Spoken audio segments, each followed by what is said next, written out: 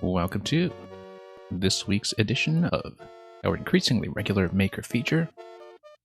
We're going to be looking at a fairly recently uploaded superworld. It was created by Aegis, otherwise known as Aegis Cook, and it does have a title of its own. It's entitled The Koopalings Strike Back. It was originally accompanied by really quite a very well put together promotional trailer. But this consists of, I think, 21 levels that all have upload dates matching the upload of the superworld itself, kind of put together as a set. I'm not sure if I've actually played anything by this maker before. I don't believe so, unless some things were removed, but he is familiar to me by some other means. Regardless, we're going to see how much of this we can see today. Hopefully the whole thing, but I guess we'll have to find out for ourselves. So, let's begin. Now, of course, this was designed to be a super world, and it's going to start us off with a bank of 5 lives, so we can kind of see some of the drop-off in the Ninja numbers as people get into the later stages of this world, but we won't think too hard about that right now. We'll just get right into it. Mucky Woods, 1.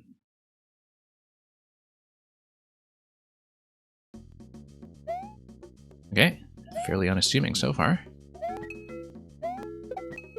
We're going to have our introductory power-up. And yeah, lots of icicles that are out of the player's range. Just giving you a bit of a rain effect. Whoops.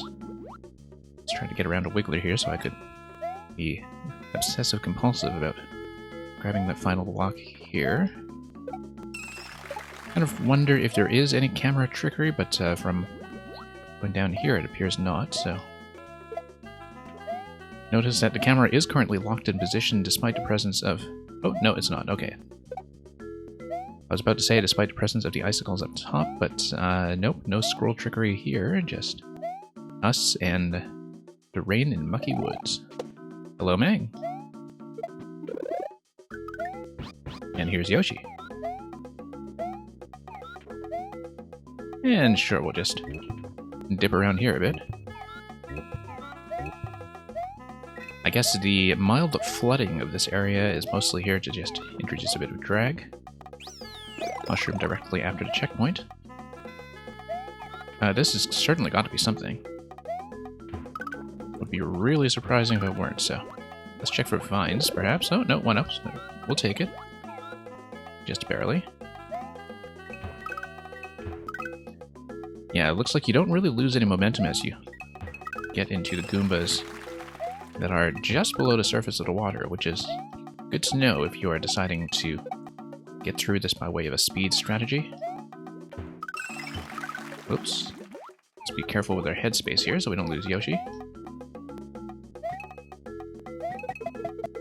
And up we go. Nope, down we go. Looks like in order to get in there, there's only one Goomba that came down, so it didn't come out of the pipe. I do want to check it, so let's just dump Yoshi and continue. Hello, Taldir. Welcome.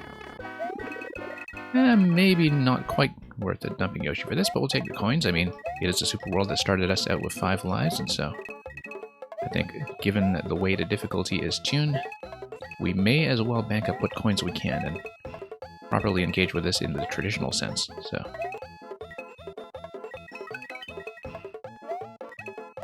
There we go. And we'll see if it was worthwhile at all to lose Yoshi for this. And let's see if I can go over to Gold Gate.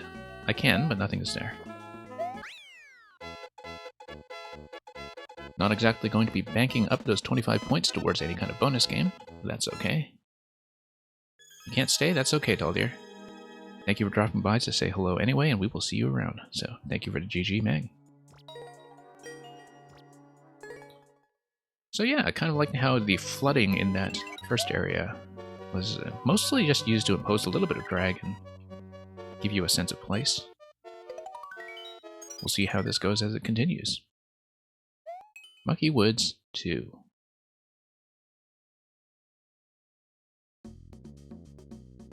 And yeah, That's the forest background, alright. This time with Cheap Chiefs. It's telling me to go down, so obviously we will go right. Okay, never mind. I guess, if I'm thinking about why you would have this green boundary all the way here, that's mostly just done for aesthetic reasons, because often with the scroll stop working the way it does, you still want to kind of create this sense of a central open space rather than just bumping up against the scroll stop right away. Still, it would have been nice to see something on the far side. Okay, it looks like something roughly non-linear here. No, it's just right to left, never mind that. But it is right to left with a little bit of an incentive to dip down here in case we want to hang around with the cheaps. Let's not get smacked. Okay, so Spike Ball is going to land directly on that location, so we had to be a little bit careful as we aim for the power up here. Cheeps have all in the meantime gone away, so no problem here. And of course we can always spin jump off some of this to see what else is going on. I can see now why, of course, we had the pipe entry in the first section. It's so you could get into what is now appearing to be a vertical subworld. That'd be nice as far as vertical subworlds go, in that it is actually making use of the full 2 screens horizontally, which you actually don't really see that often, just given how... Whoops, that was a bit of a snipe. Which you don't really see it often, just given how... you know, often when you're working with the vertical spaces, people like to keep their spawning and their pathing a little more constricted, also because often you see people use both ends of the vertical layout by building along the left side and the right side, with some kind of boundary separating them. But I think in terms of the woods theme, it makes sense to have these really nice open spaces. Whoa, let's get around here. And let's not tap this block just yet. Or for that matter, destroy it. Okay, up we go. And here we are. Let's not get sniped this time. Oh, we got sniped. Not from as great a distance. There is something mildly kind of DKC2-like about this. If you remember all the vertical climbs that are in that game that have a lot of that left to right movement. I guess maybe I could have seen that one coming, but... And especially if you think about how the spike balls approximate the barrel throwing that goes all the way back to the original Donkey Kong, and which is a mechanic that has a couple of analogs in the Donkey Kong Country series as well, like with the orangutans in the first game, so... There is something, I think, very clearly DKC-like about this level in many ways. Whoops. And so we'll just grab the 10 over here. And, yeah, we can, of course, spin around these, but instead we're just going to make a total mess out of this. Okay, so the idea is that I have to be careful if I do get within range of spawning any of the spikes. And of course, every time I say that, something like that happens, so... Already wrecking our bank of lives, and this is only World 1, course number 2. Okay, tap this guy. Go for the mushroom and hopefully keep it for once. Because it looks like the damage buffer is something that is going to be useful, just with some of the occasional issues I have keeping my vertical position under control while I'm on a moving platform and heading towards one of the spikes. Okay, let's not get sniped in this section here. Of course we're going for the 50 coin. That goes without saying. Yeah, we can actually just dash forward in the middle section here, I think, if we have decent timing. Let's watch out for the guy up top. He's going to be a massive problem. Maybe I do need to sneak in the bottom, then. Yeah, I think the idea will be to sneak past the bottom one. go to the right of the bottom guy. And head up to the top guy. There we go. That is the method. And now I'm sure we'll die to something else entirely. Mushroom. We'll miss the mushroom. Okay. At least we know where it is. That's important information.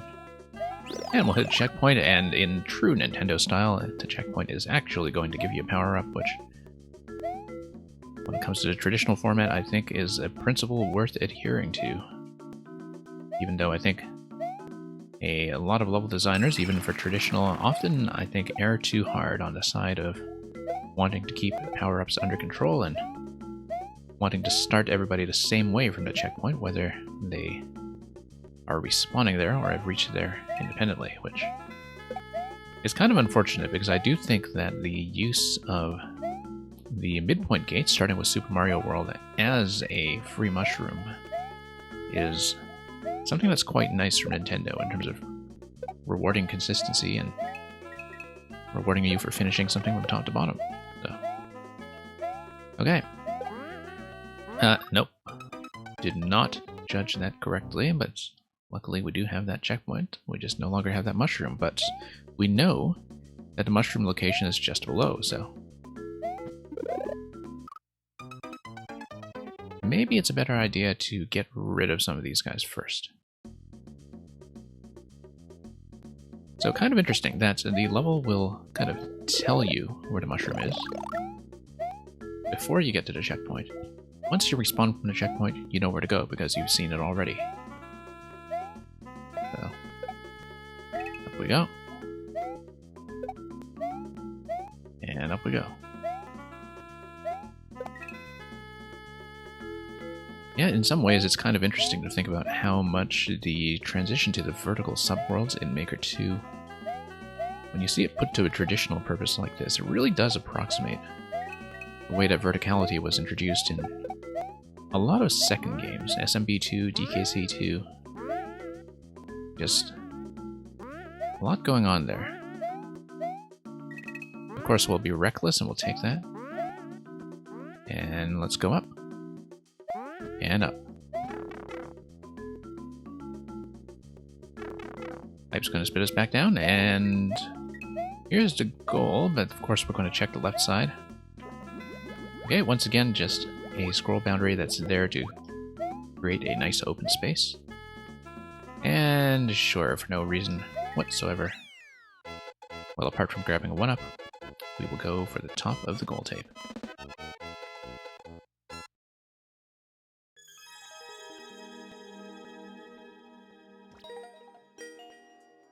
Okay, let's see what's next.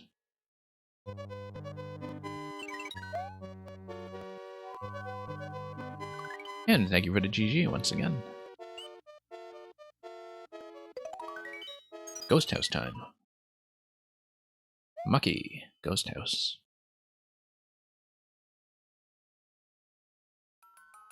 It is going to be dark. And so, well, might as well jump around and check all the corners that are possible. Just have to proceed rather slowly for now until we know where the potential hazards are. Okay, tap that and it gives you a light. That's important to know. I am, of course, curious about what is over there, but I don't want to spend a life on it just yet. I feel like we know from the previous level that sometimes open spaces are just there to be open spaces. Okay. It's going to give me a light, and yeah, we'll know exactly where to go from here. Seems like that is going to be a central concept that we're working with here. Turn on the lights whenever possible, and here we will have to wait. And then work our way up slowly. Okay, 10 coin up there. Let's be careful with the booze here. Check some corners every now and then. Okay, let's wait for the next pass.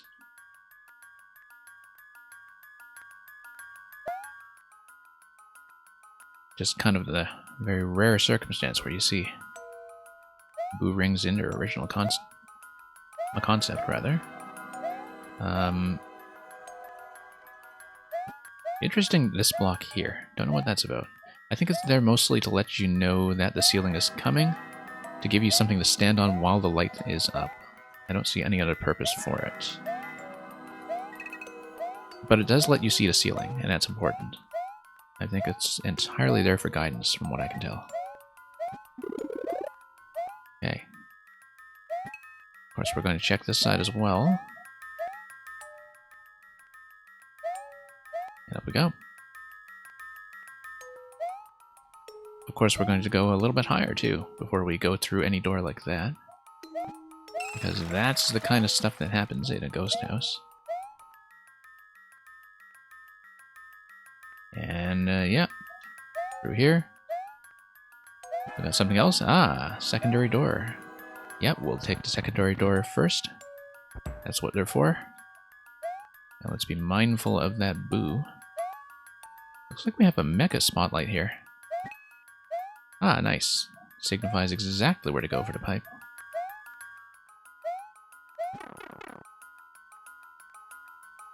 I think I was only very recently introduced to the joy of the mecha spotlight in terms of all the things you can do with it through the level that Tino made. That was basically a stealth level using that as its central concept. Just going to check around here one more time. Okay, nothing. The ground decoration is pretty useful here as a signifying tool. Oh, that's it. Okay. Interesting, then. So we headed straight to the exit, basically. Now, of course, one of the pitfalls of the Super World system, as Nintendo implemented it, is that you cannot just go back into a level directly to explore it. So, I have no idea how much I missed, but we seem to have missed quite a bit.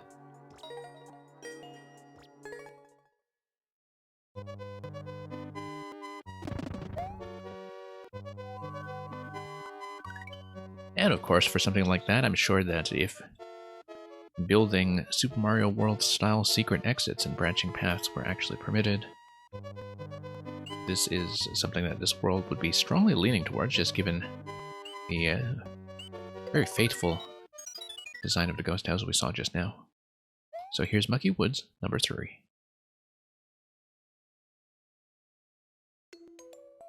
Okay. Okay, it doesn't actually go all the way down. That's good, because this is just the tutorial zone of sorts. Once again, mushroom just as a damage buffer. Only damage source we see so far is the Koopa, and of course we're going to keep the shell. Yep. Thought I would want to go for this guy. I do. Now, I can't quite see if that platform is dipping. It does dip, okay.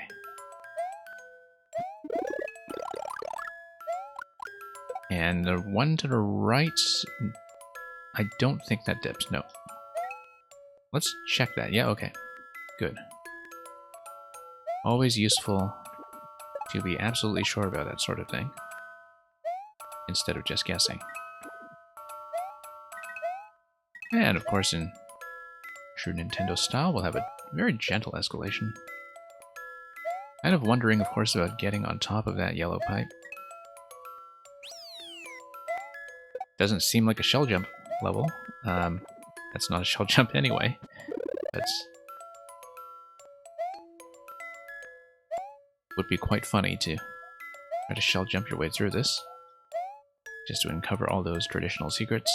That probably yield to something much more normal. I should have, of course, gone for the 30 coin using a shell. We can still do that. Using one of these guys. Whoops.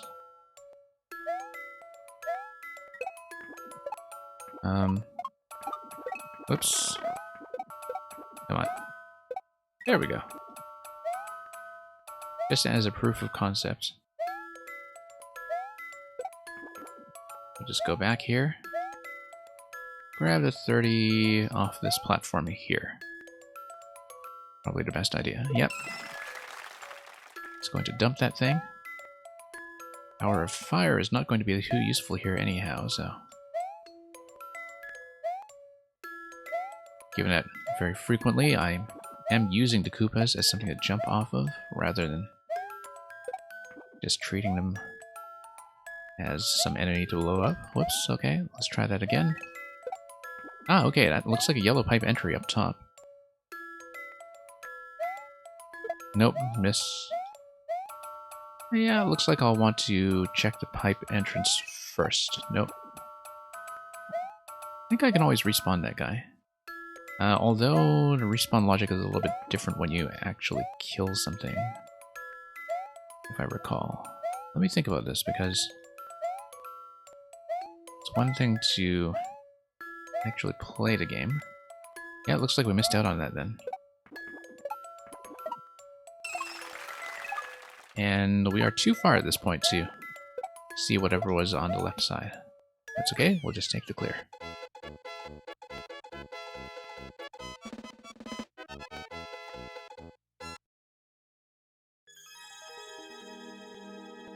So yeah, definitely missed quite a lot of this again. Well, let's continue.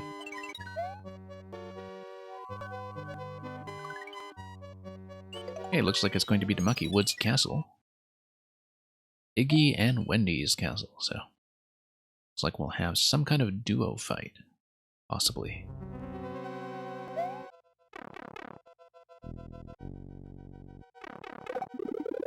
Okay, rising vines, we know how to deal with that. That's something that we may just have seen in the past. Nope, I knew that was coming. That was just badly planned. Kind of a nice vine climb, though. In that you do have the spike walls keeping you active, but you have a fairly generous safety net in terms of falling back to a lower position on the vines and therefore getting to try again. Whoa, let's be careful. With the mecha, the vine climb, of course, also prevents you from taking the mecha anywhere useful. Coins signify the range on that side swap. Let's see here. Yes, they're synchronized in such a way that, because they're based on your vertical position, they will always center themselves.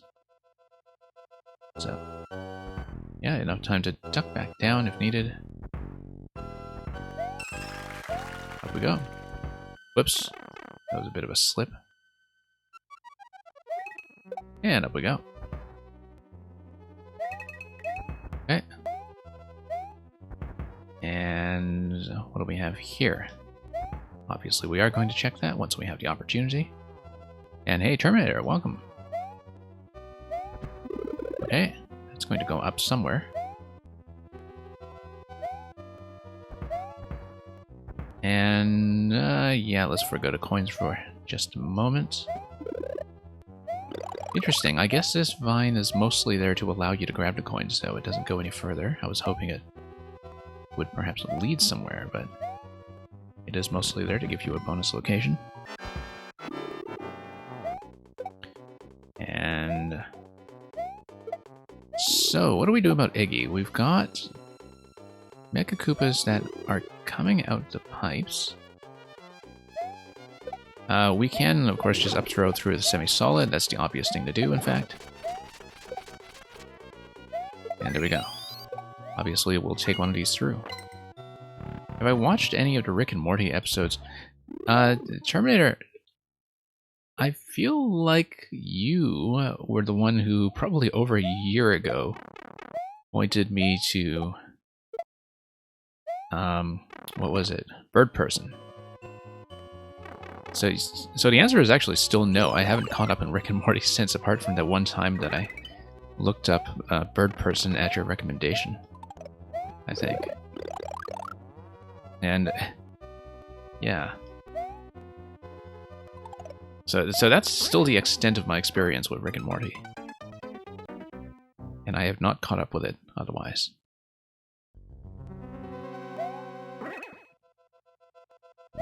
And okay, here we go. But yeah, I thought it was you who told me about that. Let's be a little bit more cautious. I did see a YouTube clip of Bird Person, yes. I looked it up after you mentioned it to me. I feel like it must have been about a year ago now. Oh, whoops. Let's pay attention to this. I was looking over at chat. And burning through this whole bank of lives. The bumper timing here is not that hard. Grab the mushroom. The height, however, is a little bit tricky. You can see that I'm actually getting too far to the left of the bumper. I really do need to hit it on top, I think. So, good checkpoint placement here, then, or something that initially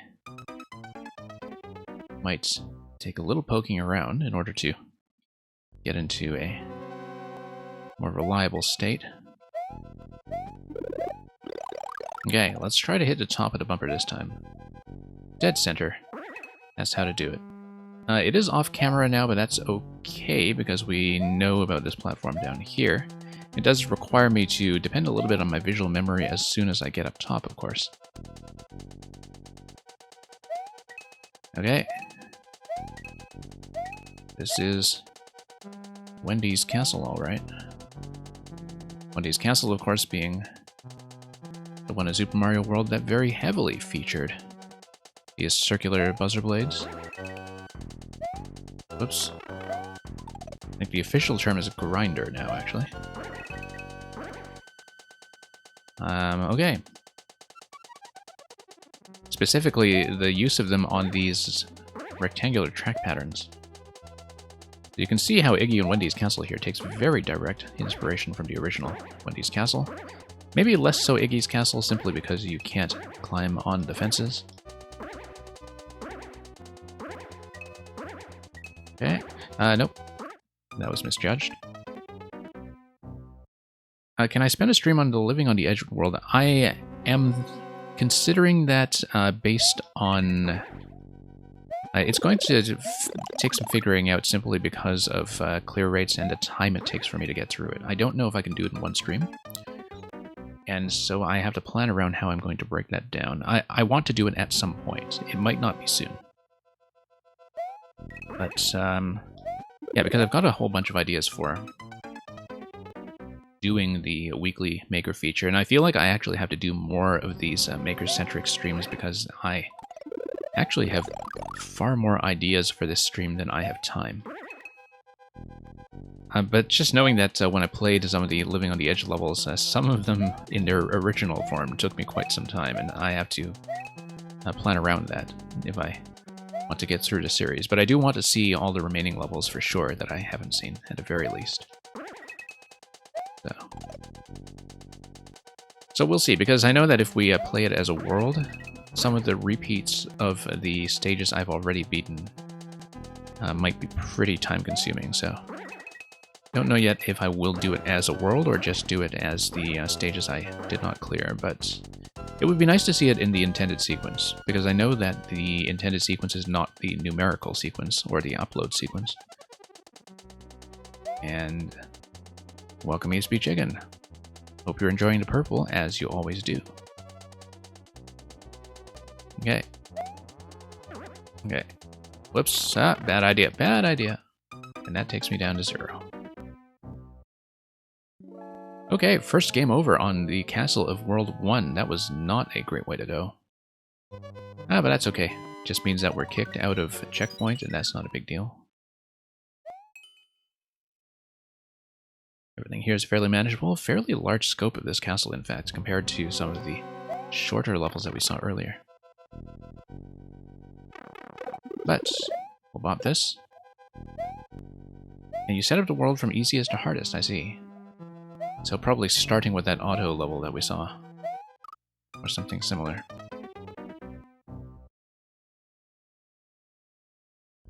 Okay. Let's continue. And up we go.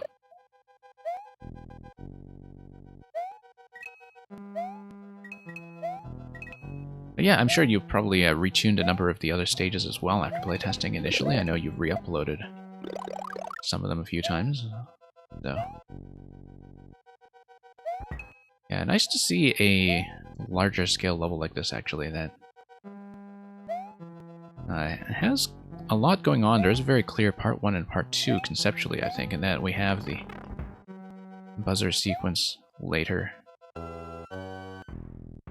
I don't spend that much time playing traditional levels these days because it's mostly, you know, more technical or gimmicky stuff that I wind up testing, and things that I, you know, get a lot more out of on a technical side as a maker. And so I often forget, when you do a traditional world, just how much of the entity budget you actually have available, that if you're not doing a lot of background contraptions, the entity budget is not nearly as bad as it is for those of us who do play with background contraptions on a very regular basis. Okay. Sure, now we'll do this climb. Just to show it can be done. There we go. Might as well have a proof of concept before we get into... I believe this is going to be the Aegis fight. Oh, I see. So Terminator, you have a branching pathway. Whoops. Let's actually watch this properly. Checkpoint's going to be after Aegis, so we'll just redo all of this so far. But yeah, once again, just due to the fact that with traditional levels you have a much more relaxed attitude towards the entity budget, you also have levels that scale up fairly well in terms of being able to have larger parts to work with. And so here we see a very clear part 1 and part 2 that I think very often people would just leave as 2 separate micro levels, but I do kind of like that. I do think that there has been a bit of a scaling down in many ways of how people tend to build levels in Maker 2. And let's just keep going up once we can. Okay, here we are. And yeah, we've done the vine climb up the side before, so we know that's just a bonus. Oh, and it also gives you the mushroom, okay. Which might have been something more than the mushroom this time. I had not thought about that question block, but it's okay. Let's just be cautious.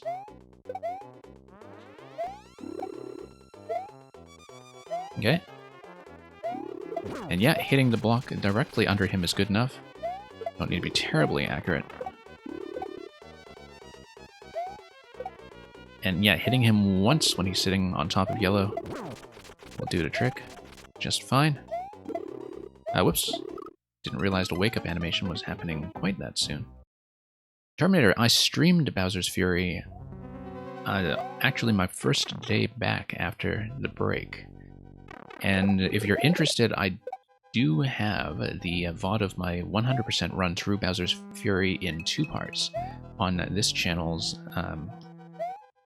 VOD archive, so I can definitely point you to that if you're interested in seeing how I blundered through it, but I did have to do it in 2 sittings. One sitting to get to end credits, and a second sitting to get to 100%. And the hardest thing by quite some margin was reuniting the kittens with their mother. That was the thing that took me the longest. Partly because I didn't know what the rules and constraints were on that, and wasn't quite sure how far I was supposed to search. But that was the main thing that was maybe time-consuming. Everything else, very manageable in the space of the stream. So, Terminator, I don't know if you have already played Bowser's Fury as well. I am planning to do a 3D World stream soon. I've played 3D World since 2013, of course, but on my current save file, I decided to save World Crown for a special streaming session. I've just saved it for last and decided to hold it until such time as Oh, I didn't even notice Wendy's segment as an introduction here earlier. But yeah, saving that for probably a separate 3D World stream relatively soon.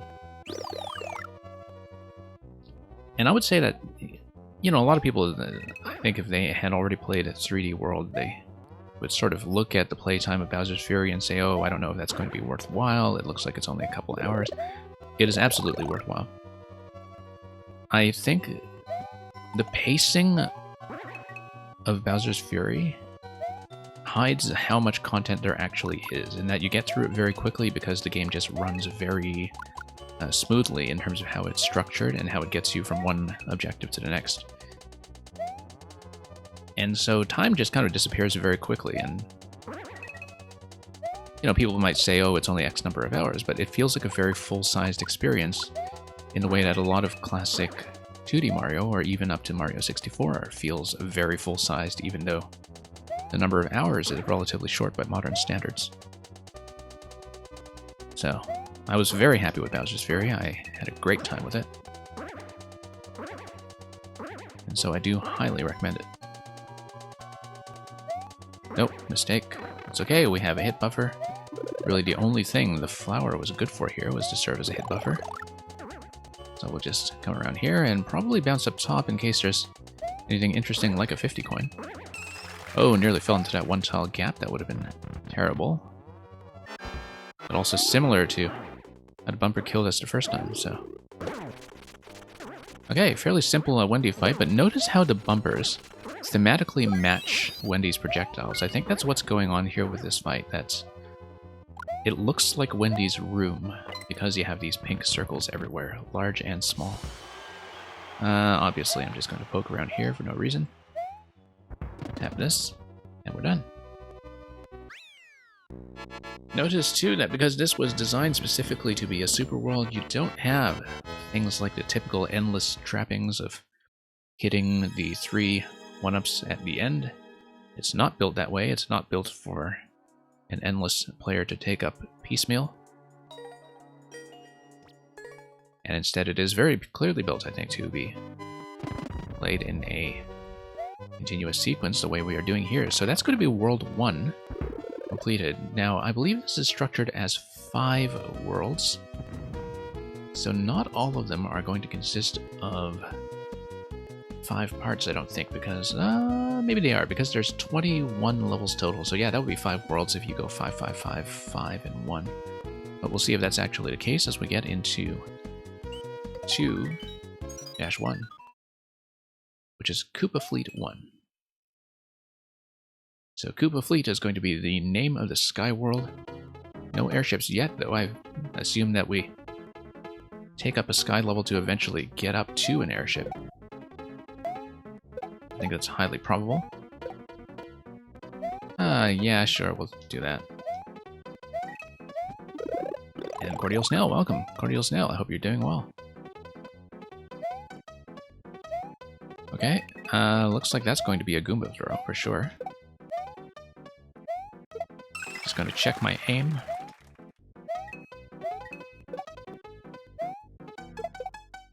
And yeah, I guess this is kind of daring you to drop down to the coins on every platform and do that as you try to jump and dodge at once. Okay, trying to go fast there, that didn't really work out the way I intended. I guess if you do go fast enough, that's what allows you to get up to the coins on the left side, although one thing we can check is just whether there's anything above that. No, it doesn't seem so. Okay, forward we go. Obviously we can do it that way as well. Looks like there is something up top. Might as well check. Nope, no blocks or anything.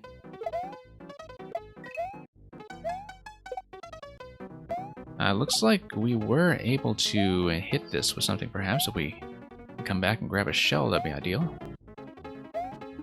If we can even whip it with a cape, but that's not going to be accessible to me now. Looks like that's definitely going to be a vine block, in fact.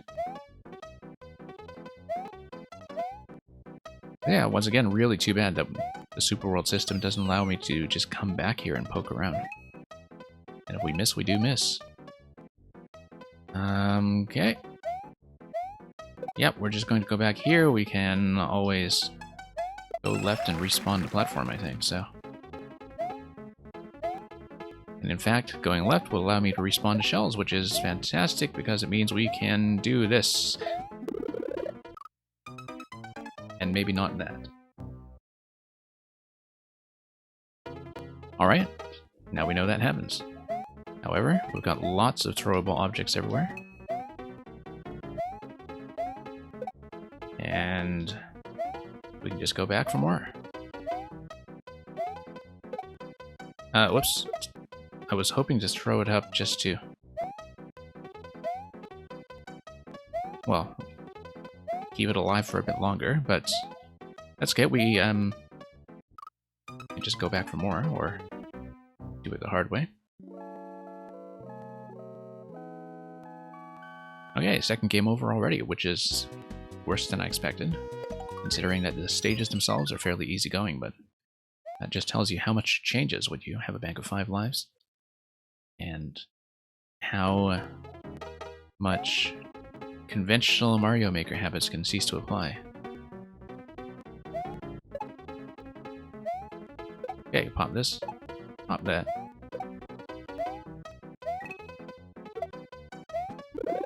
And okay, we'll just keep the shell for the time being, no reason not to. Until we reach that, of course, and miss. Interesting that the shell arc is so different from the Goomba throw arc. Pop this guy. And... sure, just tapping it that way is not going to do the trick, okay. That's fine. Nope, that's not going to do it either. That's okay, we'll just come back and pop it some more, I guess. Or even just whip it. But then floating down might be a bit of a tall order, so... notice that the platforms are short enough that cape flight is not really going to be the answer here. Okay, let's redo that. Possibly even go back for Koopa shells. In fact, that's probably correct. Let's come down here, tap this guy, and nope.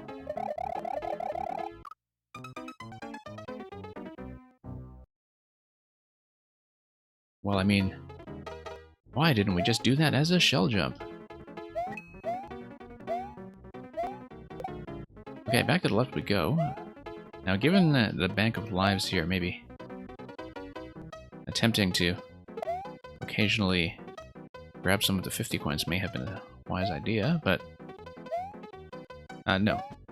That is going to be a progressive cape. We should have kept that in mind. I was only able to go for the cape feather because I had restarted from the beginning. So, let's grab this. Oh, miss. Okay, not exactly the proudest display. Really goes to show how careless I am when I play this game normally, outside of the Super World system. It's been a while, apart from some viewer level submissions, since I last really engaged with the Super World system, so let's grab this, and let's see what's up here, if it's anything substantial. Might not be.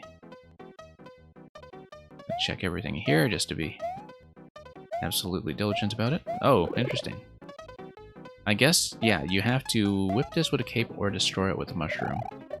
And then that gives you access to the 1-up. Interesting placement. Anyway, up we go. And we'll have some kind of bonus screen. Looks very much like a Super Mario World style secret exit, in fact. Especially with the way these are placed, that's very much a Super Mario World style exit, for sure. Except, of course, in this game, we're not really dealing with things like keys, so we'll have to see how the secret exit, perhaps, is implemented some other way.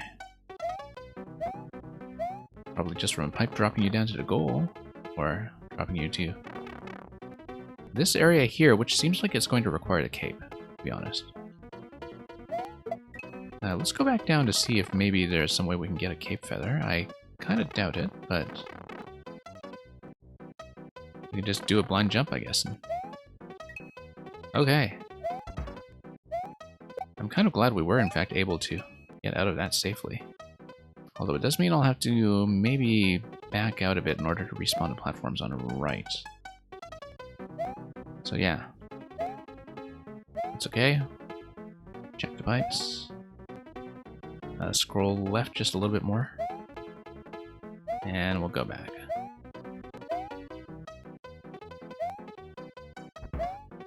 Nope, waited a little bit too long there. Did know that the coin trail was acting as a bit of guidance, but not that kind of guidance. Okay, looks like, yeah, the secrets area was right before the midpoint. Is rather, it spits you out after the midpoint, and so if I had the cape, I feel like there was some kind of flight that I could do in the secret section with the pipe. It seemed like quite a lot there was, of course, designed with the expectation of having kept the cape up to that point, so just have to replay it and see how it goes. Okay, grab that. And down we go.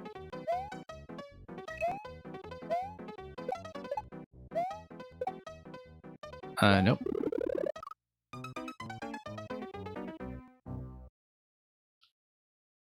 It's okay. Technical faults like that can be fixed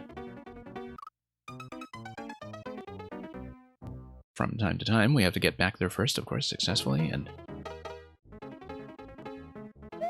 not make too much of a hash of it as we've been doing so far. Anyway, mushroom here. Feather will be next, hopefully, and then after we craft a feather, we can go up the vine. Grab one up there. Hey, document. You started playing through this as well. Okay, I see. Hope you're enjoying it. And yeah, this is my first look at it. And so I guess you might recognize where we are already, perhaps, but miss. Okay, we'll just grab another object here. I mean, I have checked everything I can up there that I can do if I don't have the cape. It seems like there's a lot more that I can do if I do have the cape. So, let's come back out here. That is where you get spat out. Not out of the pipes, but above this platform here. It does feel a little bit blind when you come down without the cape, but that's how that's going to go. And yeah, you can see there is a whole cape section up top, if you know how to do the flight. Looks like this is going to be a bit of a drill section, and we'll just go for the goal.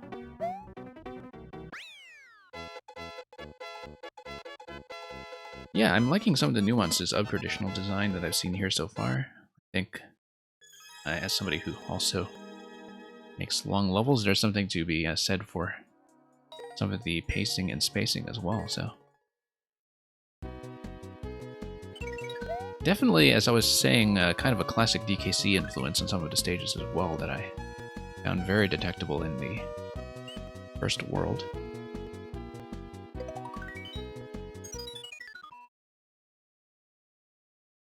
So yeah, it's been a while since I've done just a straight traditional world. Apart from doing some things in fragments during viewer levels, and even so, those are not really that common. Claw there is just going to be purely decorative for this treasure ship. And yeah, bombs aren't going to bomb anything yet. It is, of course, night airship. It looks like there is something up top. And we'll see, because I feel like if I just set a bomb down here... not quite, but an idea like that is probably what we can go for. No, let's walk a bomb all the way over and see. I mean, it's a traditional level, it's not going to be item jumping of some sort as the answer. Ah, okay, it does not actually spawn from the pipe. let's go back then. Because I think that is worth poking around if we can. I can always, of course, go through the pipe, and if it's not gated off in some kind of one-way fashion, come back out. It is gated off in a one-way fashion, so that will be a no. Sure, we'll just tap that briefly. And here we go.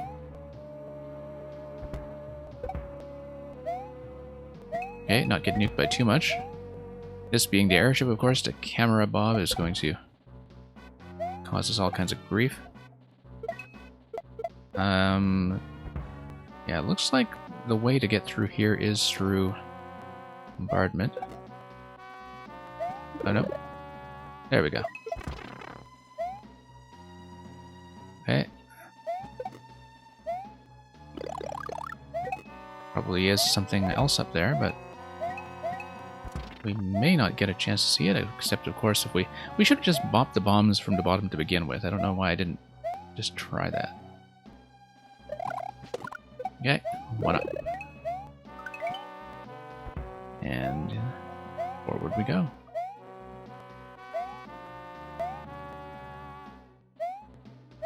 Okay, set this aside. Bust through here. Into the treasure hoard.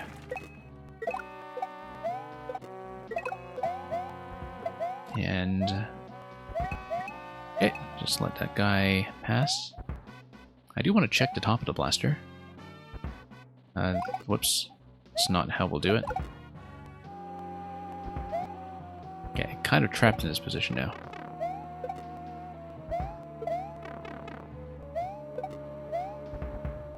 Okay, I don't think there's anything up there, but... Whoa, okay. Dodge, dodge, dodge. And let's just get to safety. Mushroom. Okay. Let's see what's up here. One up. There we go, given how many game overs we've taken so far in relatively simple content. Yeah, looks like that's going to be an up throw for sure. Whoops. That's just going to hit miss. Alright.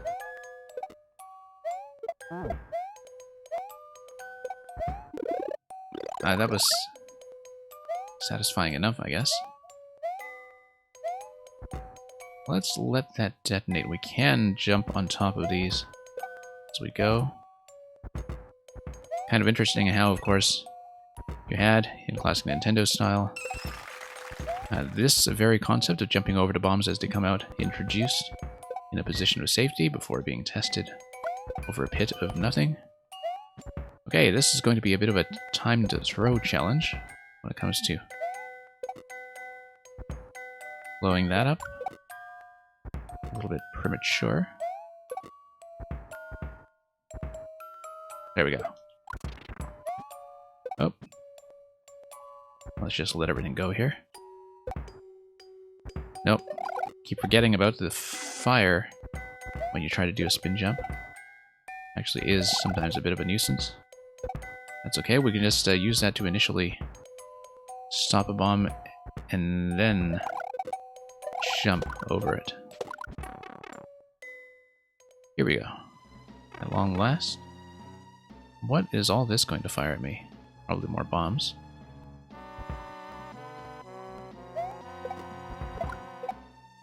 And we'll just control some space over here as we bust into the treasure hoard. Once again, looks like that's going to let me poke around a bit, and we'll just do up throws to grab the rest. The game music is not modified Mamuga. This is just a night theme in Super Mario World Airship, which is something that was, of course, new to Super Mario Maker 2 in terms of the night theme music, I think, because the airship music, of course, was also new in Maker 1. Given that the theme did not exist in Super Mario World originally, you hear it a note lower. It may be if, yeah, it may be that my sound is glitching a little bit, for the same reason as when it occasionally blinks out. So thanks for letting me know about that, that the audio is a little bit off. And I will see if I can fix that very quickly, so thanks for that.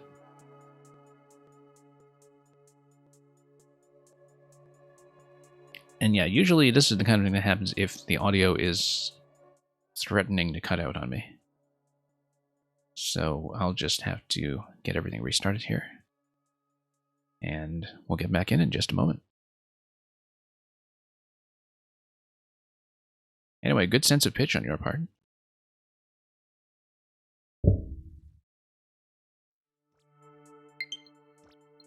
Okay, hopefully that will be a little bit better now. I don't know how long that was going on.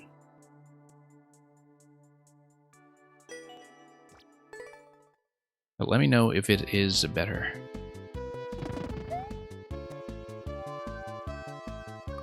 Okay, good. Yeah, if everything's a bit flat, somehow that is an effect of the audio glitching that we get from my streaming software when my CPU is being pressed as hard as it can.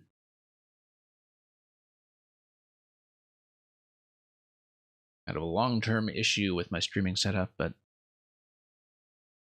I will need more hardware to fix it, so. Okay, I'll just scroll in this ghost house. So that question block isn't accessible just yet. Okay. Looks like this guy will need to be hit from the side. It's actually heat related. It's not so much the CPU at 100%. It is, as you can see, this does contain something.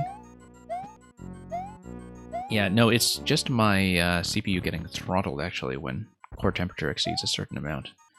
And as far as the streaming software goes, when it picks that up, the first thing that tends to go is just sound processing.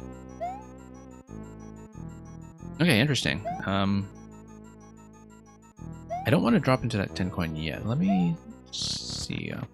Came in here. Ah, I see. Okay. So this is just a camera positioning trick then, where if I decided to go in here, for instance... Oh no, that's new. That's new. Yeah, you can see that depending on the height of the door that I spawn into, I'm going to spawn into a different view of the camera, so...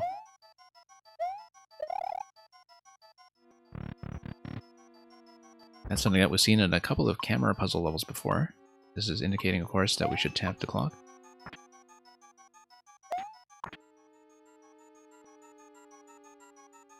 Okay. And yeah, it looks like, of course, using the P-switch is going to allow me to drop a bunch of the Koopa shells once we get to the appropriate location.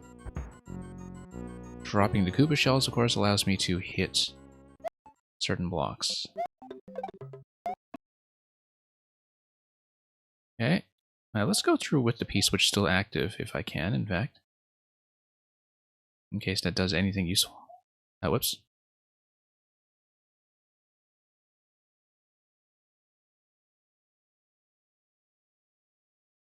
Okay, sound seems to have cut out entirely, hasn't it? Yeah, so having a number of audio issues here. Let me just see if I can fix this once more. Give me just one moment here. We'll see if this gives me any kind of more permanent solution. Yeah. Kind of unfortunate when this happens.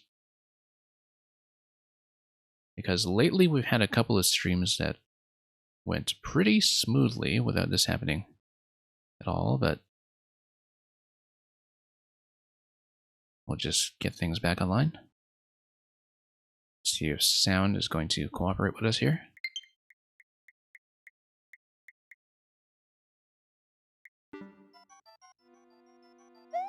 Okay, so we know that there's going to be some camera trickery that will eventually get me over to the top level, likely with the spawning of the vine that we were thinking about. Also notice the location that we could use here to tap that block with a shell. So yeah, going to come here, and we'll go back down, and yeah, it looks like we need to go back up to grab the P-switch. Probably just based on claw activation, I'm thinking. Whoa, that was not expected. That may have been something based on a claw drop as well, in fact. Did not expect that as part of the off-screen mechanism here. And in fact, if we come back in with the P-switch, we are already handling the P-switch that spawned in this location.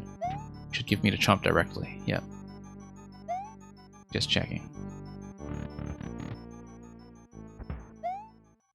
Okay. Now, let's see here. We can just hit the P-switch, and then that will give me the Koopas in this room here. And that's fairly straightforward, as long as we get to safety, first of all, to not run into too many issues with stuff like this. Nope. Totally flip that. Let's just go back. Grab another P-switch. Not get chomped.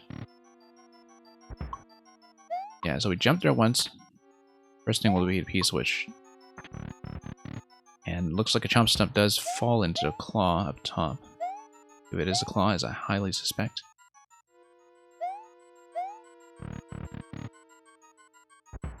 Okay.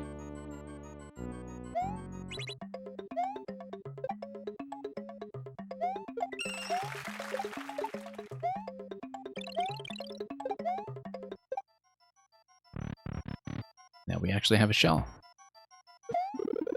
Almost made the same mistake that time in terms of hitting myself. Interestingly enough, I wonder if I can just go through the door that is one level higher. If there is one that is one level higher. Yeah, we have to take a shell into this location here. Okay, no, I see.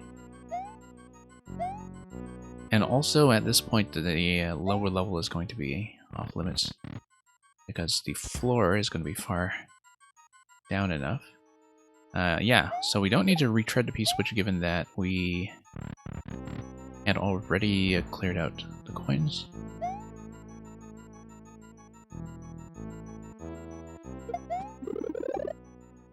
Okay. Yeah, we just up throw then. Fairly straightforward. Back in, here we go. That's just a one-up, okay. That's not what I expected. However, if we respawn with this camera position, I should be able to see what's up top, and maybe that is something. The only thing that has been meaningful progress so far, though, is having access to the shell.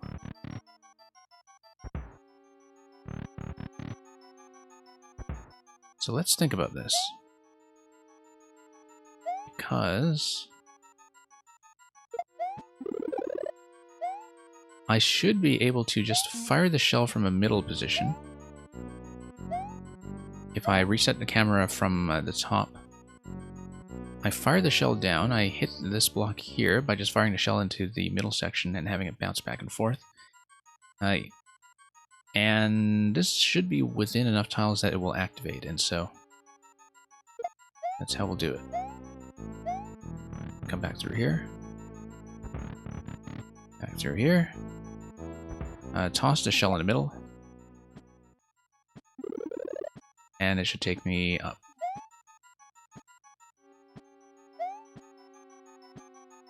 And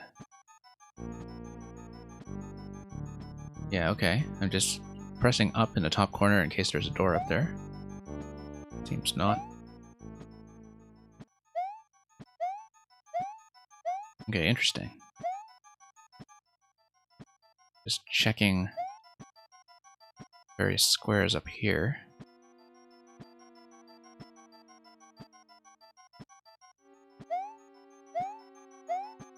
I'll have to think about that, because I was assuming that would be a door one of these positions. Ah, there we go. I was just missing. Interesting. Boo falls through here. Yeah, the platforms that the Boo is falling through. No, actually, it's hard to tell what the illusions are. And okay, that's fine.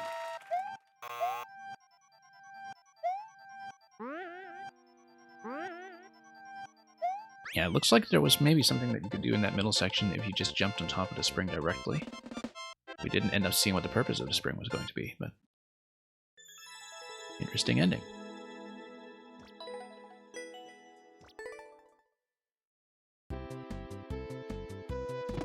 Looks like we'll be at the end of the Koopa fleet and over to the airship already, so... Thank you for the GG. And let's hope the sound actually holds together. Okay, it looks like it's a snake block.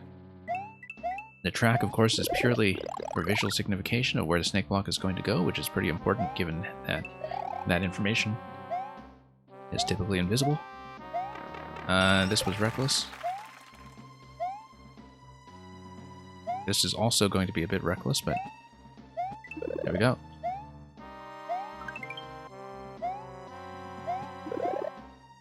Nope.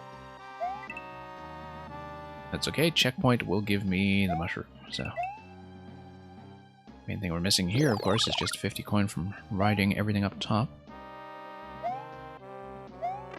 Of course, this guy is going to cause trouble. This guy...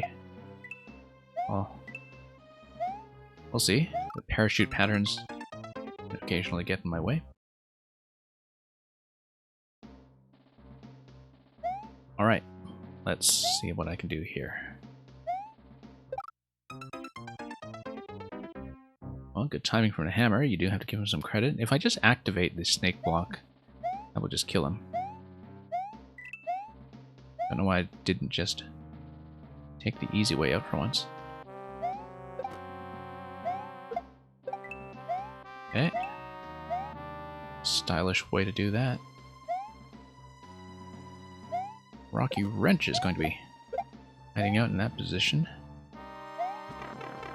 And of course we're going to check that pipe. Seems like it is going to be a pure bonus segment that's going to just give me a circuit of all these coins. And okay, we'll just ride this out. It's funny because seeing the snake block on the tracks is a bit of an illusion in some ways, or I keep expecting that the platform is going to drag me with it, and of course it does not do anything remotely like that. Because that's not what snake blocks do. And unfortunately, unlike real coin heavens, you do not survive just from falling in, I think. So, let's do some of this.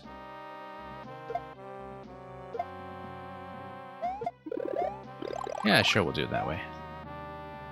Just to see if I can. Okay, with this guy, the important thing is to not die to the stun from the ground stomp. Having multiples of them on screen is sometimes going to be an issue for that very reason. But, yeah, that's the end of the airship. No boss at the end of this. It's just going to be the end of the Koopa fleet. It's World 2. And yes, Mamuga, my emote is Salvatore from Legend of Zelda Wind Waker. Hence the corresponding follow and subscription alerts, which are hopefully working and which you may see from time to time.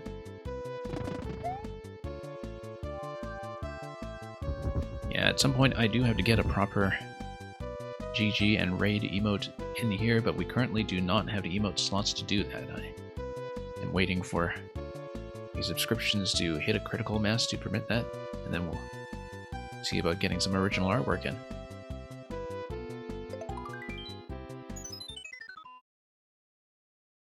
Ah, okay, so yeah, this is the actual boss level of this world, Lemmy and Larry's airship. I can count, and so therefore this is number 5 of Koopa Fleet. So, Lemmy and Larry. Looks like we're going to be in for at least a partially bouncy experience. And okay. Larry's just going to zap everything from his position of safety. I'm pretty sure that door will not be accessible, because you would spawn on top of him. I kind of like that idea, Mamuga. Something that is kind of Scrabble and Mario themed at once. Which is only approximately the case currently with the what is it, subscriber badge that I have, which is just a Q tile worth N points, but in the Mario Maker typeface. Anyway, let's get up here with a 10 coin. And have a bit of a bouncy experience. Not that bouncy, apparently.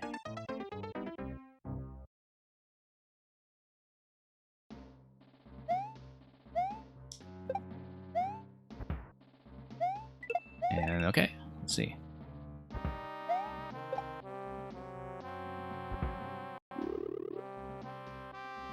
But yeah, there's a lot I still need to do with the channel on the managerial side. That's kind of been neglected since I got back to streaming in February, since we've mostly just been focusing on improving the stream content. So, always welcome suggestions like that. Oops.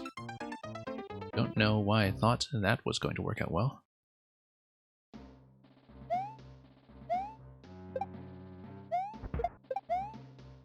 So yeah, I was hoping to do this world in one sitting. We'll see if that actually turns out to be the case, considering that we are currently at around the halfway point almost. We're at number 10 out of 21. And of course, we would expect a little bit of escalation of difficulty as we go.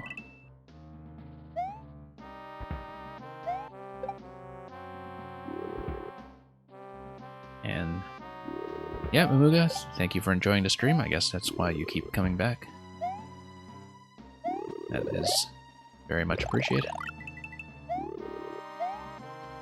And so yeah, this is the first Super World stream that I've done in quite some time, in fact.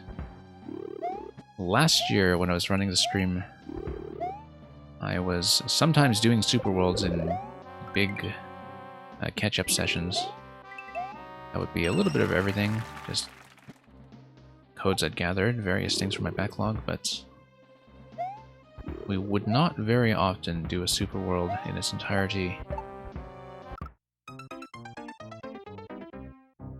as a stream to itself anyway. I mean, we'd do that from time to time just as something that would dovetail with some other programming.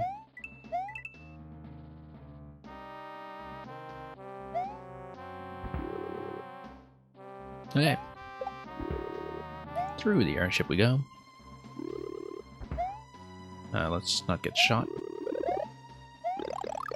like any ordinary trespasser.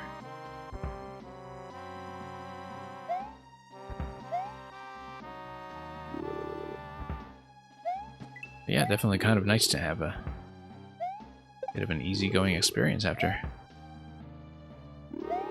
some tough pieces here and there. We'll see how the airship here goes, because definitely there was a noticeable bump in difficulty with the castle in World 1. It's still very manageable, of course, just a bump from the traditional levels that had led up to that point. Going to check this location, of course. Nothing. Now we see these two in combination. Koopalings doing their thing. Yeah, so it looks like it will be 2 of the Koopalings per world. You know, eventually including Junior as well to complete a set of 8, I would presume. We'll see what kind of arrangement they have as we get further into this. Okay, Rocky Wrench is going to give me a nice boost up to the flower, which we will lose immediately. And that T-junction, of course, consists of ground tiles. Don't know why. I thought we could just jump everywhere we want, but I need to be a little bit more careful here. Okay. Down we go. Safety of man. You just played through this stage about an hour ago. Okay, well. Hope you are also enjoying this so far. It was partly on your recommendation, as well as some people who had mentioned this to me independently.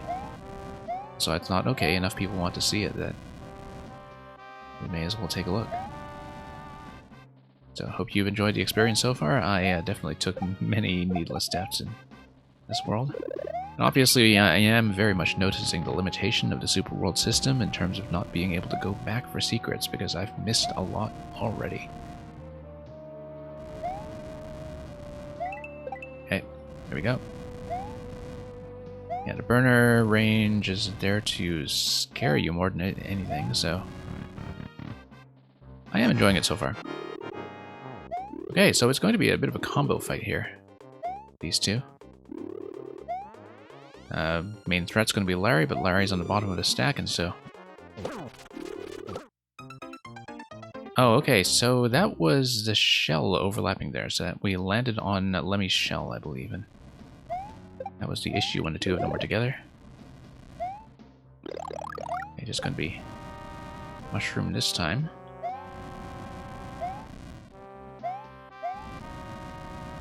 And yeah, we'll just take some different routes, perhaps. And no second mushroom. There is a door. And we'll perhaps do something with that if we can get over to an appropriate position. Not this way, we don't. Okay, so this is going to be new material here. Let's get into the stash.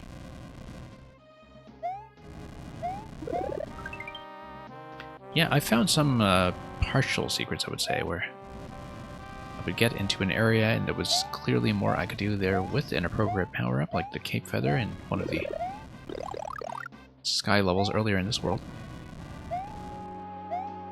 So I would know that I'm within range of some kind of secret, but I wouldn't actually make it all the way there. Whoops.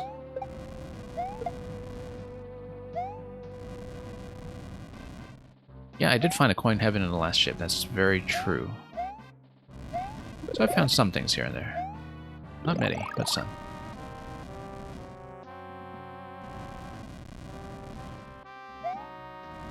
Okay, up we go.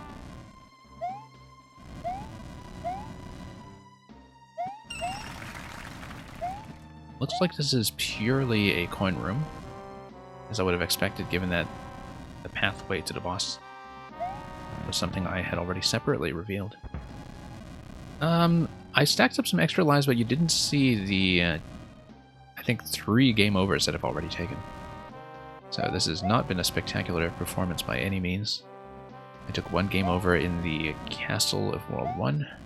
I took another 1 or 2 in one of the early levels in this world just from poking around pretty recklessly.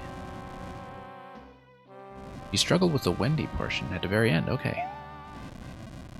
Like the Wendy portion in general, or just a Wendy fight, or... I guess all the saw blade dodging, which is very true to Wendy's appearance, or the appearance of her castle, rather, in Super Mario World, as you all know.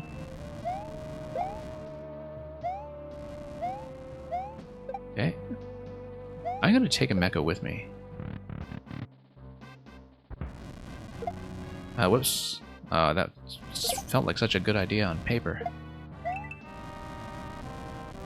Now, I could take a mecha with me to the next fight as well, but I feel like that would just make things needlessly complex.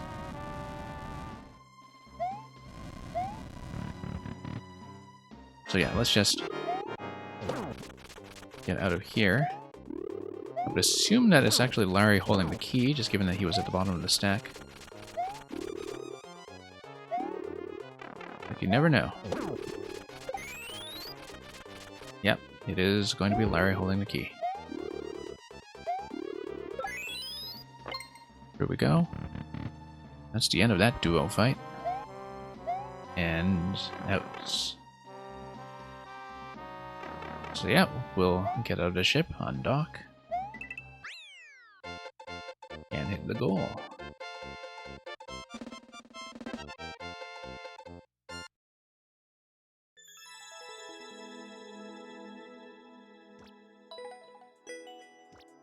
Thank you for the GGs.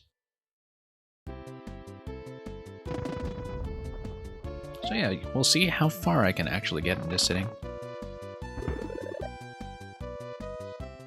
I mean, you never really know when you get into a super world how long things will take, even if you do look at things like the clear rates, because many of these levels, while fairly relaxed, do have a fairly chunky scope to them, which is kind of nice. They are, in many cases, especially with the castles so far, a little larger in scope than what you would normally get in the piecemeal submission viewer levels, or something like that.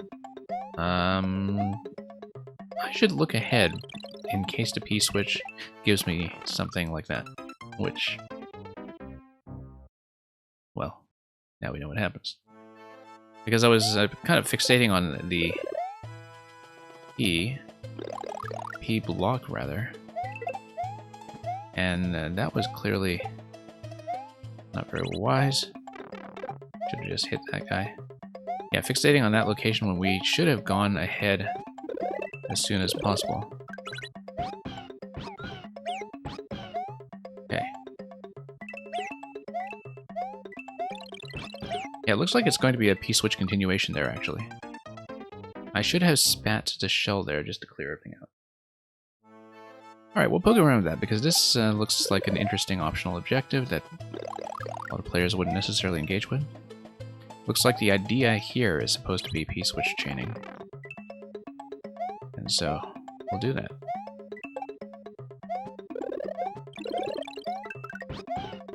Nope.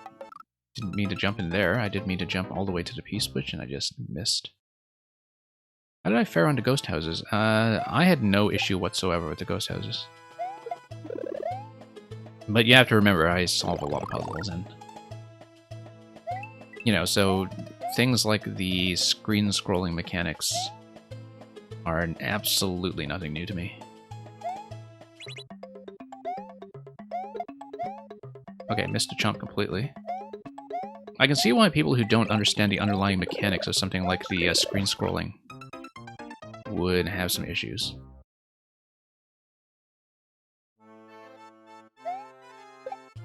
But you're stuck on the World 3 one, okay. That's interesting information. But we'll see. Okay. Get the P.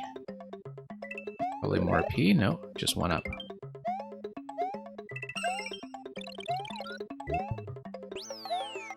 Okay, more P.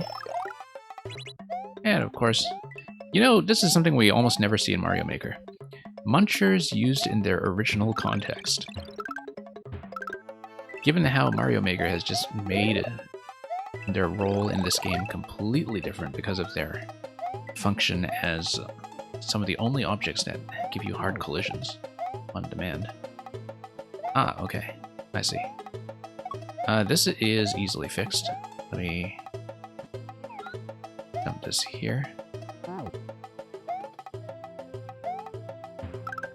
Okay, not quite, but I can always ditch Yoshi if I really wanted to check what's going on. And yes, exactly, Safety of Man, Permuting Perspectives is one of the levels that would teach people a lot about that mechanic. I don't have Yoshi, so I feel like this is a bad idea unless none of these...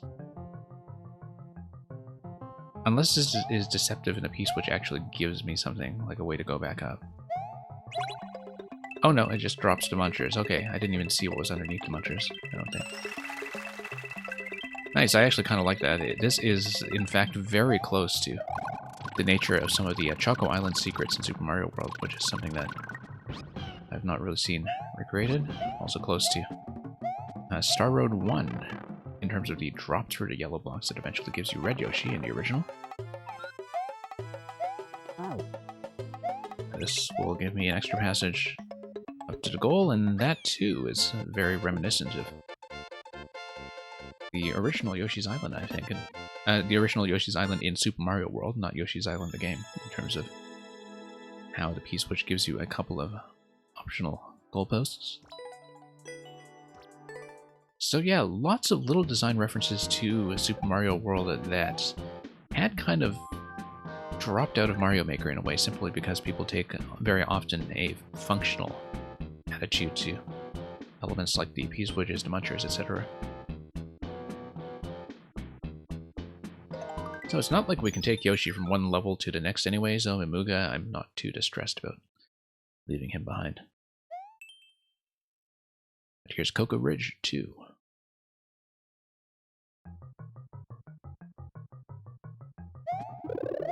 Okay.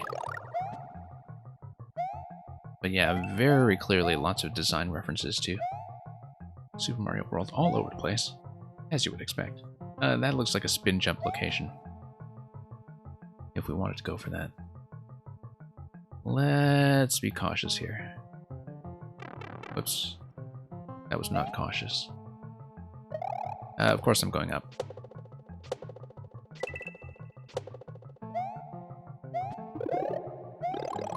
And I'm sure that would have been a progressive power-up, giving me something much more interesting. Yeah, it looks like this is another sort of spin jump location if we wanted to go for coins recklessly.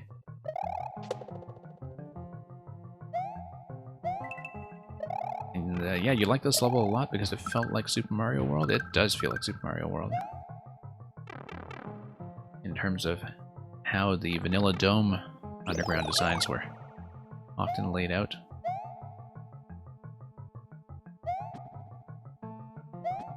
And I think it's very easy to forget, if you haven't played Super Mario World or played the original games in sequence in quite some time, just how much it added in terms of things like verticality. Looks like that's the extent of what we can do here, unless I get pushed. Let's get pushed. There we go.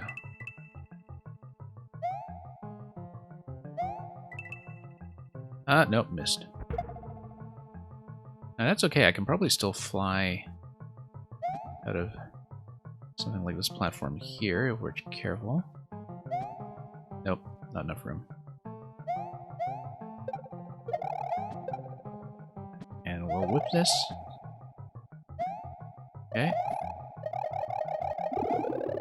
Very satisfying, in fact, to get that drop through the platforms earlier at the beginning of this section. That's something that you don't often see in a traditional level. Because, of course, that's not something that you really needed to make use of in the original games either. As anybody who played a lot of SMB35 can attest, sometimes the collision logic of the original games, like with the falling platforms in SMB1, can really throw you off if you've mostly been playing Mario Maker for the last little while. What I'm referring to, of course, is that you had the hard collisions in SMB1, and if you played Super Mario 35, you were liable to die to that quite a bit just from forgetting that original interaction. Okay, that was dangerous. I feel like I'm not really in a good position to be firing at this. Nope, I can't estimate distance at all. Luckily, we can grab more shells.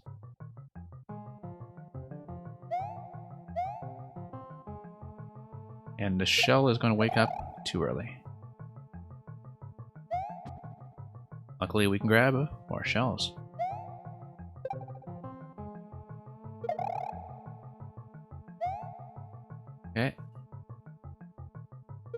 central location there. Nope. I need to fire right around here. Seems fairly clear to me at this point. Yeah, shells, they do their thing. There we are. Pretty coin. Great. After missing that 50 coin earlier. I don't know if I want the fire flower. I feel like the cape is more useful here.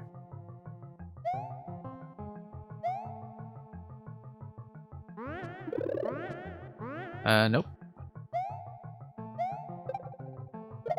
I feel like disabling the spring down there is a bad idea in its own right. This looks like exit only. Actually, no, that's probably just one up and exit only. However, there we are. Never mind. Okay, and that gates you off to having the cape.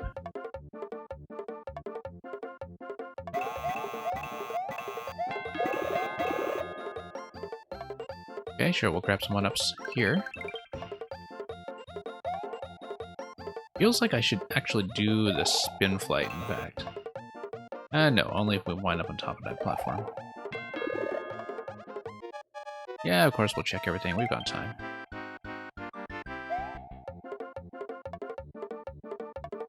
And I'll just wait this out. Maybe wait this out on the other side. Back up here. Okay, nothing else. We can try to exit up top, though, if there's a pipe. Yep, there is.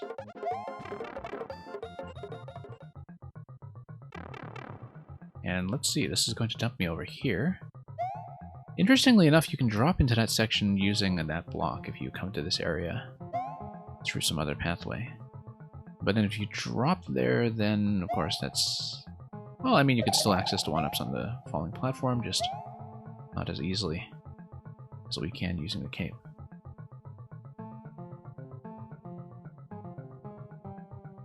Okay. Looks like we were ejected back some ways, in fact.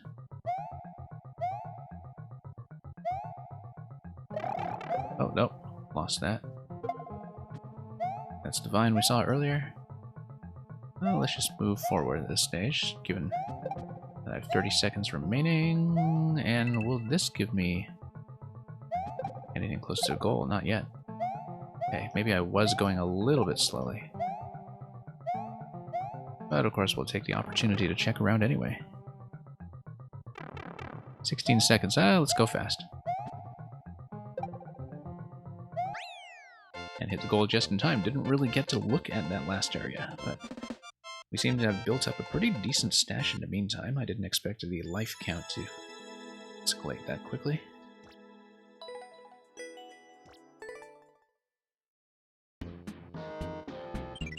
Okay, it looks like we're going to spoil the ghost house. If that is where Safety of Man was stuck earlier.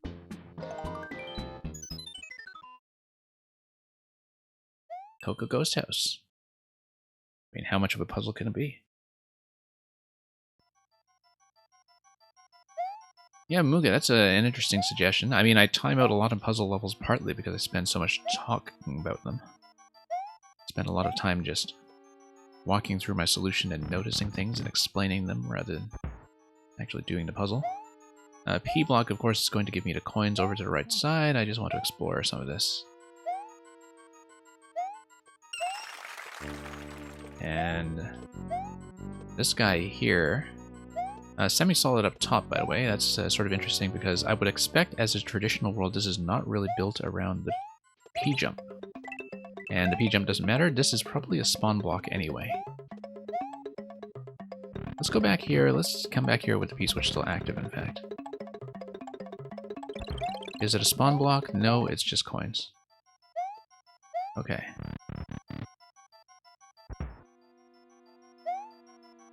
Let's see. So we've seen most of that continuation then. I don't like these guys just sort of just under the floor. P-switch would have gotten me further to the right, of course. Looks like P-switch would have also gotten me to Clown Car, so You were hoping I would get here. Okay, so you don't mind being spoiled. Interestingly enough, this open area here very strongly implies Cape Flight, if we can get a Cape Feather. Of course, a lot of these open ceilings do. So yeah, let's not hit the P-switch yet. Let's go around. Whoops. And missed a jump, apparently.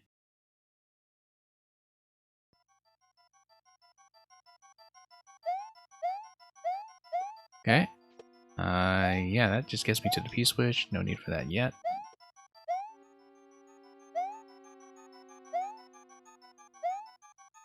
Alright, let's take our time with this. No, that's not going to be a great position. Let's just run it. As before. Go for the clown car. Just to see what happens. Grab that. Oh, never mind. And that is just a bonus. That's fine. We'll go back. We'll get more P-switches.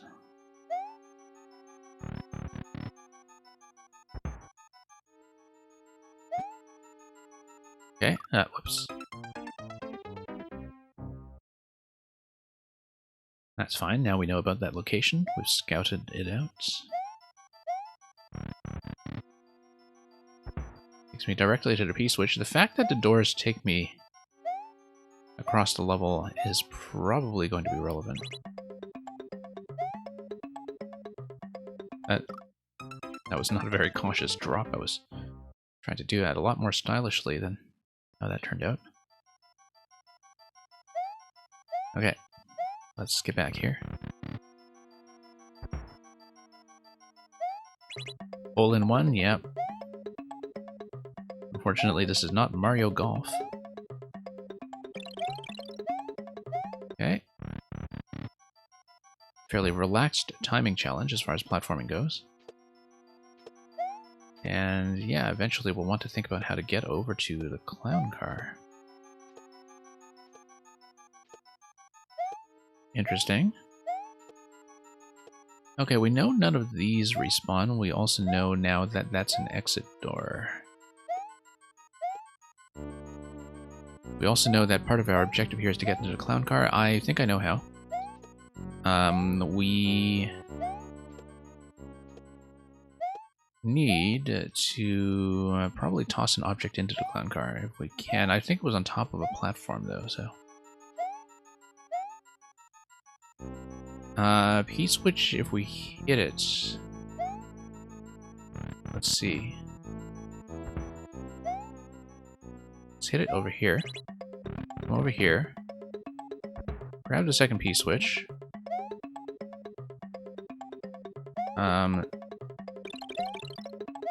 Get over to this location. Probably toss the P-switch into the clown car if we can. Hang on.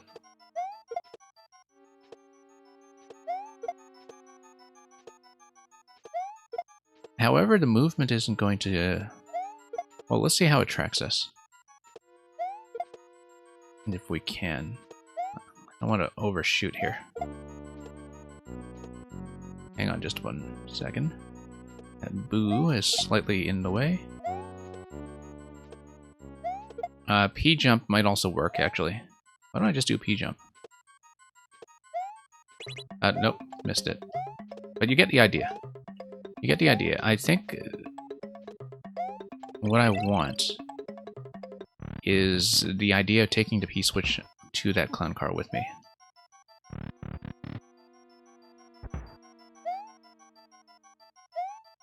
I mean, that's the first thing that comes to mind for sure. Whoops. Oh, timing's going to be all wrong here. Let's do this again.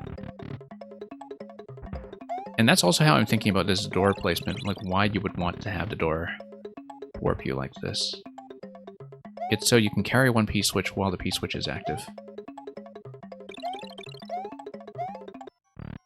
And we'll see if I'm... we're close to the solution. P-jump probably would work just fine. I do want to see what the toss behavior is, though. Hang on. Yeah, it's going to get bumped. It's P-jump, I doubt, is actually going to be the intended solution because traditional levels just don't use it, usually. And this world tries very hard to be just bog standard traditional, and most traditional players don't know it, so because there's never a reason to do that. So I really don't think that's going to be the standard solution. But we can try it anyway just to exploit this a bit. And fly around with this. I doubt that's how it's supposed to go. But we'll do it this way.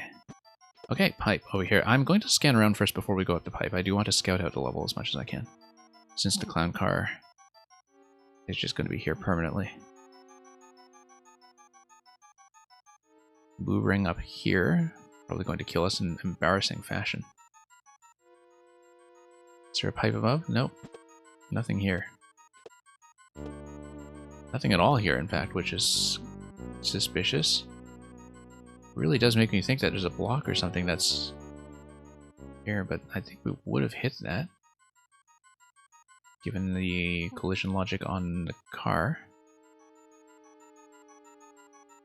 So yeah, obviously yellow pipe is the most evident thing that we've seen so far, but I do want to check every location, just so we know what's going on. Hey look, 1-ups for endless. And 50, okay. Yeah, I think that if you grab these coins, you might actually get yourself stuck. Notice this... No, that's just a door to the other clown car. We've seen that before. Okay, let's go to yellow pipe. We've got 100 seconds left. Yeah, I kind of suspect the P-jump was not the intended solution. But that something else involving bringing the P-switch in, like a throw-up to the clown car, may have been.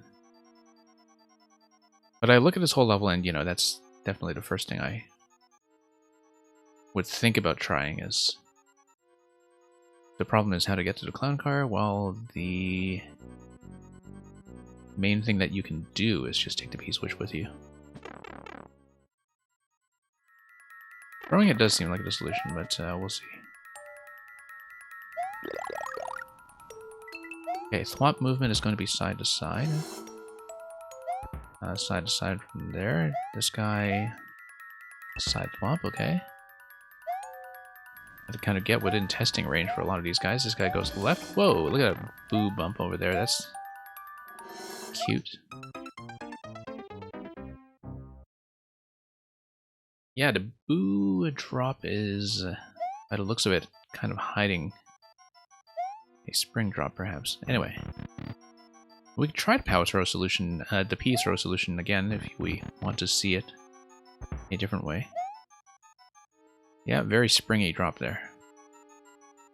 So yeah, hit the P, through the door, grab the other P.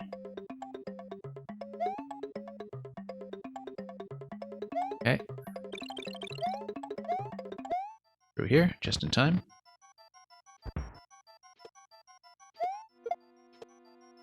I really do want to see what the behavior is from this, because I do know that when you have any object in a clown car, including friendly objects like power-ups, that they should track me. And they should go up as well. They have a way of floating up.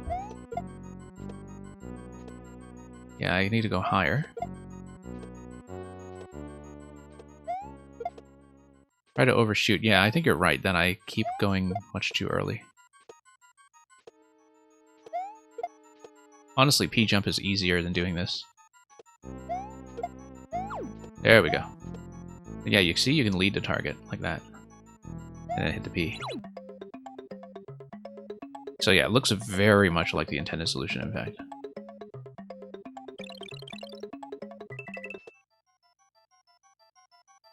Yeah, in something that is built as a traditional level, I don't think it would be built with the expectation that people know to P-jump. But honestly, the P-jump is much easier to execute. Partly because the P-jump window in this game is generous, and it's not the case, I think, in Maker 1. And I don't even know if it is the case in Super Mario World, because... I mean, I never knew about the P-jumps until Maker 2 either, I think. Okay, we have to be careful with this. And in fact, if we move the thwomps out of position first, the boo drop is much less of an issue. Looks like this is going to be a straight run. Okay. Spin jumps would also get me out of trouble, maybe.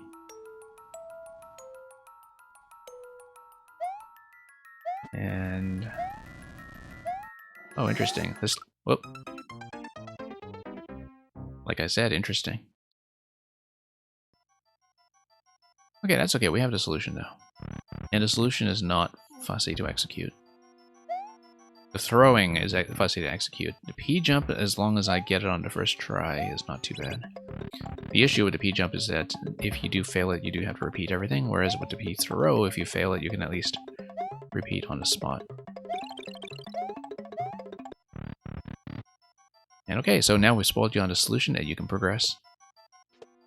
So yeah, thanks for dropping by, Safety. I'm sure you'll be glad to catch up on the rest when you've also played ahead a bit. Whoops. And as you can see, exactly as I said, that's a miss.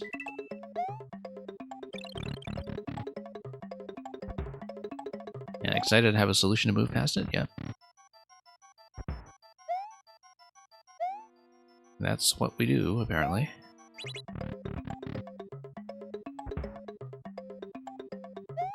No, I felt like this solution was very instantly understandable. But then again, you know, you do kind of have to know how item spawning logic works in this game, that you can come through here and grab the P-switch. And grab it a second time. Because once expended, it will happily respawn for you. Nope.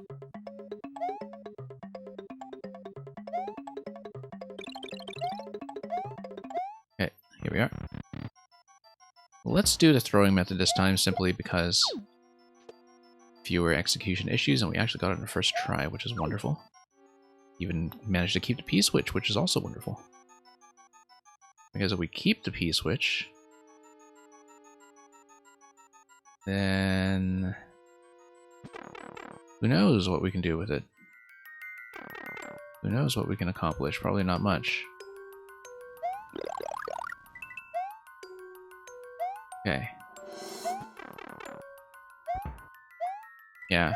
I wonder if there's some kind of systematic way to spot when that's going to happen, or if we do just need to play reactively. Unfortunately, holding the P-switch does kind of preclude me from doing much else. Yeah, thinking about the coins, thinking also about the lower level when we have access to it. We know if we look at the ceiling that there's going to be a particular drop point. If we just stand back far enough, then the thwomps don't activate instantly. I think that's probably the strategy we need to use. Okay, thwomp on the right side here. Obviously, we could have actually gotten through here with the P-switch, if we so wanted.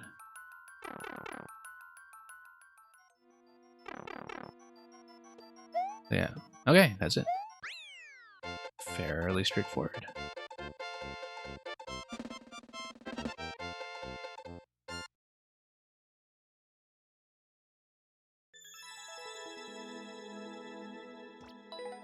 And thank you for the GG.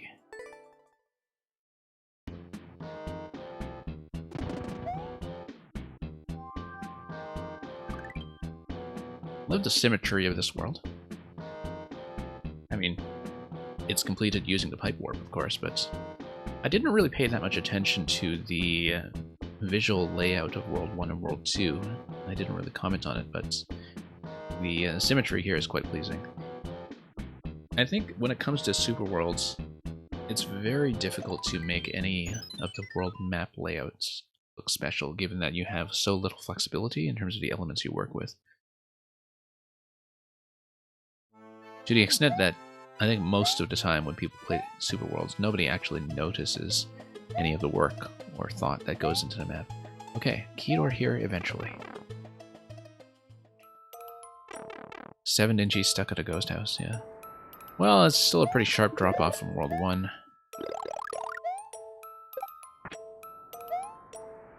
Okay, Desert Wind, we just need to be careful.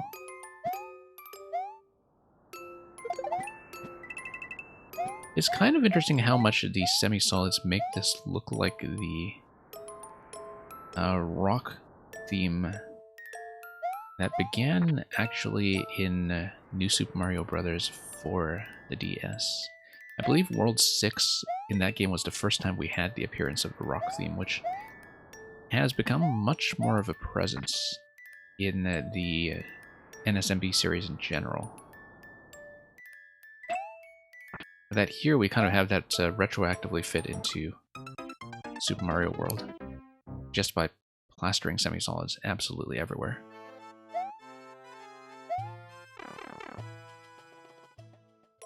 Okay, down we go. Yeah, I think we're making good progress. Okay.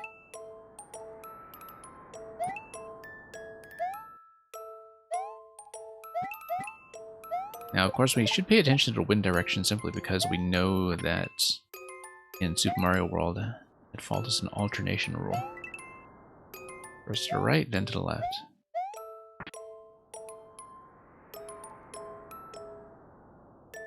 Desert Wind was definitely the thing when this game came out that was a lot harder than it seemed in theory.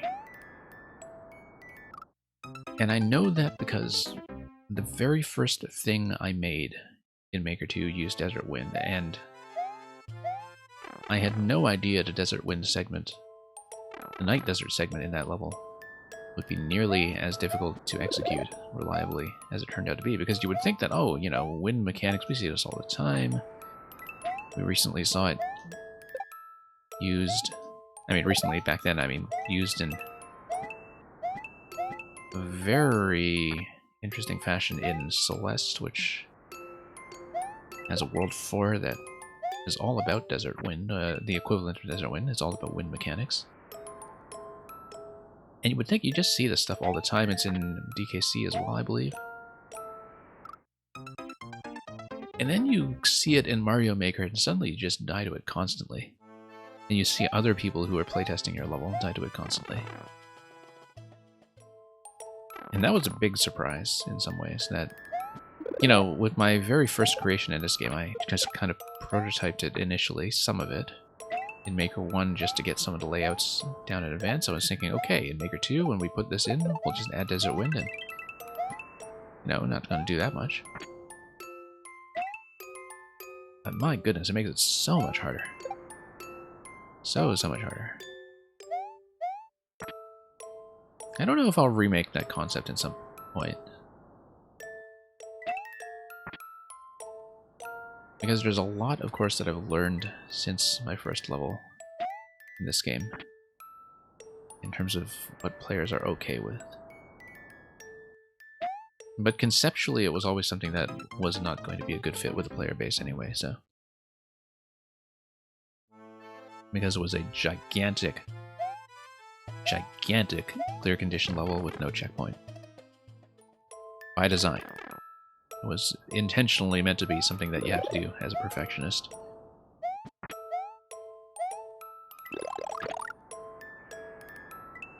Anyway, and of course Desert Wind made that a lot harder than it should have been, but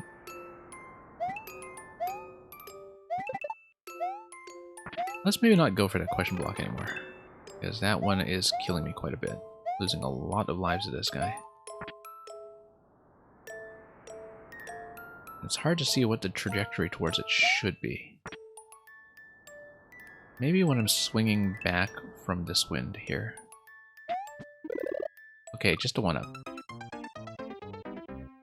Now we know. Now we've sated our curiosity, and I'm not going to spend another 4 or 5 lives trying to get that single 1-up.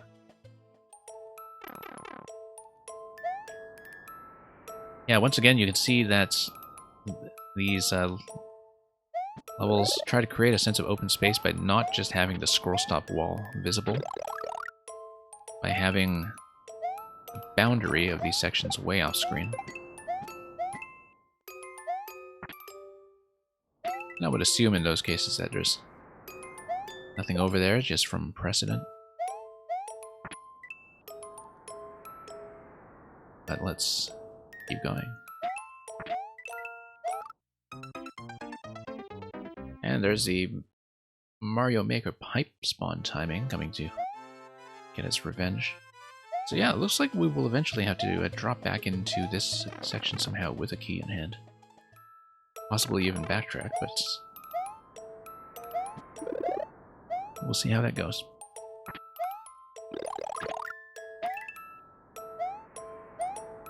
Okay. Would be kind of fun to speed through this. You're gonna have to be pretty good at managing the wind patterns, though. Okay, we'll just spin our way forward next time we see them come up. And miss. Because of the desert wind. Blowing us all over the place.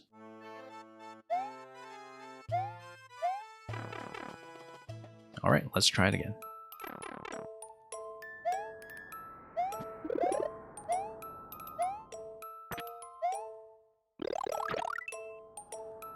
And over here. This level is poofing me? It is. Very much so. I mean, partly I'm kind of doing it to myself when I'm going for certain objectives. I do think that maybe the difficulty of reaching this one up here is sort of out of scale to the actual reward, but there may be some kind of recommended timing or technique that I just don't have here. Okay, let's not do it. Yeah, it looks like we should just... I mean, I was supposed to, I think, follow the wind pattern and go for it this way, but... let's not die right before hitting the checkpoint. Boom Boom, interesting. Boom Boom just sort of in the middle of nowhere. Maybe Boom Boom holds a key, though, so let's deal with him first. No key. Boom Boom is just there to be Boom Boom, I guess. An act of self-expression. That could have gone better.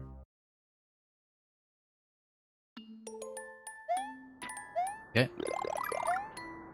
So, okay, we now know how to get over to this coin over here.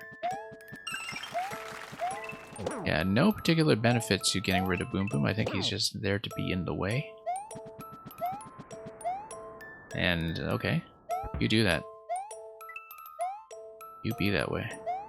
No. That jump there, I was trying to get on top of the block. And, yeah, we've been wrecked.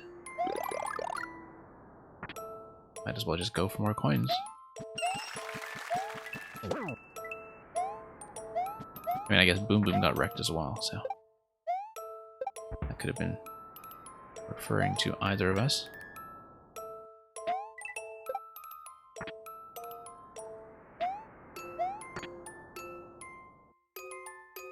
Okay.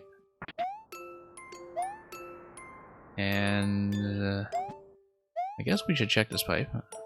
The block here seems to imply that there's something to the right side.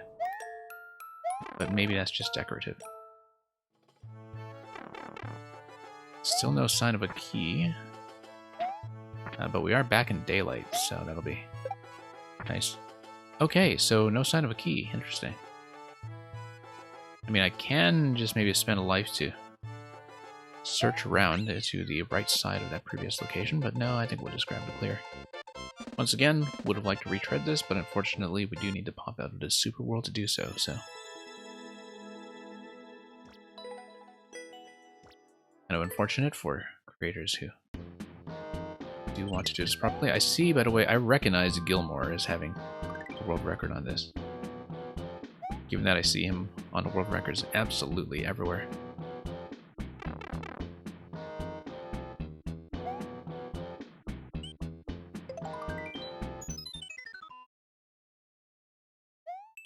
Here's Roy and Morden's castle, castle number 3.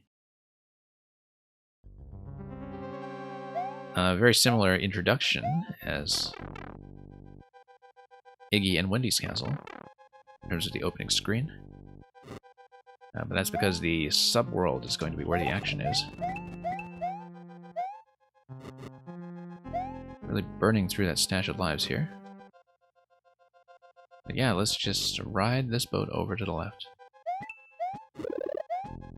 Whoops, bumped my head. But we now know where the mushroom is, so that's important information.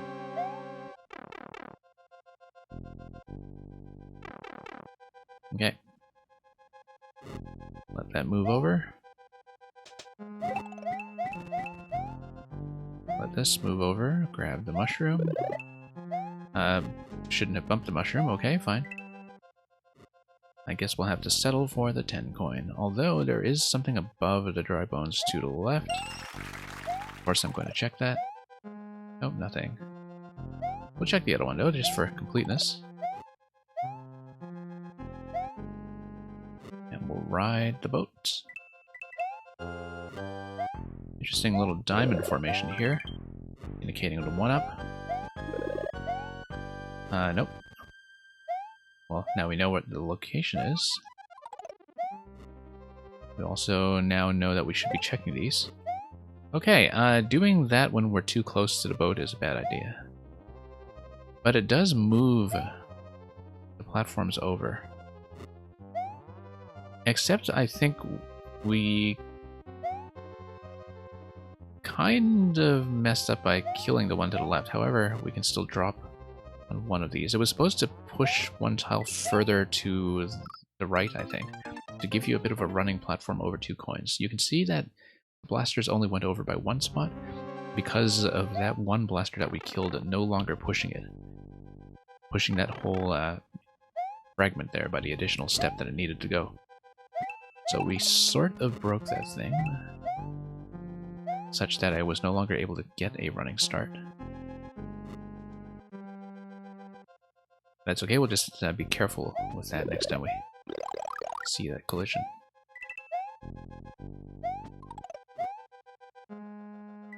Okay. Now we'll see what kind of power-up is here. I estimated that it was going to be something progressive. It's going to be a fire flower, so I can get absolutely nothing done against these dry bones. Anyway, now we will see the push interaction as it was meant to be. Even if the red is slightly out of view there, and the head bump when I'm big is also slightly threatening. Okay.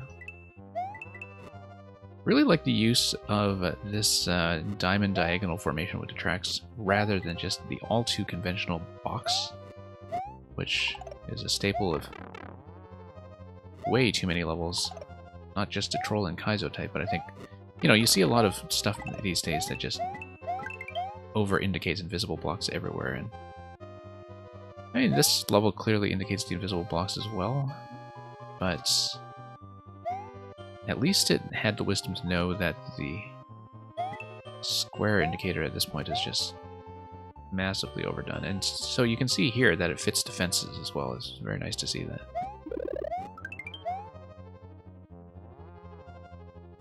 Just to have it aligned directly to the defense grid. Okay, with Morton we need to watch both the stun lock and the ground fire. So yeah, platforms are just going to remain safe. They're mostly there to scare you with instability, and to also throw off my estimation of some jumps when it comes to vertical positioning. As with Iggy and Wendy's castle, it looks like the checkpointing will be after the first boss. So we'll kind of have a 2-part castle here, as before. It was not really the case with the Lemmy and Larry airship, where that ended with the duo fight.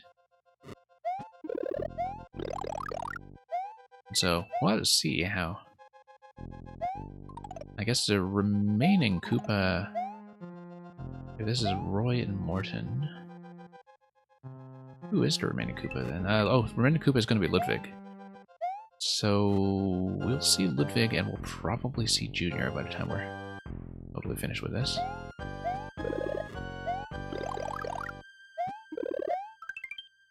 Okay. And yeah, we do need to hit this in order to push everything over. Very satisfying interaction, so long as you don't break it.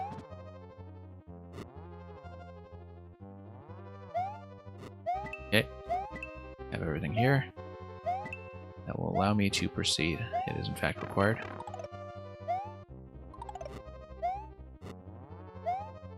Nope, bad idea.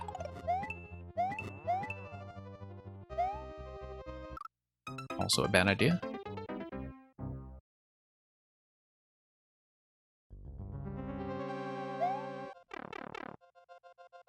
Okay, we know where everything relevant is at this point. So I can speed through some of this, grab power-ups for safety, and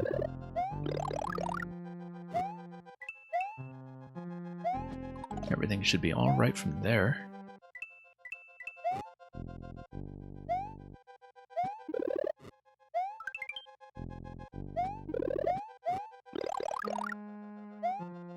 Yeah, kind of nice to see how this interaction, initiating the blaster pushing, differentiates this castle. It's something that's very active when it comes to how you create pathways for yourself.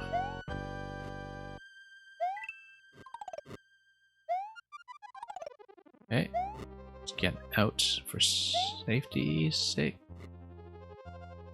And push. I can see the risk here being that you could potentially kill that blaster as well, I think, if you're not careful. This one over here is the one up. We'll grab it. So yeah, a bit of a risk, I think, if the everything is as I think it is. Okay, just going to die right away. Should have just pelted him at range using the fire flower. But it's okay. Not too big an issue. Once again, it really does seem like this level just has entities to burn. Now, very similar to what happened with Wendy's appearance in the Wendy and Iggy castle, except Roy is going to take the lift going up. Whereas I believe Wendy in that one took the lift going down.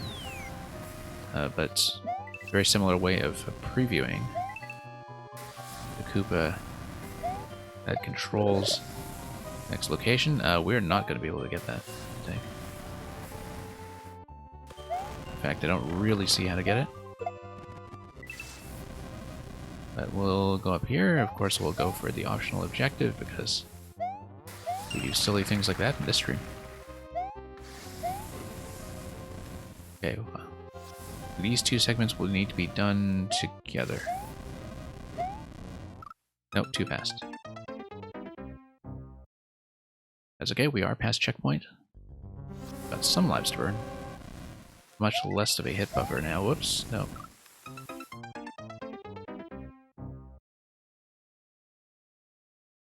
No need to be that impatient. We should, in fact, just sit back, watch the timing.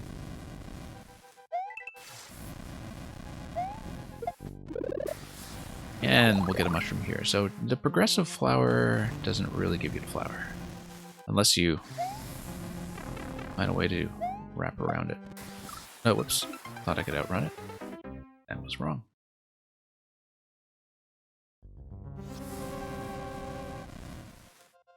Okay. Making decent progress now, depending on how everything else goes. Yeah, even with these dry bones on wings, you have to be pretty careful about timing. Okay, that guy's gonna take a real bath down into lava down there, but luckily not dipping so low as to be a killer. Could have changed it to a winged power-up. Oh, you mean off the central block where you can't access it if it is a progressive flower, yeah.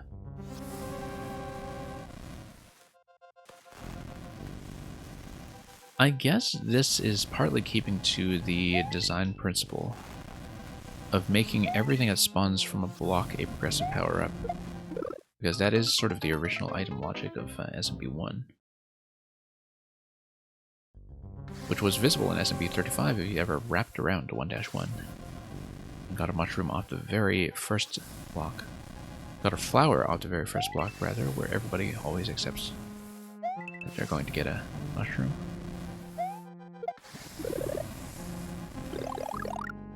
Okay, here we are.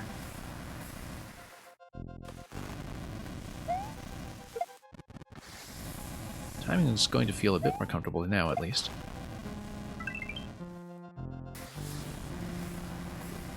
And go. Okay.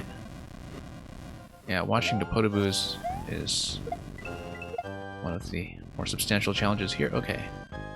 And the bones will lower themselves to match my position, so now I don't know if I'll be able to take this. Yes, I will. Can't quite see the floor here. Except I know that the dry bones are walking on the floor. Not going to be something unfair like a spiked trap there. So we'll drop back down and hopefully not get burned. Okay, right on a donut block. That'll be to lift back down.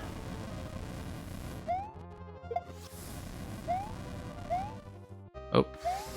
Here we go. Nearly missed there. Okay, we need to really watch my positioning here. Nice Roy fight, actually. I think Roy is sometimes very challenging to build around simply because his movement is what it is.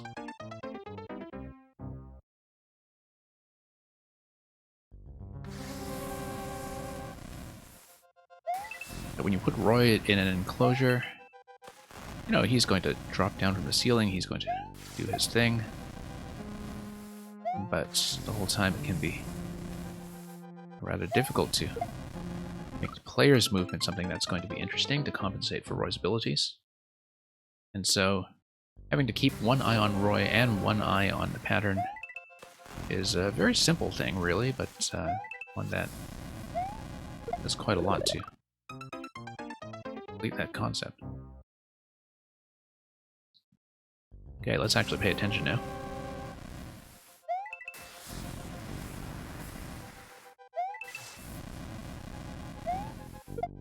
There we go. Grab the mushroom. One thing I haven't been doing is checking for power-ups when you are by the boss entry doors. There have been enough references to the principles of traditional Mario design that I almost kind of expected in this level. Also, I can totally speed through that segment if I wanted. I think I'd best be cautious, though.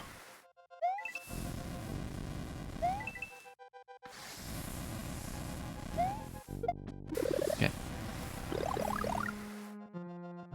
Yeah, one thing I can see here that because the player controls the camera completely, that when you get into these Podoboo segments here, since their spawning is going to be dependent on the player's position, their timing can be a little bit hard to read sometimes in terms of knowing whether or not things are going to work reliably. Oh, we don't really need to go up.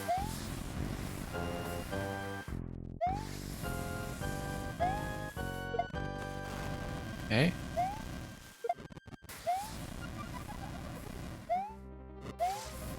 So yeah, check this, there we go. That's something I should have been doing all along. It's kind of nice to just guess at that and have the level respond in kind and behave the way I want it to behave. Whoa, okay, have to be aware of the stun lock here. I just had a jump that was a bit too short and be able to read the pattern coming out of that, so let's go back.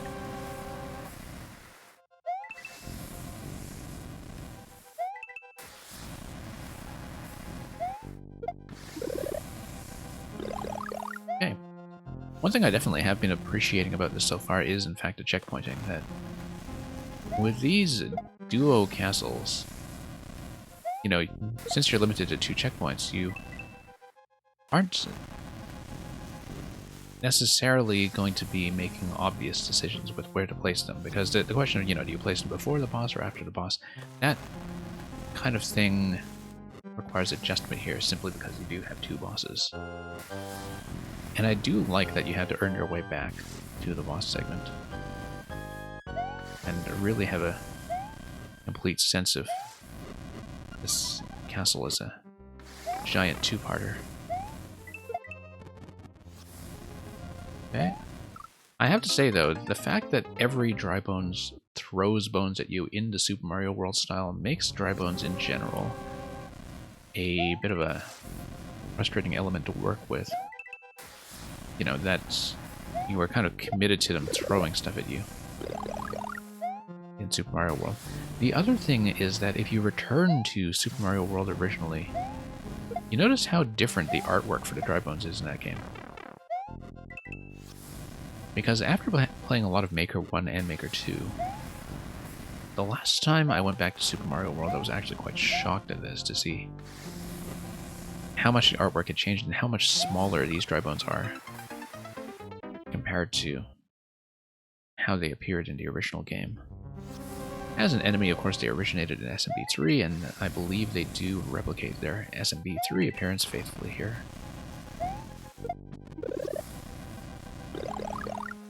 But yeah, they are quite a lot bigger than this and thinner looking, I think, in terms of the boniness. Okay.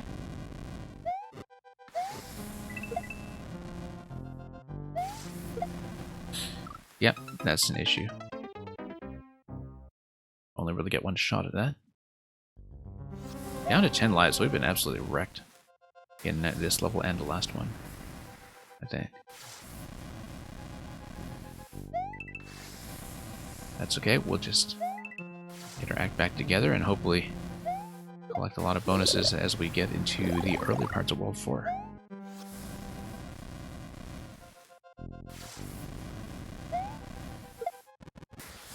Okay. That was perhaps unwise. That's okay, we'll just wait this out instead of rushing the timing this time, although as I think I saw on a previous attempt, can kind of rush it. Ooh, close one there. Yeah, the bone throw is going to be a problem. Just need to time a way around it. Luckily, we're not locked by deciding to just get out of here, but now I have a bit of a problem in terms of having to play around the bone throw timings, and that they're completely zoning me out of actually approaching the burners. May need to just jump on this guy on the left just to get him out of here.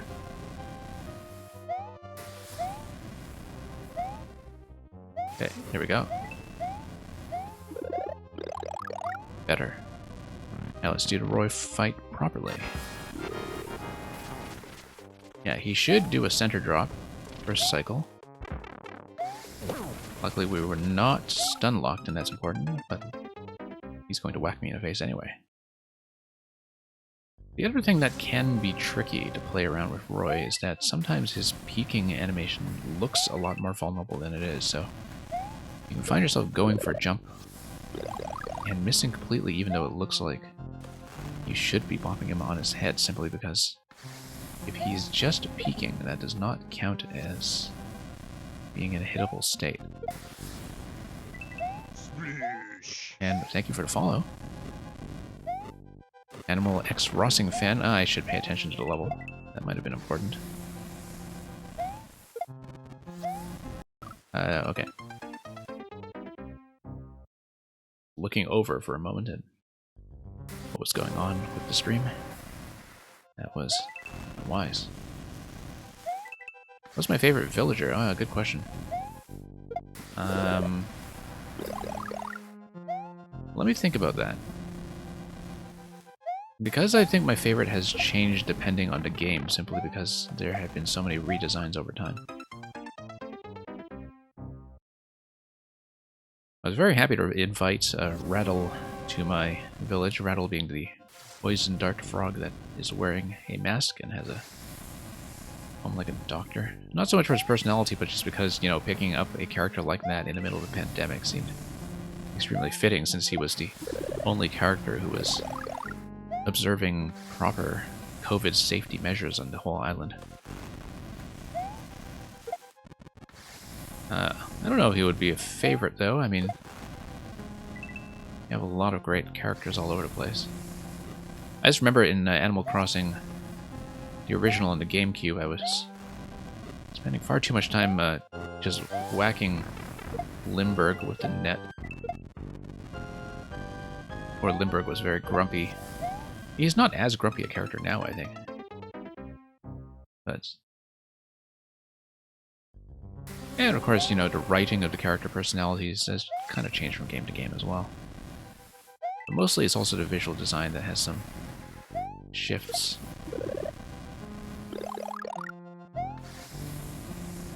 If you look at the squirrels, for instance, I remember Hazel having a very different design in the original game than she does now.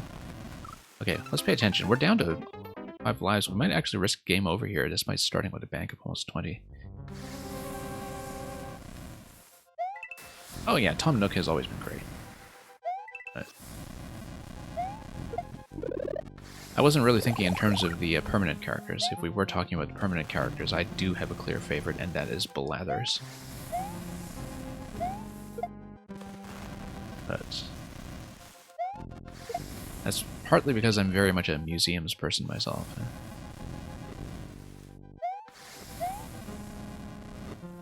But no, I really do admire the design of that character on the whole.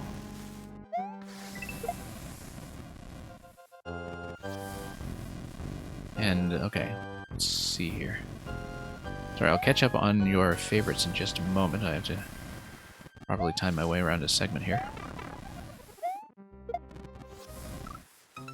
Yeah, the bones are just all over the place. I don't actually need the bones in order to make the jumps, so I should in fact just take them out.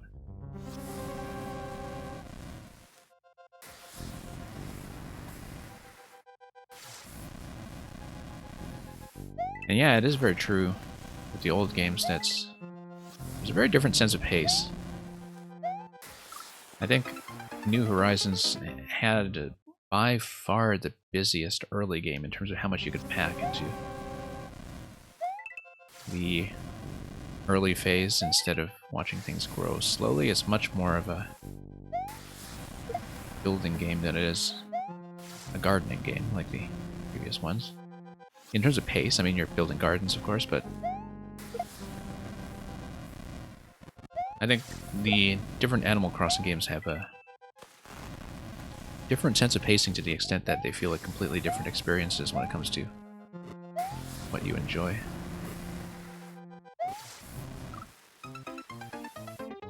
I mean, you know, New Horizons was very much, I think, built for people who mostly enjoyed the home decoration aspect of the game.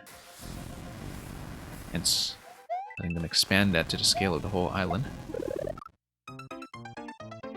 I think if you're more into the simulation and conversation side and dealing with random events over time and the kind of absorbing the game over a long scale, there are a lot of things that were done better in New Leaf. But of course, I've put in a lot more time into New Horizons than in any of the previous games, which is saying something considering how much time I spent on the previous entries. Okay, we're down to one last life here. Let's actually play somewhat more carefully. Cannot believe I'm actually going to risk a game over already. Because if we do hit game over, it has only just occurred to me, we will need to deal with part 1 of this level once more. I'd forgotten that was at stake. But yeah, the bone throwing is the thing that really just destroys you here. That is going to be game over. Wow. Burn through the entire back. No, the bone throwing is by far the hardest thing to deal with, and it's just unfortunate that you don't have some kind of alternative in the Super Mario World style. I don't know if I have Animal X Rossing fan. I don't know if I've actually had Fauna or Lucky in one of my towns before. I think I know what they look like, but they have never been my residents. Okay, down to 4 lives. So, you know, game over is still going to be something that's a considerable risk if we still have a lot of trouble with the segments after the first fight. So yeah, we do need to deal with Morton. Luckily, getting back to Morton should not be too tricky. But my goodness, the Bone Throw is just absolutely wrecking everything here.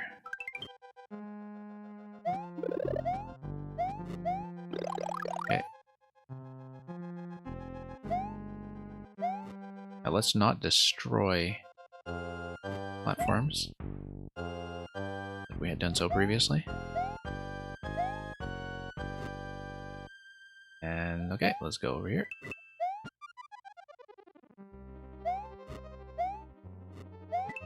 Tap these blocks.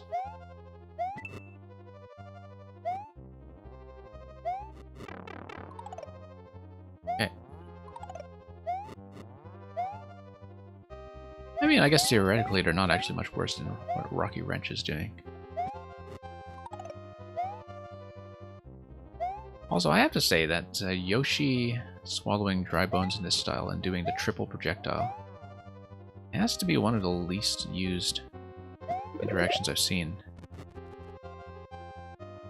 I've rarely ever used that, or seen that used rather, in a design that really put it center stage. There was one Ninja speedrun from Nintendo where that was very useful, but other than that, the kind of triple spit, something we just don't see. Okay, so standing myself into 1-ups I think is actually very important, just so we can build up a decent pool and stay afloat going into Section 2 as we face off against Roy once again.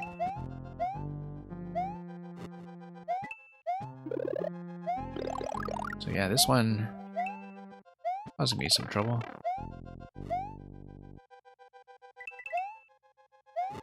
It's okay, we'll grab the mushroom here carefully by popping this first.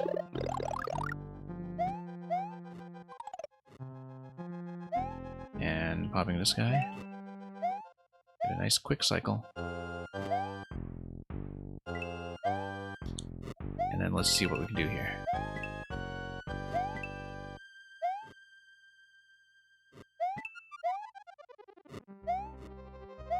Okay. Yeah, I think what a Dry Bones' strategy is just to wait for the throw, which I did not demonstrate at all there.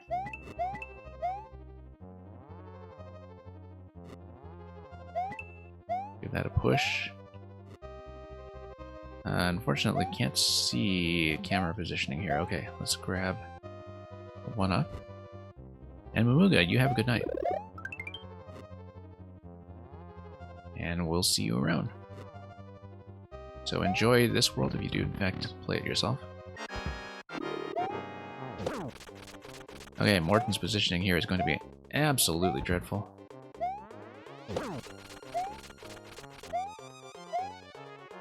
Okay, as long as we dodge the fire and a stun lock, everything is fine.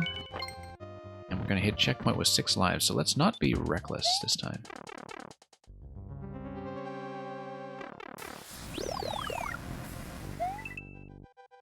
And yeah, definitely not built for any kind of speed timing. We do know from previous experience that that's just going to be, well, that's a progressive flower, but in this case, it did give me a bit of a buffer from getting hit, so that did turn out to be useful.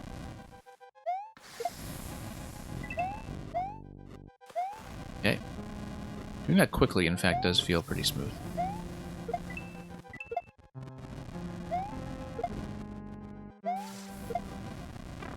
Okay, that was not great. That's okay, we do know there is that one last mushroom that is in this location.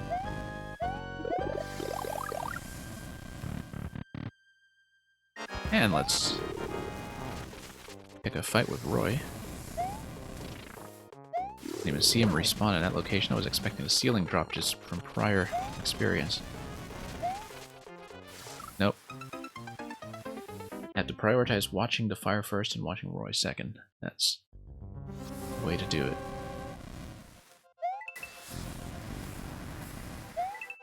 Because the fire is a much bigger problem than not hitting him. If we miss a cycle with Roy, no big deal. But we cannot get hit by fire. Okay. Really do like the fast cycle there, except we get into boost synchronization issues like that. Okay, I was hoping to go around. I wanted to bop that dry bones and then head back to the left, but that was once again not very cooperative projectile timing from the dry bones throws. So yeah, we may find ourselves all the way back to Martin soon enough.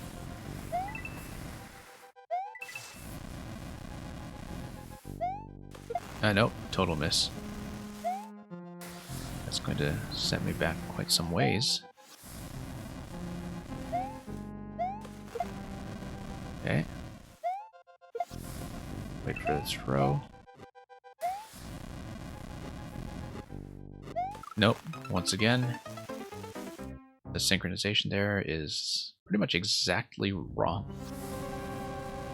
Maybe it just wasn't built for getting there as quickly as I did, just given when the Podoboo spawn is going to happen.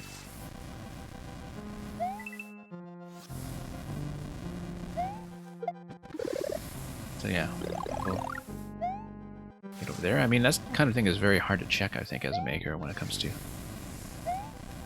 what a synchronization is going to be. Which is why under these circumstances, I'll be very reluctant to use elements like that that are very dependent on player position in two different ways. In this case, with the burner doing one cycle and the Podoboo doing another, it's, I think, difficult for any maker to manage.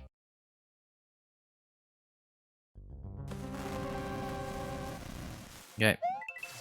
Last life before we have to get ejected back to Martin, so let's not squander it too hard.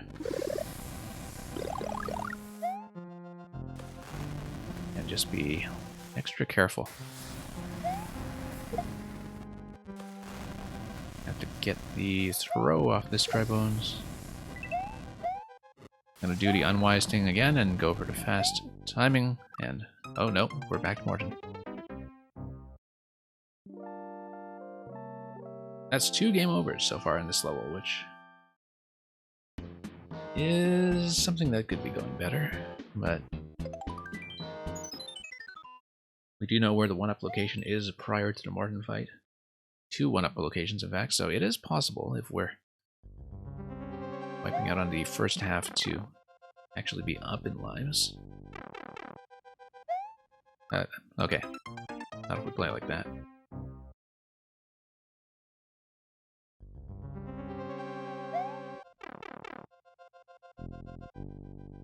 Alright. Definitely been jammed here for some time relative to everything else that we've seen in the Super World so far.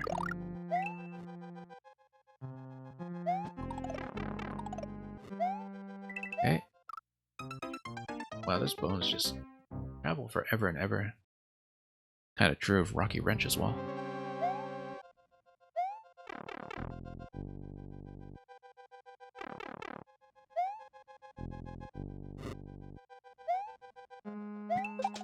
I guess we'll take some of this cautiously from time to time.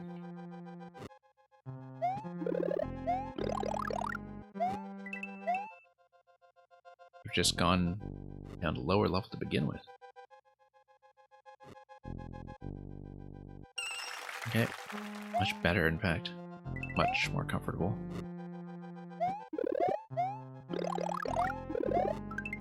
Okay, we are. Much more of a hit buffer to work with now. Let's stand on the left so that we don't destroy anything.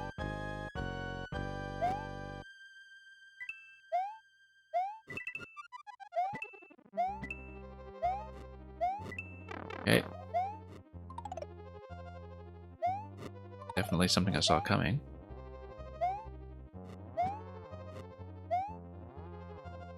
Let's get down here, tap this. Once again, go for the one up on the right before we scroll the camera too high to see anything. And let's just try to outpace this bone projectile very carefully. Okay, so I do have a 1 hit point buffer, which is important. After that, though, we see checkpoint flag, and then we see that progressive flower that seems to be totally inaccessible. If it is in flower form. So, being somebody holding a mushroom just kind of puts me at parity going into this section here. So yeah, best just to leave that. Unless we... Let's double back for later. Oh, no. Okay, that was not great. Nope.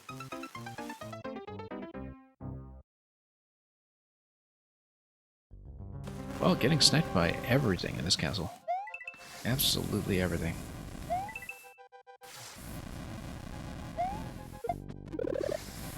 Mushroom?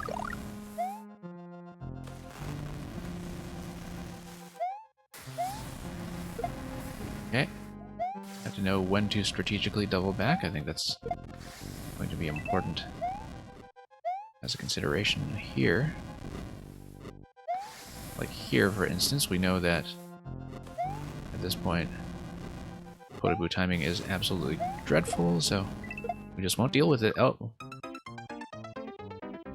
That was an unexpected bump. I didn't think I was going to reach that location up top, and so I just backed out of that.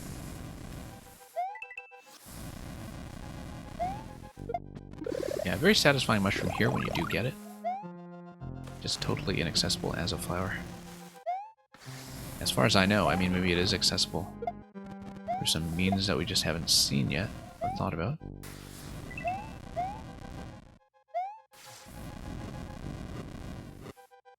Okay. Yeah, no real purpose to going that fast, just given that the Potaboo timing is totally inconvenient. Okay. Just need to get rid of some of this to make space.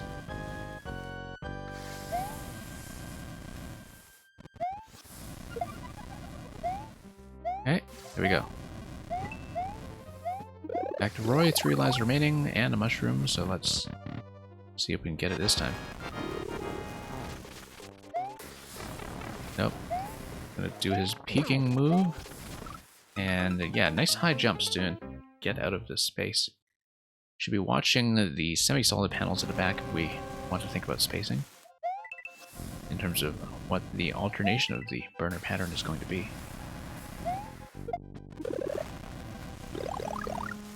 Okay.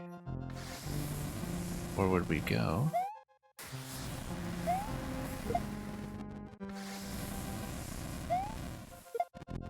I'm going to do this cautiously.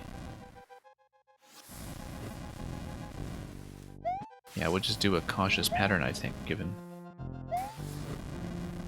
that the other pattern doesn't work out too well for us. But as long as I get up to the mushroom after this segment, I think I should be mostly fine.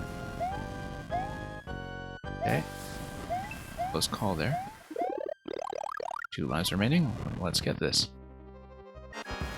Let's get this at long last. A lot of visual noise when it comes to dealing with both the projectiles and the fire, but as long as I prioritize the fire positioning at all times, I should be okay.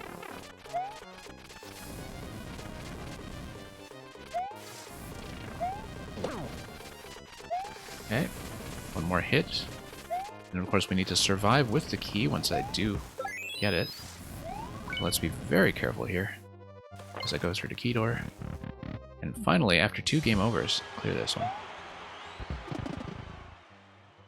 Was it 2 game overs or 3? I think it was 2. But anyway, after having burnt about 20 lives on this before the first game over, that's Could have gone much, much better. And of course we complete this at about double Gilmore's time. Okay, World 4, here we go. So at the 3/4 mark, not accounting for the final boss level, I think this looks pretty doable, even though a game over might be somewhat likely unless we stock up lives again fairly soon. Oh, very interesting use of decoration here. Ah, interesting. I think it's probably wigglers on tracks or something down at the bottom. Not wigglers because you'd bounce, but whoops. Okay, so it's sort of interesting here in that the plant life. Ah, okay, no. They're just decorations, in fact, so they do tell you what's going to be safe. Wasn't intentionally taking the game over, but... Well, this is interesting. After having had a lot of very well-crafted but still standard-looking decoration in the early worlds, we have something that looks quite different now aesthetically from what people usually manage to pull off in a traditional setting. Yeah, this is all flat ground here, despite the presence of some of the animations telling you to expect wiggling.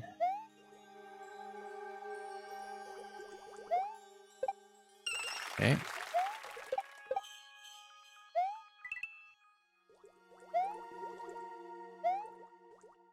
Alright, not really able to do this segment here. I think if it were not for the munchers, maybe the entirety of the ground is safe. I don't know yet, because I'm thinking about how that middle segment there might have been available.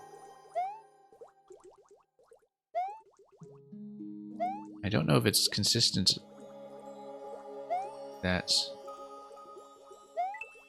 the flowers mark the safety platforms.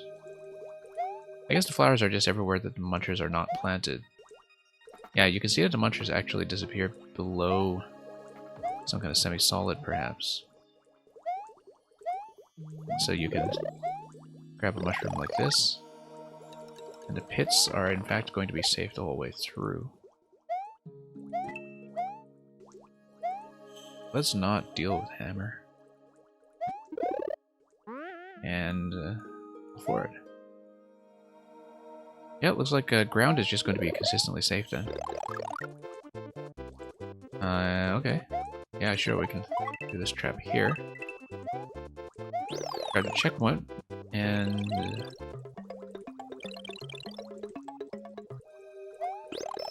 mushroom.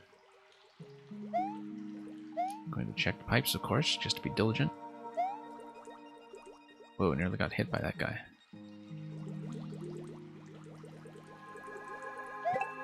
Classic double hammer fight. Better get up there before we lose access to it, perhaps. Nope. Yeah, it looks like it is using the custom scroll to do all of this trickery. With the effect, of course, that we couldn't see where we were going vertically. So, definitely missed some kind of secret there up top, but that's okay, we'll take the clear.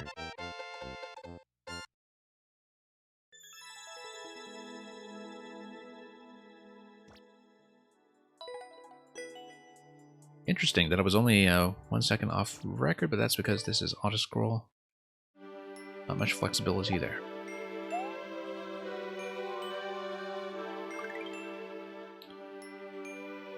Okay, part 2 of World 4. Let's see how it goes. Star Summit 2.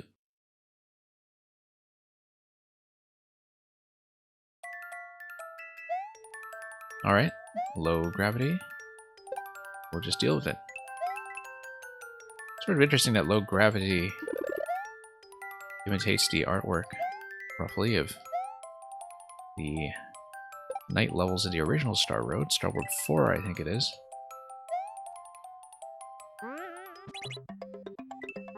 And going to have to double bop on the spring. That's actually oddly satisfying.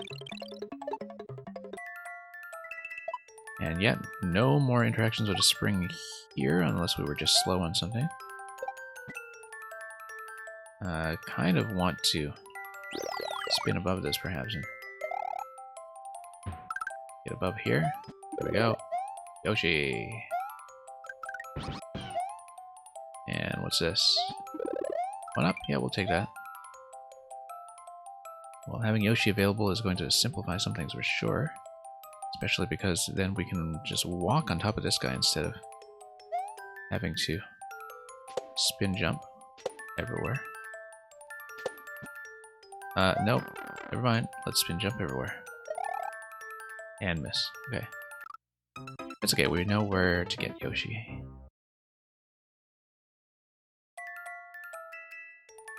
Nice to have Yoshi actually work as an optional secret power-up for once. Something else that you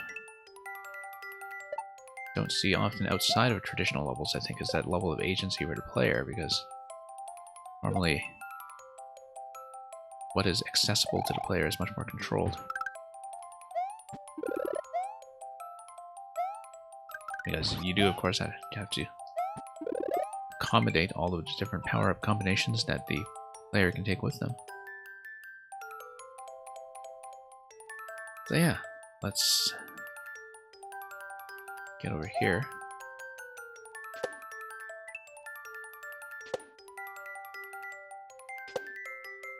So oddly enough, this is in fact kind of similar to one of the bonus levels in Yoshi's Woolly World in terms of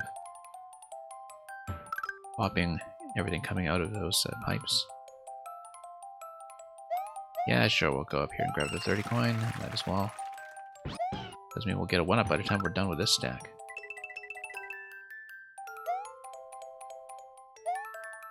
Okay.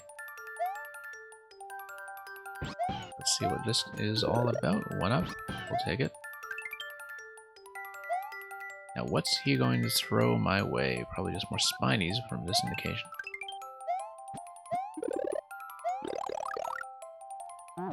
I mean, I could definitely hijack that.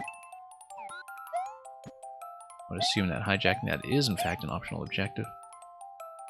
Losing Yoshi, however, makes things a little trickier. Low gravity really does have a way of throwing me off here, just in terms of planning around. We're lucky too. He is going to give me access to the pipe, though. And here's another one. He's probably going to throw me coins or something. Just 1-ups. 3 1-ups are endless, apparently. And he's going to fly away. Far, far away. Well, I guess the coins are going to give me a safety path down. Okay, no, it is a little blind coming out of it. Even if it is low gravity. Oh, that's okay. We got 3 1-ups there. Expended one of them on the way down. Might even go back there just to farm more lives. This time with Yoshi if possible. Up we go.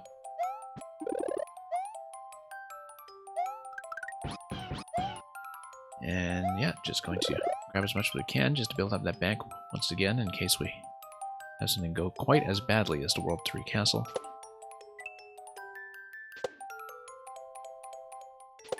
Of course, in Yoshi's Woolly World, in the equivalent stage, where you're floating around everywhere, you have access to Yoshi's Flutter Kick that just began with Yoshi's Island, I think. In terms of his signature aerial maneuver by this point. Anyway, let's grab this guy. Lots of 1-ups all over the place in the early stages of World 4. Okay, have to once again account for a bunch of stuff really, but especially... Oh, let's check for power-ups. Okay, that's useful. Now let's go up. There we go.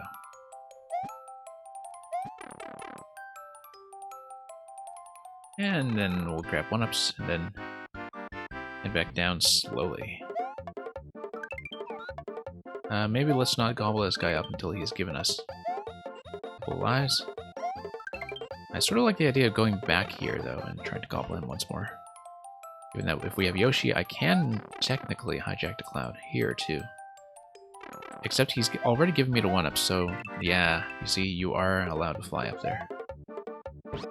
Because he's already given me the 1-ups, he's just gone and will not respawn, which might be useful for something.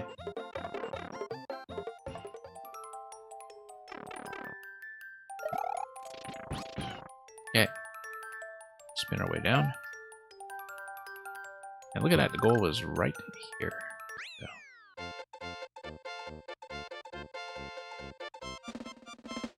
That's it for number 2, I believe. Kind of looking forward to what the ghost house puzzle is going to be this time when we get to it. The other ones fell pretty quickly. And yes, ghost house is in fact going to be next. I wonder if the branching paths here imply that there are 2 exits that were designed, or quasi-exits, like 1 exit plus 1 alternative path that's meant to feel like a second exit. There's definitely some stuff like this in some of these levels, and I think the lack of attention that I've been showing the world map itself disguise some of what's going on. Anyway, let's get into the ghost house that's just kind of floating in the middle of nowhere. It's the Star Ghost House. And we'll see what the facial puzzle is going to be this time. Skulls are not going to move. Skulls are going to disguise, in fact, the scroll stop that we have on the right side. Whoops. They are, however, going to act as a source of light, which is an interesting way to use them. Yeah, that they're fixed in place simply because you are walking on another platform that's overlaying them, but the fact that they're providing a consistent light source for every jumpable platform is a very neat use of them, and the fact that they also disguise the occasional power-up, that too. You just have to be a little bit attentive to the details as you walk through this thing and jump around some of the stretch boos that are meeting their stretch goals. Okay. Also notice that these are, solid platforms, so they're overlaid with blocks, I guess. On-off switch is going to do something for me here eventually. Actually, let's check this to the left. Didn't see that.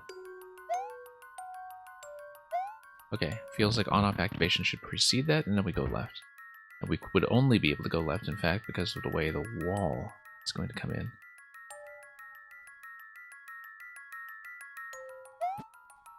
Yep, once again, on-off switch going to be imperative there. I guess there's nothing for me to do here except, check for any locations, but I guess we'll just have to come through here and proceed. Okay, I hear something spawning. Oh, music.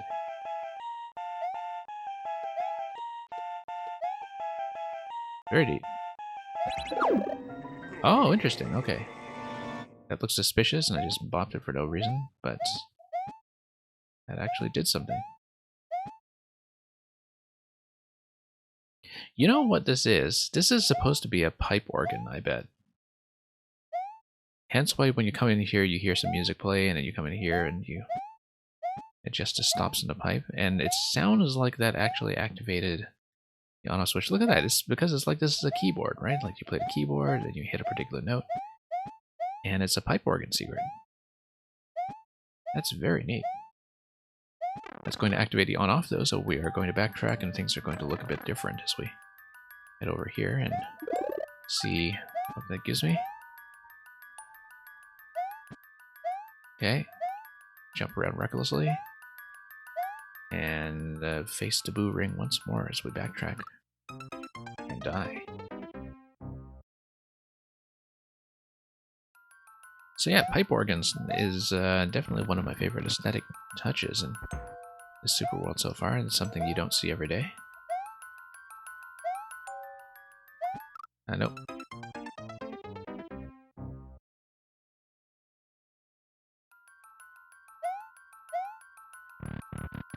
Let's maybe be a bit more attentive to the boo ring pathways. And whoops, let's go back. And up. I haven't really engaged with anything past this yet, but this is, to me, so clearly something we should be doing as we backtrack our way here eventually. And keep an eye on that 10 coin up top as well. Whoa, okay. Need to get inside the ring and travel with it. Very clearly set up to ask you to do that. Okay, let's play the organ.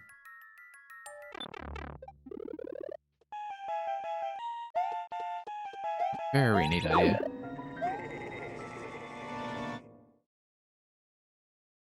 And we'll go back. And let's see what we have revealed. Okay. One up here will be helpful. Not that we've hit any checkpoints.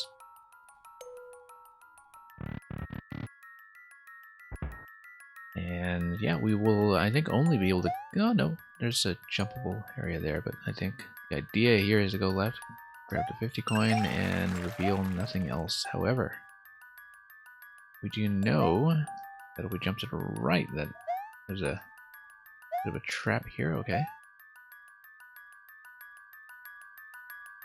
Well, then I wonder what else the on-off toggle will reveal, because we haven't seen what else that engages with. I want to check this. Okay. Well, consider it checked. We just need to occasionally be attentive to detail as we look for blocks that we can hit that are buried underneath the skulls.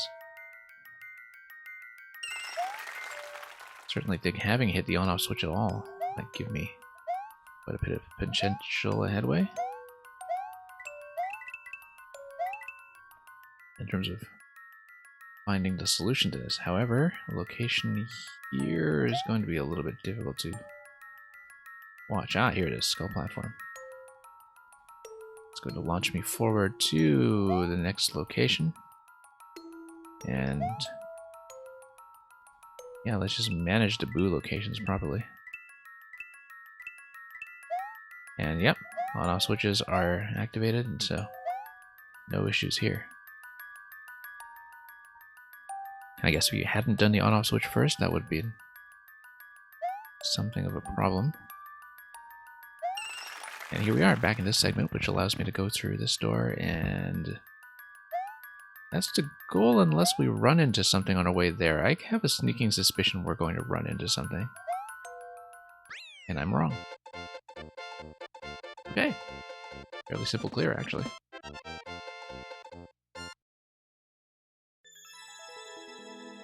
Which requires you to be a bit attentive.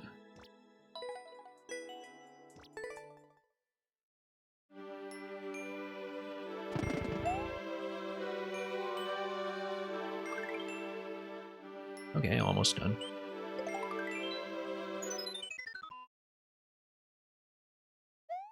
Star Summit number 3.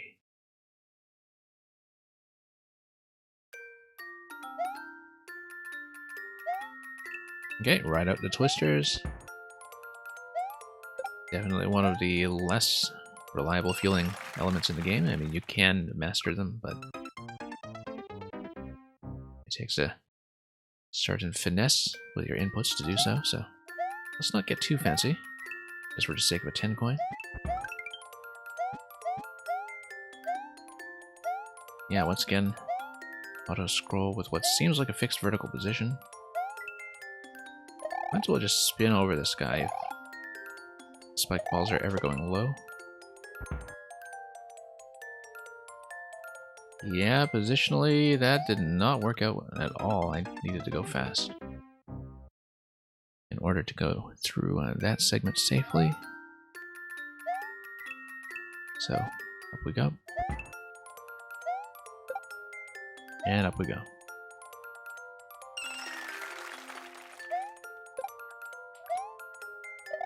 Yeah, spin jump just for safety. And let's go forward. I'm sure that getting on top of that using the bonsai would have given me something good. But we're not going to see it. Whoops. Totally missed.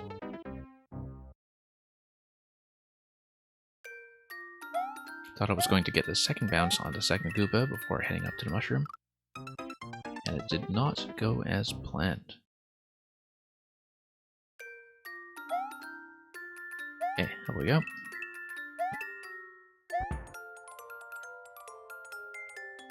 Might as well hang out here all day. And up we go. Nope.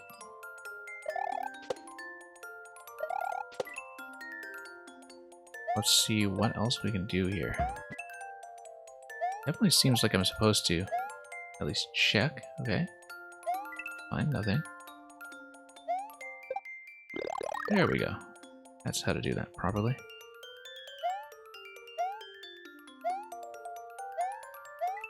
Custom scroll was going to pick up slightly here. One thing with speed manipulation with a custom scroll is that sometimes it can be a little bit difficult to signal to the player, but that was enough of an abrupt change in segment that I think it was fairly clear what was going on, with plenty of time to react. Because it is sometimes challenging to find custom scroll with the altering speed, a technique that is actually going to be used responsibly. Yeah, really just this, one castle, probably one final castle for all 21 of the entire set. We're almost done. But how almost is almost? That's the question that remains, as we take death after death for no discernible reason.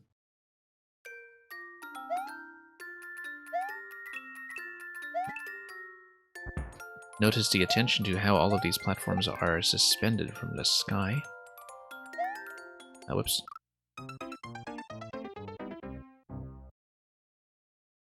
Some platforms hanging down, some mushroom platforms pointing up.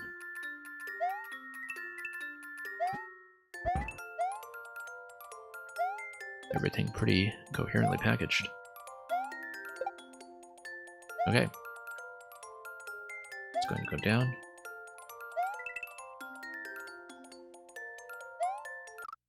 Going for the parachute jump over a twister is probably almost never a good idea.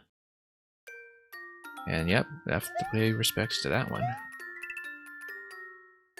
And welcome, Riley X. Hope you're enjoying the stream. Okay, let's get over this and over that as well. Spin jump once again is going to be much safer. There we go, that's how to do it. And might as well just jump right over. And not deal with the spikes at all. Maybe it would have been wise to keep a Koopa shell, in fact.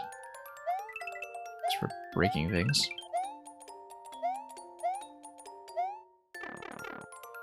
Okay. Unfortunately, if I miss, it's very difficult to rescue myself from that as I get closer to checkpoint 1.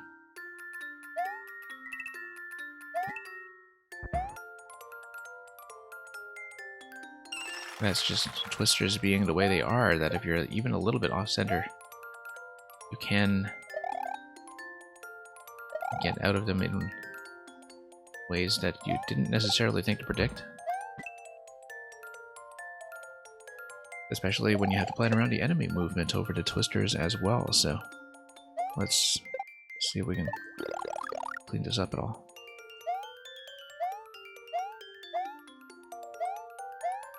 Okay.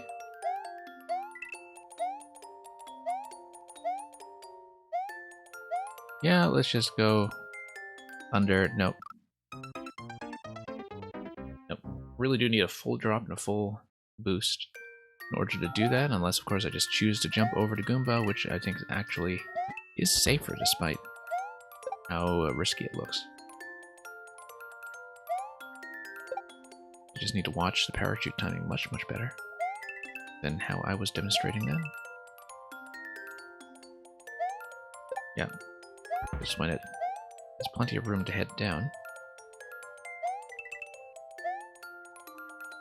And let's try it.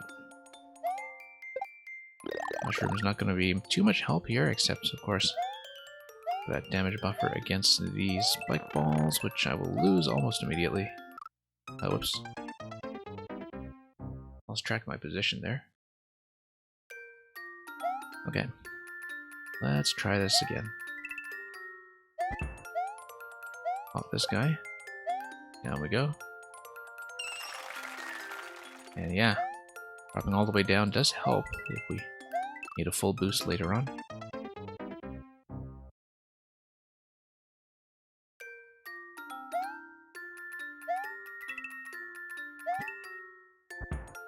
Okay, back here with 4 lives, but checkpoint 1 is not an issue yet, but obviously we want to have a decent bank going into checkpoint 1, or we'll just be back here all over again. Kind of nice to have a tight life count. Of course, that was something of my own making in some ways. Nickaboos, welcome. Hope you're enjoying the stream. As well as whatever making you've been getting up to recently. And okay, here we go. Oh, whoops. I was looking too far ahead and thinking, okay, jumping to Goomba is clearly the way forward. Yeah, this world has been pretty interesting. I am near the end now. I believe there are 2 more levels after this one. Some interesting ideas. I mean, it's still very much straight traditional in some ways, but with some occasional twists on it. I mean, it is a world that I think was built to reward a lot of secret hunting, and while that does occasionally reward you with tons of extra lives, there are definitely paths that I missed that I'm not able to go back to simply because the Super World format will not let me, which is unfortunate because I clearly missed stuff.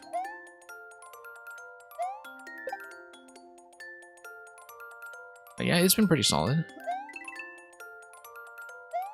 The ghost houses have been interesting, actually, in that they are fairly simple and straightforward puzzles, but they've been a nice change of pace.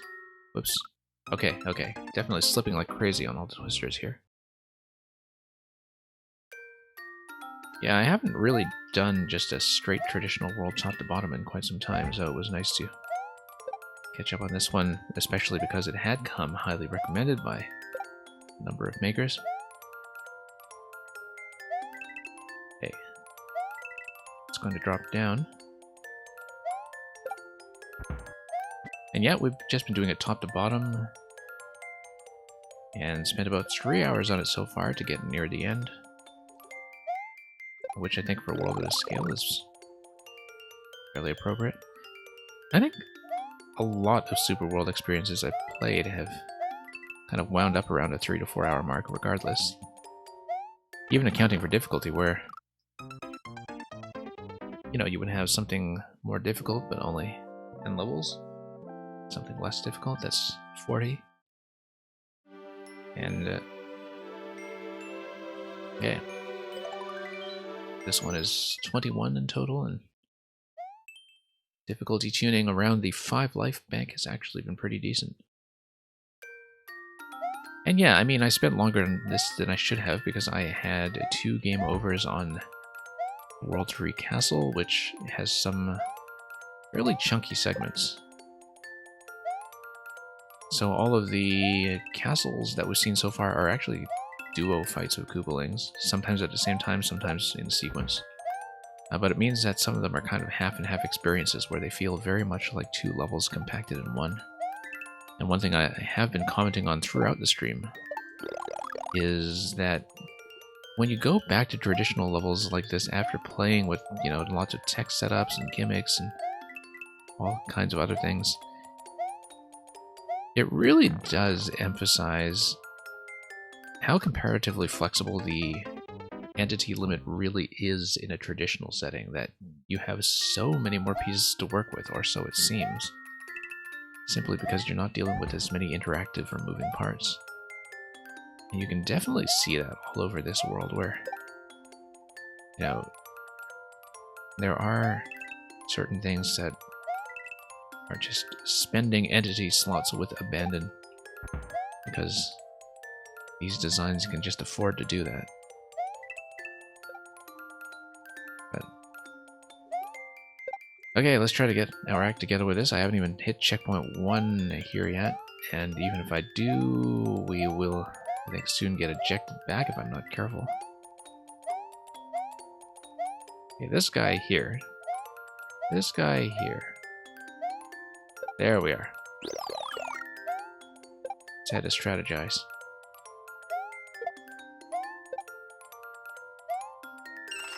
Nope. That's okay, we're past checkpoint.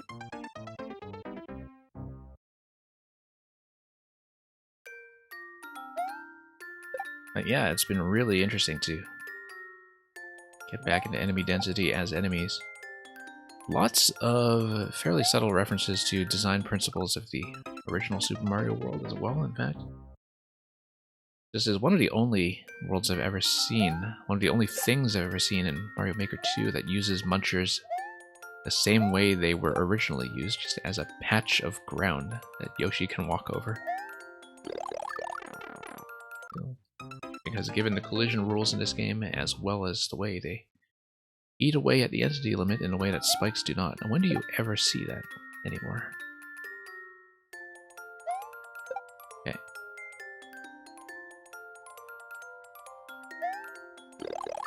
There we go. Much, much better. And we'll let everything float a little bit. Taking it patiently is probably the best idea. Oh, was hoping for to get the spin jump in there, and I don't know why I fell through it. I guess I didn't really land on that properly. Because by then the spike ball was already sinking back down into the twister, so I just collided with it directly, having been knocked out of my spinning state.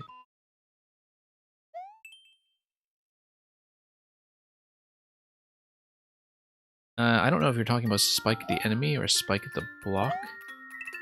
Of course, Spike the block just doesn't exist in the classic games, except of course for things like the jellyfish that was properly translated as a jellyfish in SMP3, and so I always thought that the artwork for the elements that originated in Mario Maker 1, like the one-way panels and the one-tile spikes, was honestly rather ugly. I didn't feel like some of the original artwork was well integrated. So yeah, by this time in the life of Maker 2, we are just so accustomed to seeing spike blocks everywhere as a damage source. I was commenting earlier that there's a lot of stuff that does shock you about Super Mario World going back to it. Like the size of the Dry Bones artwork, in fact, that was something that really caught me off guard last time I went back. Because I'd forgotten how drastically the Dry Bones artwork actually changed. Oh, when it comes to Maker 2, look at this blue pipe down here. That is very tricky to access. I don't think I'll go for it. Very tempting to go for it. And hey, P. Liger, welcome. Hope you're doing well. Okay, that was unwise. But we kind of survived. Oh boy. Should be using the coin trails to my advantage here. That's not going to go well. Alright, let's wait this out. And yeah, P. Liger, it has been a while. I only really returned to streaming in total in late February. And I've been fairly active again since then. although usually on a very weird schedule. What would be the overnight block for NA and the early morning block for EU. I've not been able to do my more human time lately, so I think I've been a little bit difficult to catch even for people who have been around here for quite a long time. And I've been doing a fair rotation of viewer levels and some other things. I've been doing a regular puzzle stream lately, in fact, because it's allowed me to put in a lot more time into longer puzzles and puzzle worlds that ordinarily wouldn't really fit. So yeah, just trying to bring a lot of variety into the programming as we rebuild an audience. And the level quality in general has been fantastic, even on viewer level days, which I think sometimes there are some streamers that are afraid of them. But I get good submissions pretty much all the time. And so yeah, things here have been well. Let's, of course, start from the beginning once again. Second game over on this level.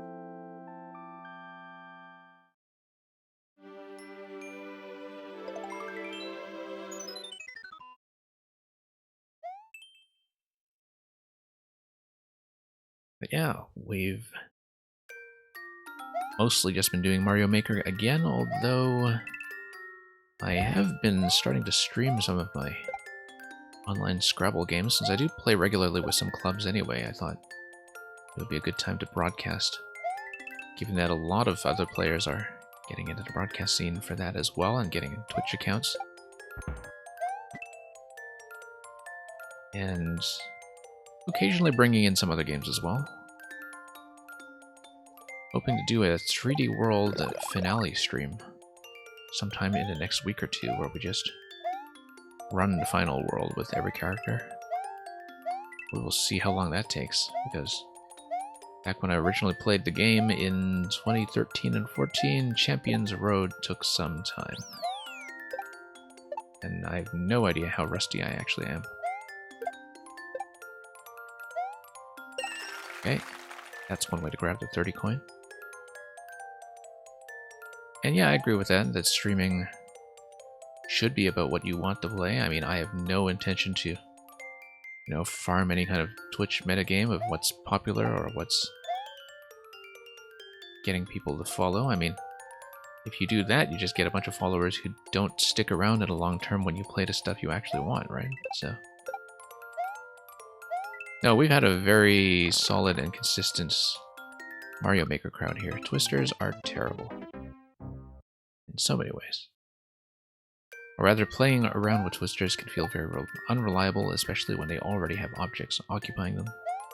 But of course, this is, I think, actually going to be the last non-boss level in the Super World, if I'm reading this correctly, because there will be a world castle followed by a level 21, which will be some kind of grand finale.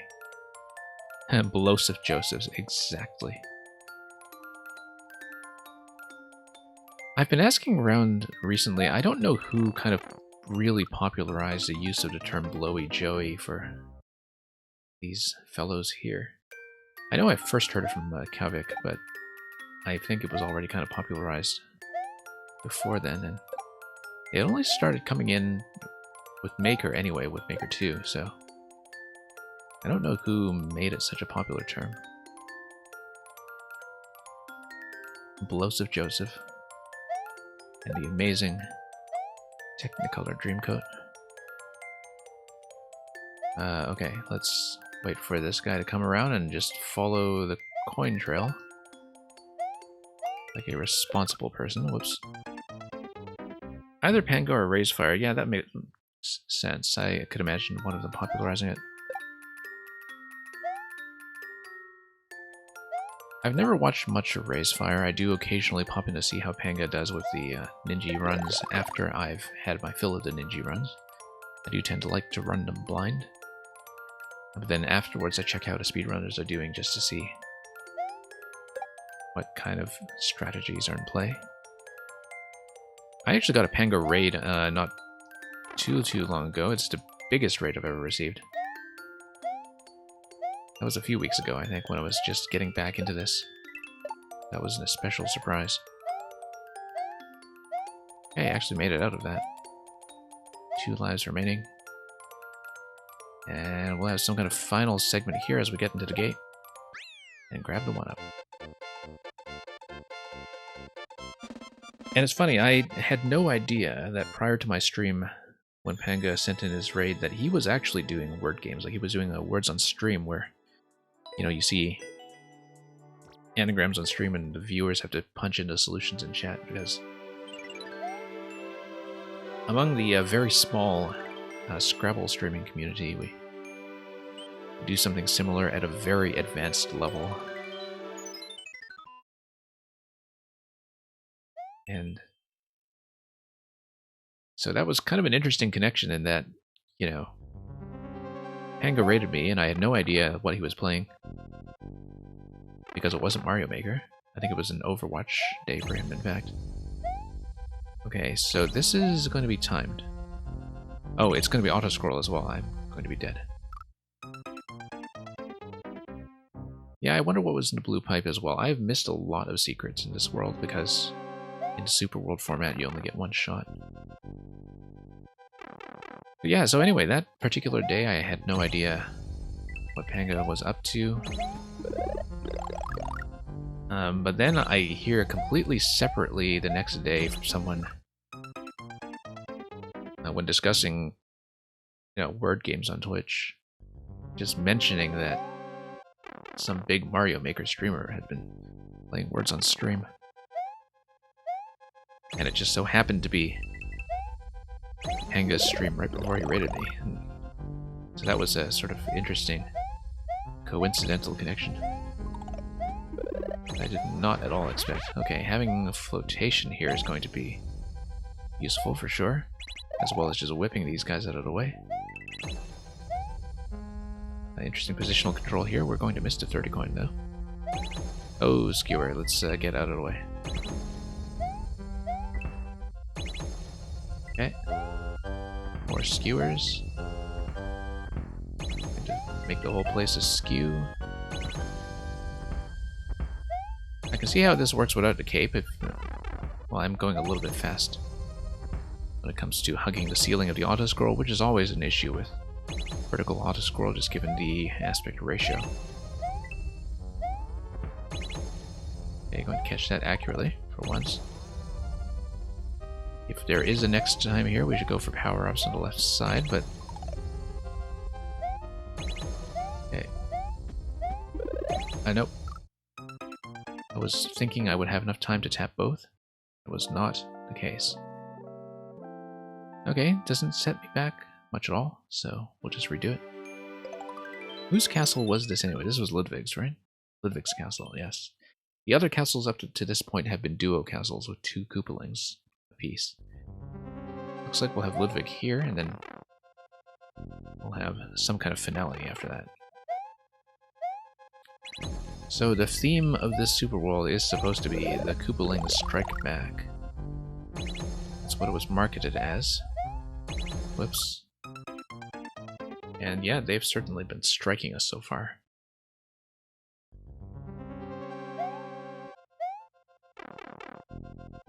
But yeah, so far going into this, the penultimate level of the entire Super World, we have put in about 3.5 hours. Looks like we're on a decent pace for kind of a 4-hour world experience, which does feel appropriate. I think 3 to 4 hours is a good length for Super Worlds generally, in terms of making sure they are still stream-friendly experiences, but also chunky enough to have a good sense of progression. I don't actually have a lurk command, but thank you for lurking. I often don't know what the lurk command does when streamers have them. I know that some of them use it for queue management, so, you know, people are aware of when somebody might be AFK, but...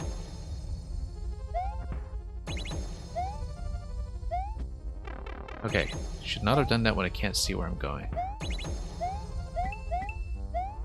You know what? Yeah, if I have the cape, I should be flying up to the left side, going up for the 50 coin. I don't know if that gives me the opportunity to pop up above that, because coming back down after that seems extremely risky. We'll just go for Cape Feather once again, and hopefully everything will be ship-shape from there. Nice short jumps.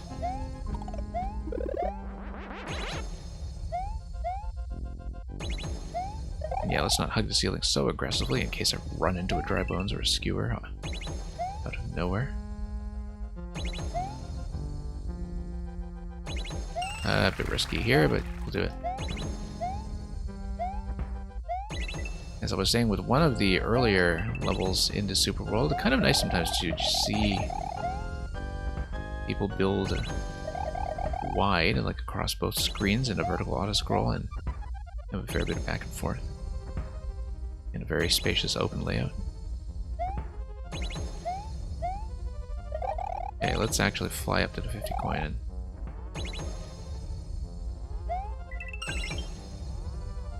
looks like we are above the semi-solid. I let go to flight. It is going to be a bridge. Makes things much simpler, in fact.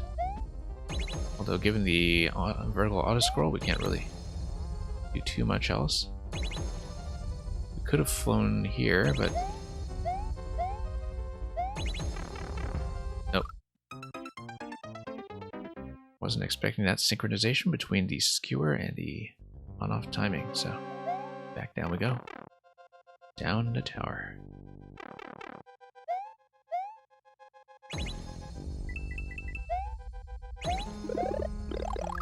Yeah, fairly relaxed timing though on the switch mechanism.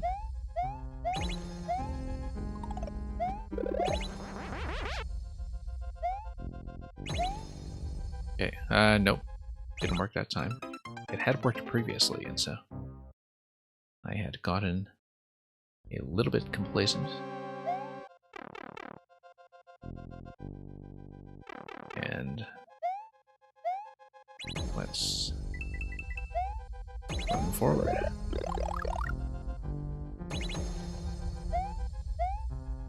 Okay. Nope, that's going to be a mushroom this time then. Which is terrible because we really did need the cape to make so many things easier. Okay, we need to let the skewers be above us, I think. Otherwise, there will be far too many timing issues. Follow the coin trail as well, though. That would be helpful. Coins, in fact, do tell you where the safety zones are going to be. And with the timing, it's going to be roughly. I mean, that was obviously not going to be safe on either side.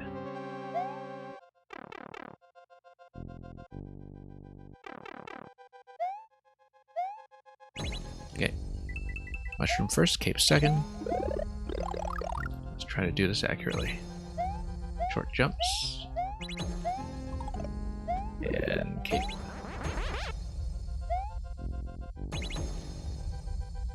Where did I even wind up with that? I was flying, okay. I just ran into the on-off. Just from flying off screen, which is maybe not wise, but we did it.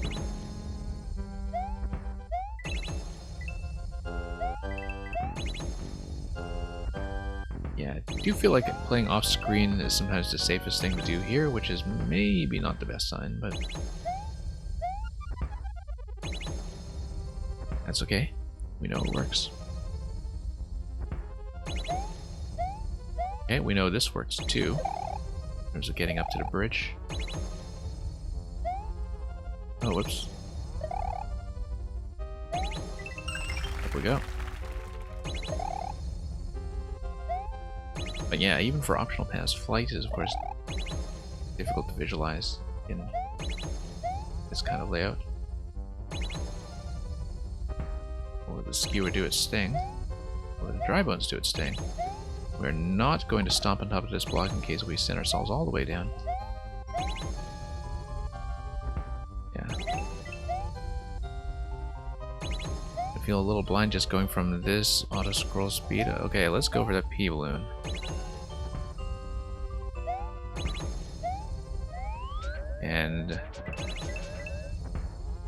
Nope. There are some safe zones, though.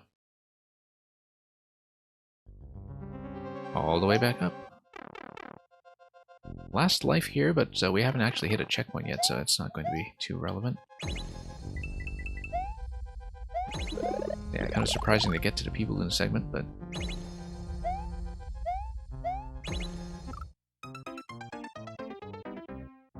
Yeah, as far as vertical ascent goes, it seems like the pacing is just controlled by having to scroll at a slow speed, but also just having back and forth that goes across two screens horizontally, and so that's going to line up in a way that the timings are still going to be tricky, especially with the on-off blocks behaving the way they do.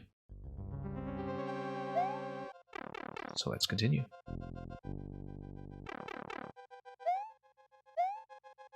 Okay, toggle.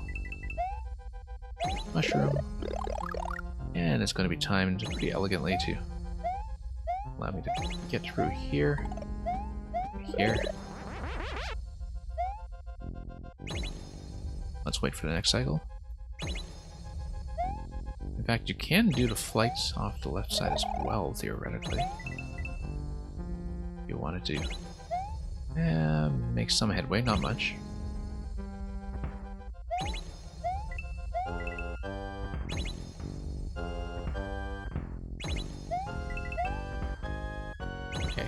Really does seem like I have to play off screen quite often here, though, which is unfortunate because that does seem like the safest way to go. How did I get my username?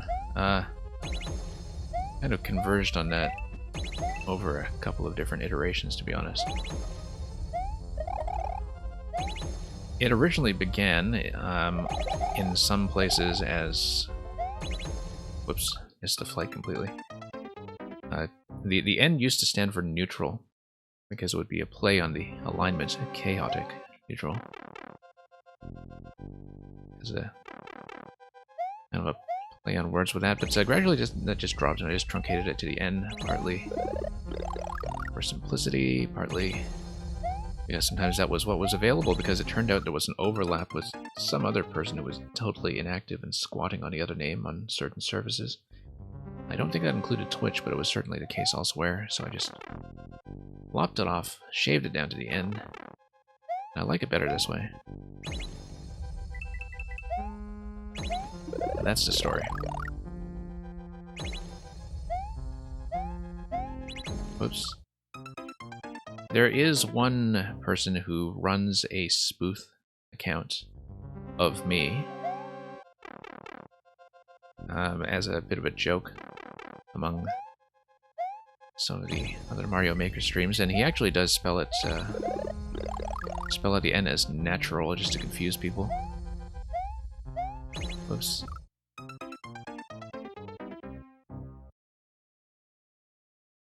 That would be Loop Snoop, who occasionally does a fair bit of playtesting. And he's sort of revealed this himself to this point. I mean, I figured it out independently, but at this point he's wearing the joke into the ground. Which is what he does. But yeah, there aren't too many people who see me with the full name these days. What I was thinking of flying here. This is going to be a game over, but I was thinking of doing the flight here just to skip this segment. That is doable, but I have to whack the tri-bones to do it. I do have enough room to run up to the top.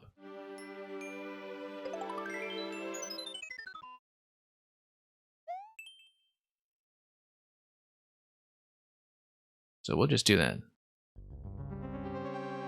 Yeah, as with the other castles we saw previously, all of them have the same entry zones, in fact. Because all of them establish their ideas using the subworld first. What are the funniest mispronunciations of my username? I really should have clipped more of those, because back when I was submitting very actively to viewer levels, you would hear all kinds of stuff.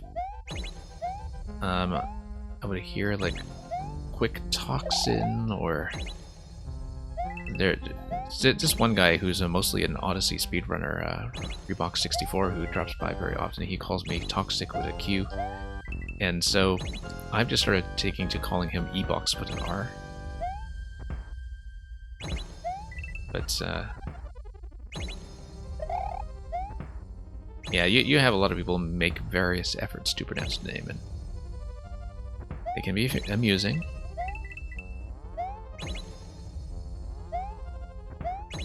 And I don't judge them for that. Everybody has to start somewhere. Okay, get on top of the bridge here, great.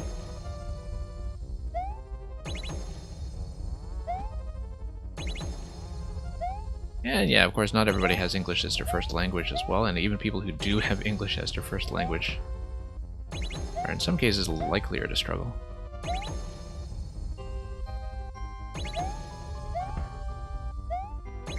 Oh boy.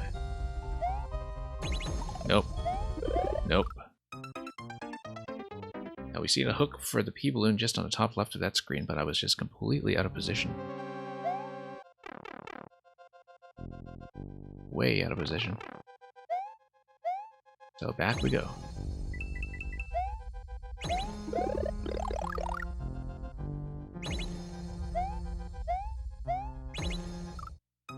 Well, definitely a very satisfying climb so far. It's just that there are definitely some deceptive failure points here and there. I still don't know if I've taken to the camera positioning issues in the skewer segment.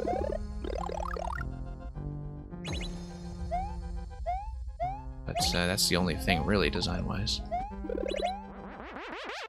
So, let's see what we can do here. Yeah, just going to flip all the way over here and over to skewers and let them do their thing. You heard people pronounce it as P-logger and P-lagwigger. Lagwigger? Or Lagager? Lagager? Yeah. I mean, yours is not that hard, but... Well, I mean, when you're streaming, sometimes you have to make decisions about that kind of thing on the fly when you read somebody's name, and so... Interesting pronunciations do happen. Oh, not enough running distance. I was kind of thinking that it was pressed a little too hard by the auto-scroll there, but I had plenty of room. Plagger. Oh, I see. Plagger. And Plugger.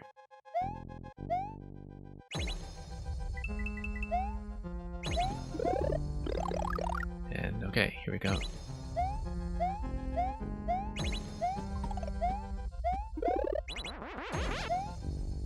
Blogger, kind of like a, I don't know, Pinterest blogger, I guess. That's what I would think of first, but not that they actually use that term, I just am coming up with a fantasy definition for it. Okay. Oh, that's gonna come in hot.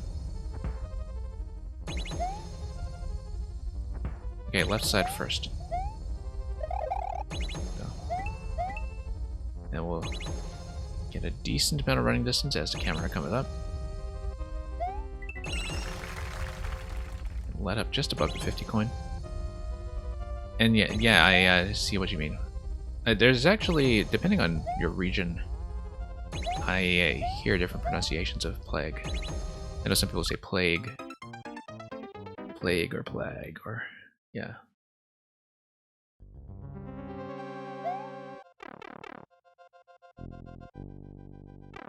And yeah, it is one thing that is a known regional difference, for sure. But there are a lot of things about language that are regional that people don't realize are regional, so. I think I was having that discussion with one of the other viewers a few streams ago about sweet tea. That depending on whether you order iced tea or sweet tea, or whether tea is presumed to be coming as sweet, it is actually a regional difference in the United States that falls neatly along the Mason-Dixon line. Like, that was something that they had, you know, fought over in a civil war or something. Not really, but, you know, it's one of those things that just tends to coincide with all the right states.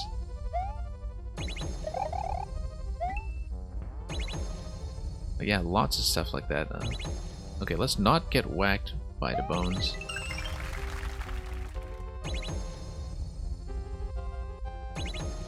And yeah, when you say iced tea, you mean a cold beverage with a tea flavor. Yeah, so do I. But we had somebody from a sweet tea state come in here. Or... no. Yeah, lots of things constraining space here. The bone throw from the dry bones is definitely something that was inconvenient to play around. That's been a case with several of these levels.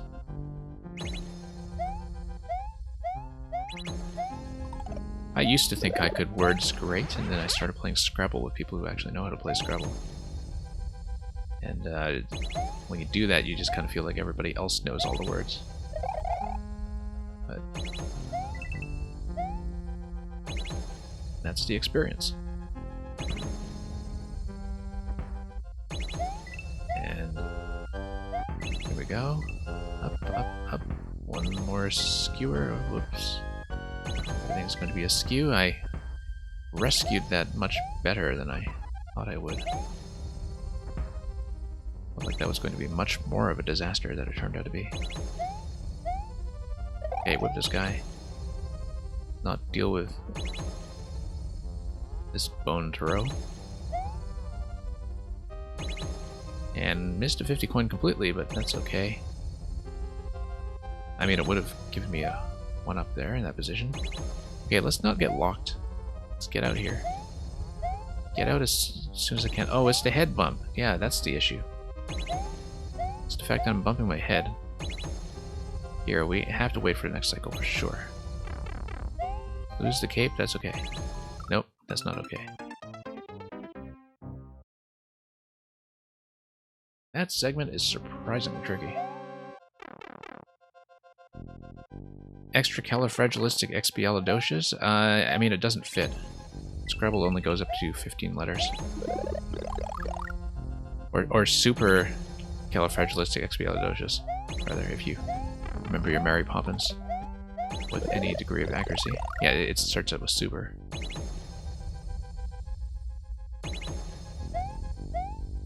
Nope, it just doesn't fit. 15 letters is actually not that much to work with. There are some pretty fancy things. And the thing about Scrabble is that you only hold 7 tiles on your rack, so most of the time you only see words up to 8 letters. And anything above 8 letters is usually something really fancy.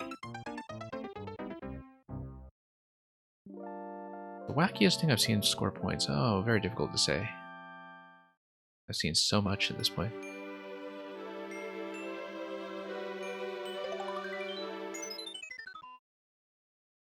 I mean, there are a lot of plays that have become stuff of Scrabble legend. Like about 20 years ago, somebody played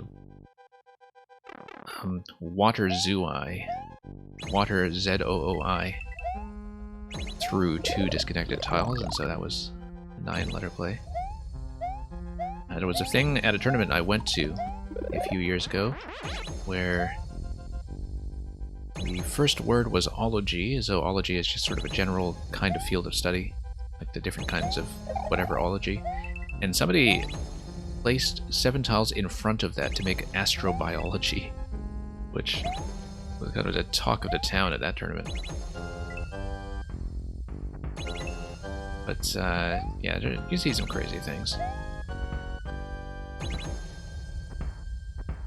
There was one I played on stream a few weeks ago that I was very proud of. I saw 2 disconnected A's on the board and played analgesic, which was difficult to spot. Didn't actually score that much, but Yeah, you see some crazy stuff.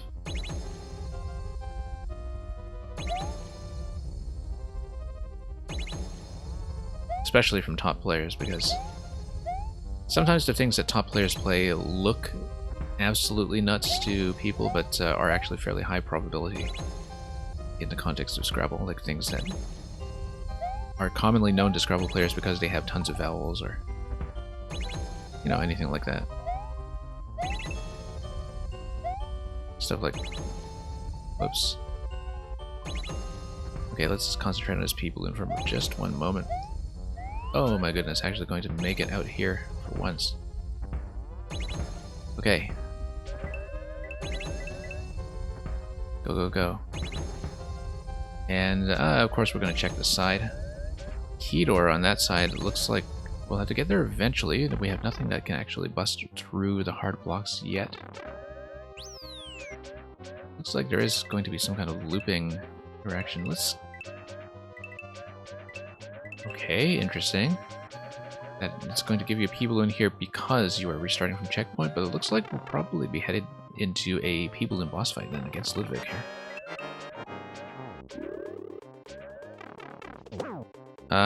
No, that was not the way to do it. Let's go back down. Let's grab the P-balloon. P-balloon is not attached to the track, which is important. If it is attached to the track, you can only consume it once, I think, but... No, I can't actually bop him like that. I have to do something else to kill him, I think. Because P-balloon does block off the jump interaction. You wonder how the switch state is determined? Yeah, it is some kind of globally loaded mechanism that's probably just on conveyors or something. Okay, I need to drop icicles on him. Let's move him up. And let's drop icicles on him, that's one. Yeah. 3 hits should probably do it, I think. Bowser takes 14, but that's because Bowser has 40 hit points. Icicles do 3 damage. 3 of them should do it. You'll notice that not all of the icicles are falling icicles. Some of them are just the standard stalactites. And so I do need to follow the drip. You see where the icicles are dripping? That's going to be the ones that fall. And I need to not get hit. And yeah, it looks like auto-scroll actually takes me up such that this is going to be entirely an aerial fight, which is pretty unique.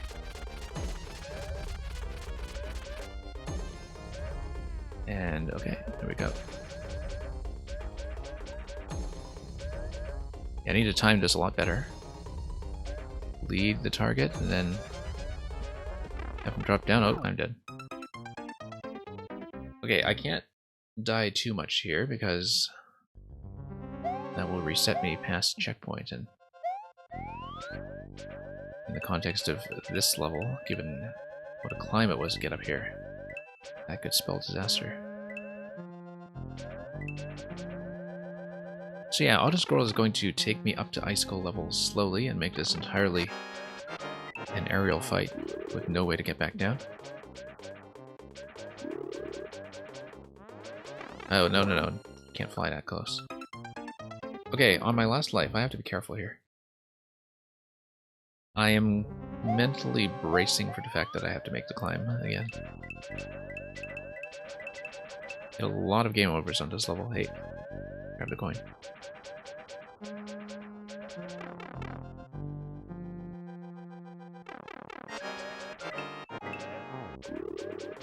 Okay, let's get up to icicle level. Just dodge and just create space as much as I can. I need to lead him up and then lead him down. I think that's the idea. Lead him up, then lead him down. There we go. Yeah, because if I lead him up, then I'm able to go below him. There we go. That was simple. 2 hits. Flow, welcome. Glad to see you here. Okay, we pop back out here, but then, yeah, the hard blocks here are not something I can actually interact with then. We'll grab that with 1 life remaining, which is going to be a very narrow escape.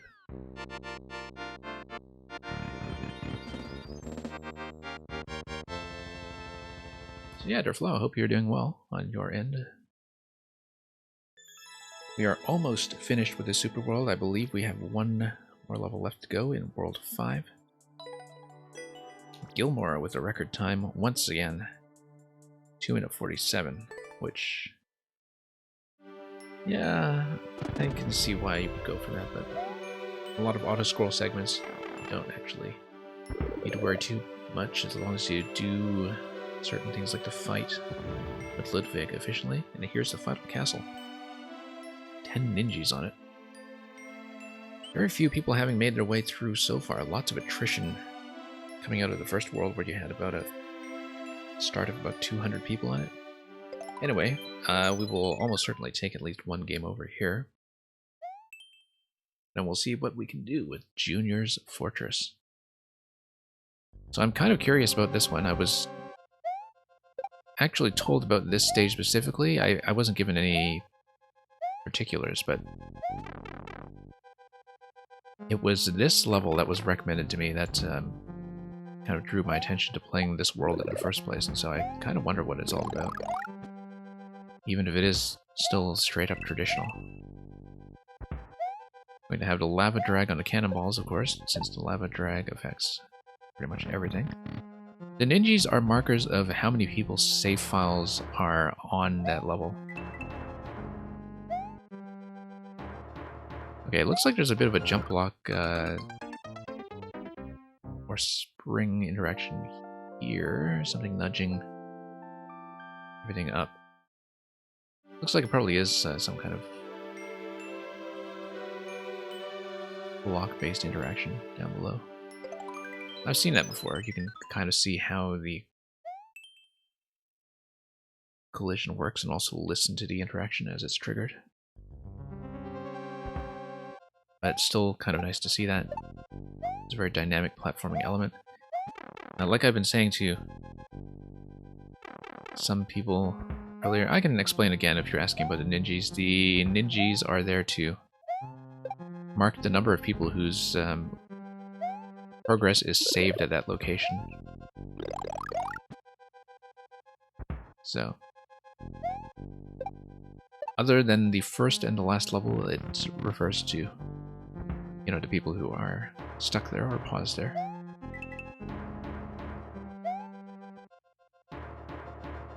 And so you can kind of see how many people are dropping off. But usually what happens with Super Worlds is that you see the largest number at the start, but then another large number at the end, because the ending number, I think, also includes the people who completed it. And you usually see a huge dip in the middle because, you know, people who are invested in finishing the Super World will continue.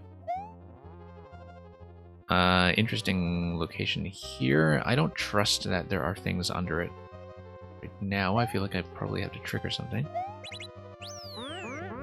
And yeah, looks like it's going to be invisible platforms. Often these are done by Bone Shell, but given the bouncing sound, it's something else down there, I think.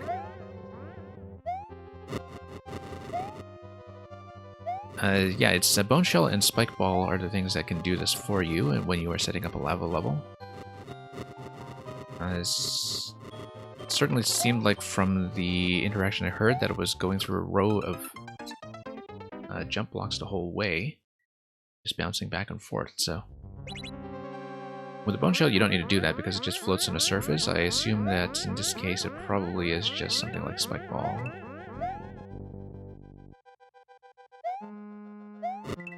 Okay. And yeah, there's definitely some kind of an entity limit thing going on here, just given the way those blocks are popping. It might not be, though. No, it is, it is. You can see from the way they're popping. Not giving me coins or anything, just giving me emptiness.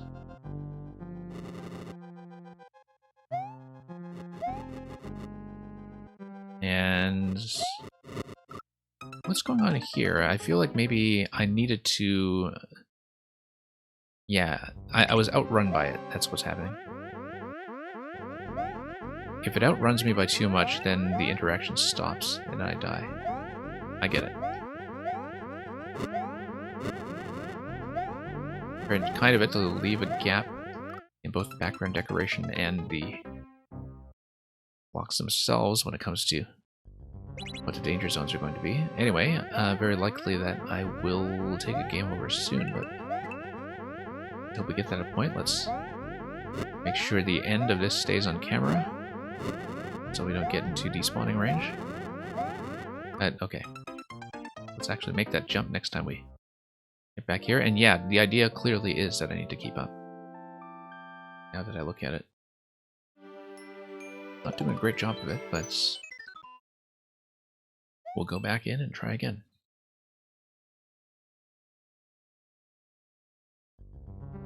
Okay, let's see this.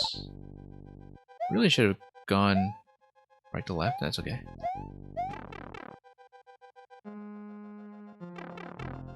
And grab the mushroom off this guy here. And then pop our way upstairs. And thank you for the follow from yet another Animal Crossing lover who may or may not be distinguishable from a previous Animal Crossing fan.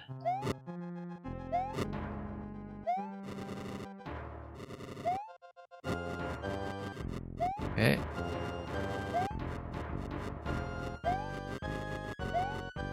Let's jump up here.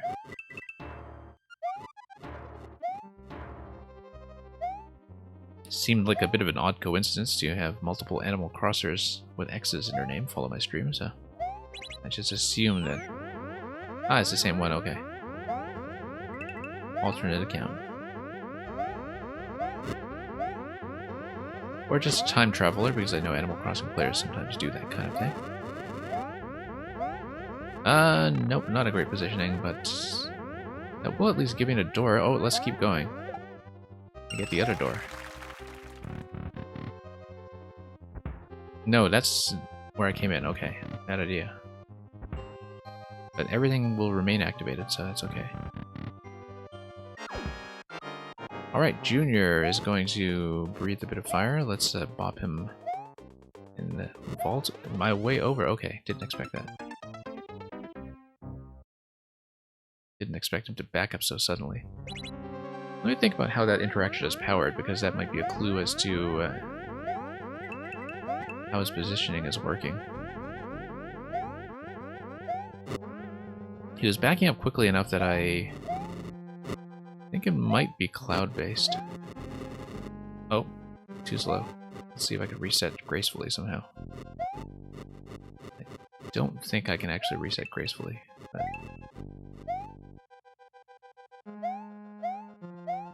yeah, not going to happen.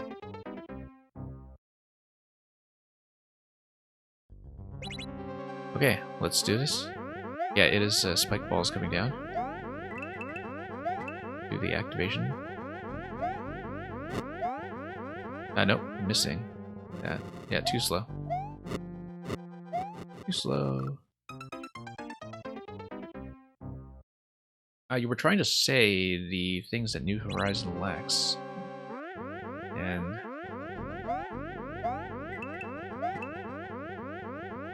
relative to New Leaf, I mean, there's still quite a lot that's actually missing from New Leaf. In terms of some of the tree diversity, definitely the furniture diversity.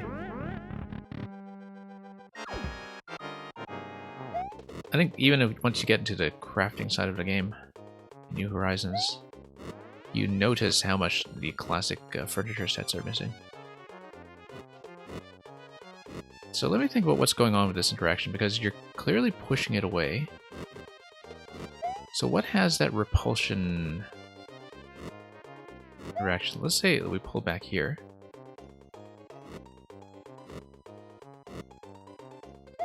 And he comes back, okay.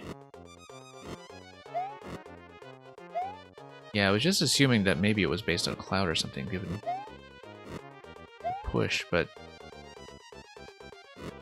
if I understand how this is built, it's much easier for me to play around it, but often the drag from the lava can kind of throw off your estimation as well.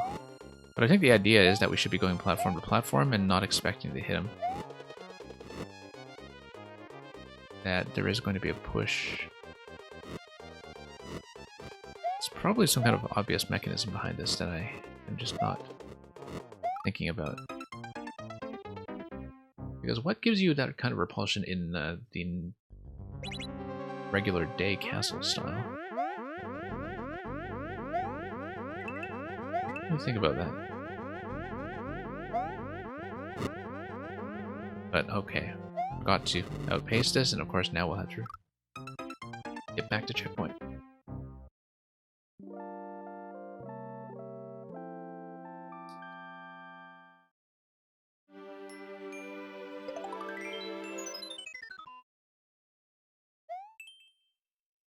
Yeah. Very interesting fight, though. But it's going to work basically like a chase sequence, I think, where we have to focus mainly on the platforms and dodging a junior, and we shouldn't be thinking about aiming for him at all. Because he's going to get pushed back the whole time. I don't think it's cloud-based, actually, looking at it. I think it might be thwomp-based, where you have a thwomp coming towards you and then getting retracted, but maybe not.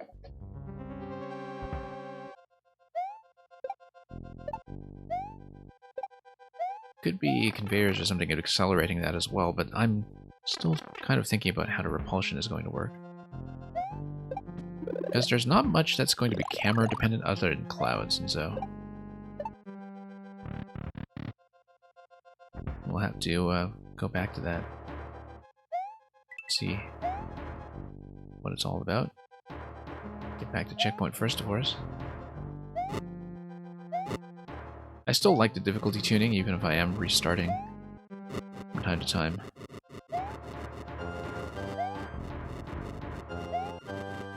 Okay, up here. And okay. Yeah, because you can see how much of the difficulty tuning is built for that 5 life bank, such that there is a prevailing sense of risk. And okay, let's go. Keep pace. Okay, not quite.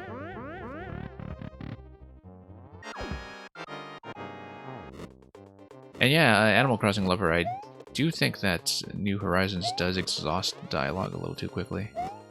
Especially because of the similarity of villagers that have the same personality type. That's, you know, you do see quite a lot of repetition. Especially if you play it over the long term, such that I think it's very noticeable that New Horizons is a huge experience by the standards of the series in, say, the first 3 months or so. But a much slimmer experience as you get into long-term content.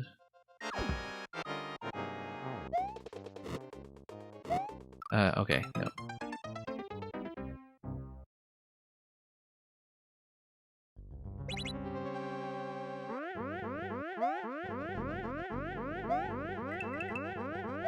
Let's get into this one more time.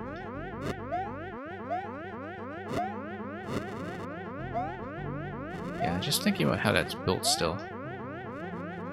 Because it should be a mechanism I know, having played around a lot with putting stuff in lava. Getting shot quite a bit. Going to be one last life here, and no mushroom access here either, which is concerning. But could be missing something, of course. Oops. And indeed, if I drop back to the first section, even after I clear from checkpoint, that might be the smart play. Let me think about the mushroom positioning. What the best approach is going to be. Oh, miss. Straight up miss.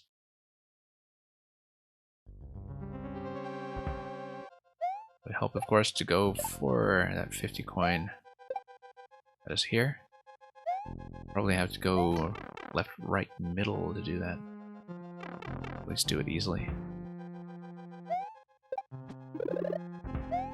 I do like this mushroom interaction that is going to land safely here every time with enough time to spare to actually gun for it.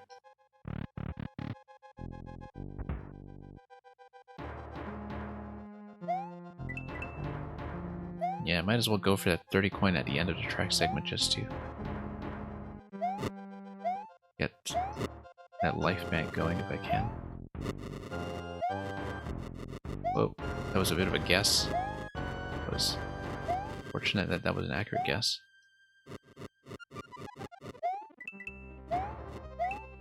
Okay, going through slowly. There we are.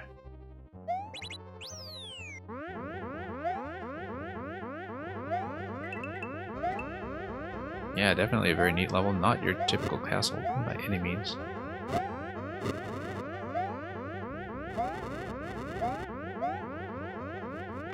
Oh no, totally misjudged a radius there, and that's going to get me into all kinds of trouble given that I really did need that hit buffer against Bowser Jr.'s fire. I think the approach is just let him shoot first.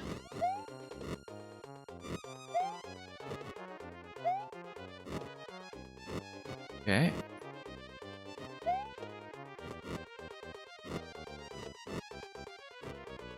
Yeah, go for the platform. And then go for the pipe. There we go. That's just going to be a chase sequence followed by something else entirely. I do want a power-up here, I think. That is what this is, which I certainly hope is the case, and that was a terrible way to go, but we are going to respawn from checkpoint to redo that.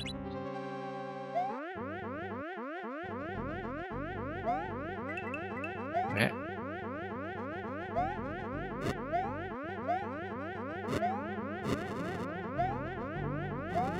And okay. Continuing this as before.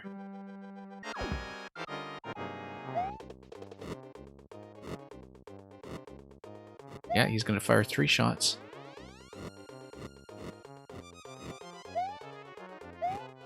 And that will be the ideal time to go forward when we know that we have a bit of a safety point. Yeah, watching the 3 shots is going to be the key here, I think. Let's wait for one more cycle. Watching the 3 shots and then just ignoring his blaster positioning because it's not going to matter.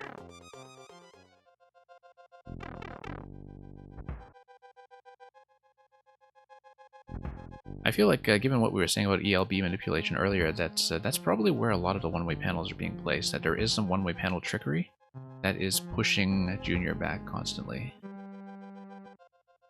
Although I'm wondering about that because I'm thinking about that one attempt where I did try to backtrack with him.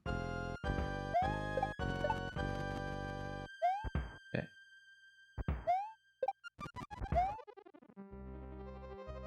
Because I could see controlling that using one-way panels to keep the blaster in check might be the way it's done to have that constant pushback.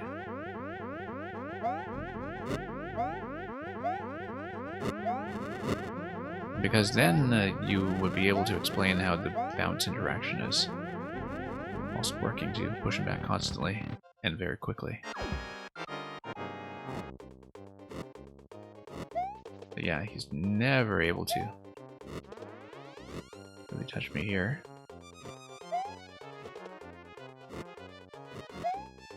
Okay.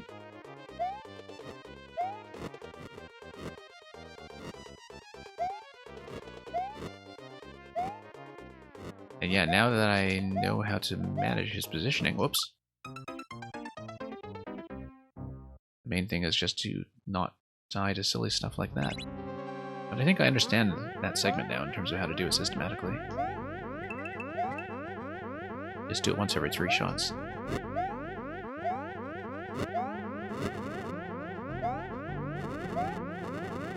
Like I've been saying all along, very envious of just how many entities there are to spare in these.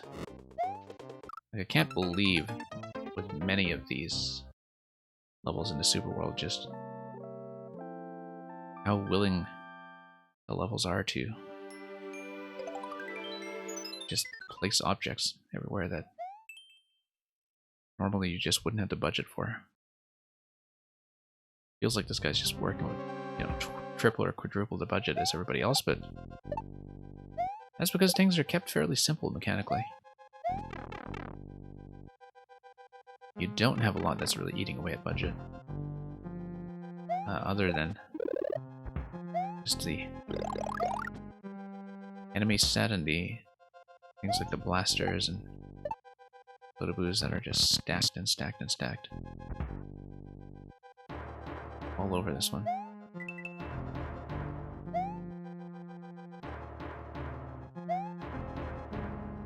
Okay.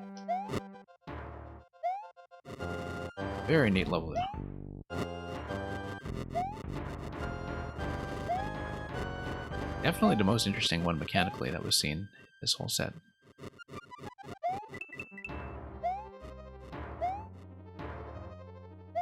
Okay. Up we go. And forward. Grab that. And back.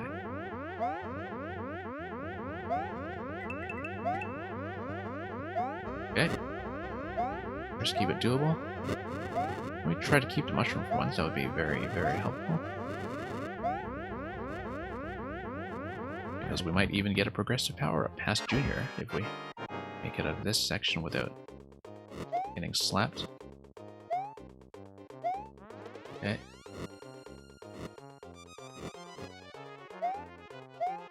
Oh, nope. That did not go well.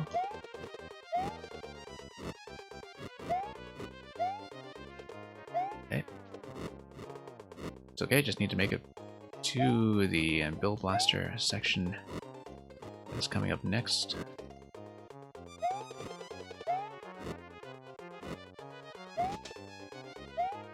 And up we go. Okay. Nope. Yeah, let's grab the third one there. That's probably safest. A bit impulsive, but we were starting on 5 lives, so I'm going to be overly concerned.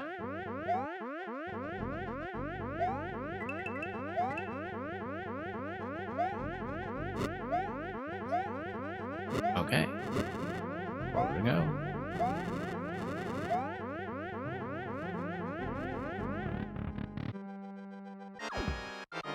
And back here we go.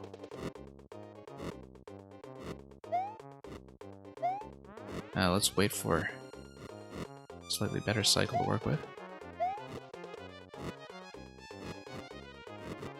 Yeah, the platforms are kind of there to scare you, but they don't actually dip down below. So it is safe to stay on them. Probably the best idea to do so. Okay, let's not be too ambitious here.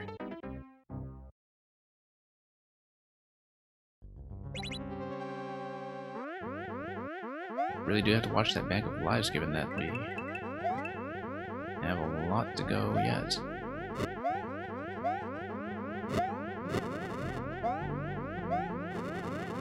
Okay. Let's grab that 30 coin. Nope, not like that. Actually, holding up there. Let's not do that.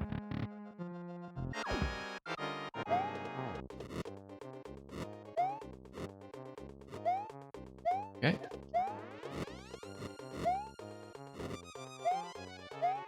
Push him. Nope.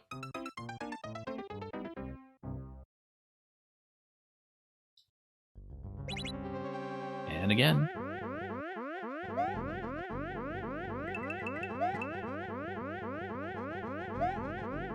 Well, we're getting there. We do have a method worked out for that. Just could go better, that's all. Let's grab the 30 coin for once.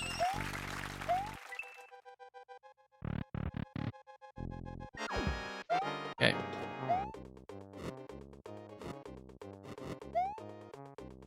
Have to wait for the next cycle, I think.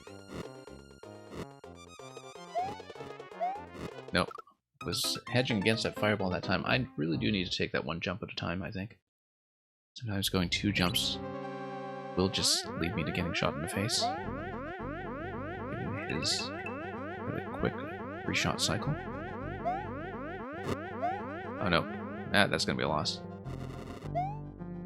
Let's restart.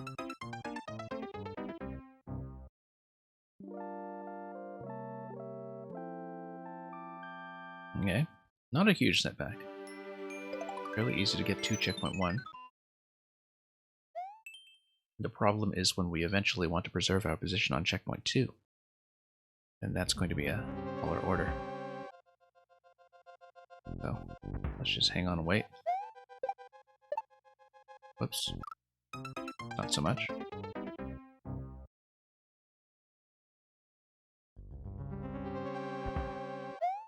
Okay. Here we go.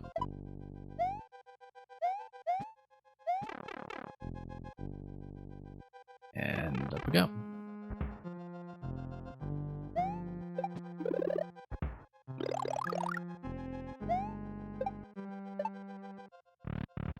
Shouldn't take too long to recover my position here, now that we're already back in the same room.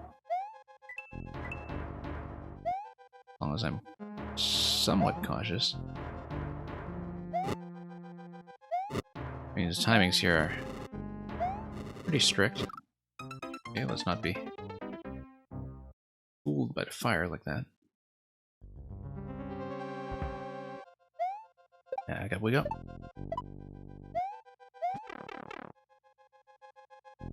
And we'll just grab a mushroom once. If we can keep it all the way to Junior, we are in good shape.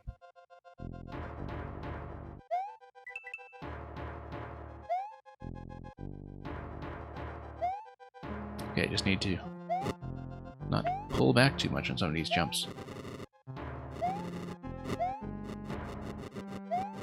I mean, the timing is fairly generous.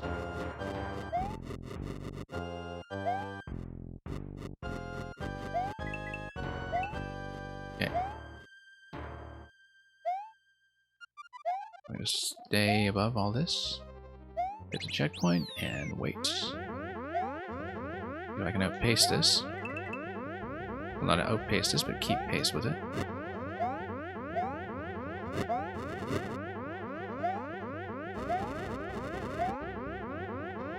And also keep the mushroom for once, which is just about the first in it.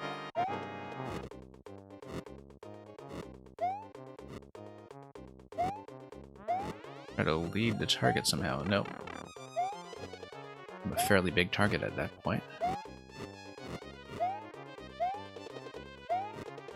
Okay. Actually kind of easier to do this from the moving platforms rather than the static ones, because at least you get to manipulate your position somewhat. Through we go.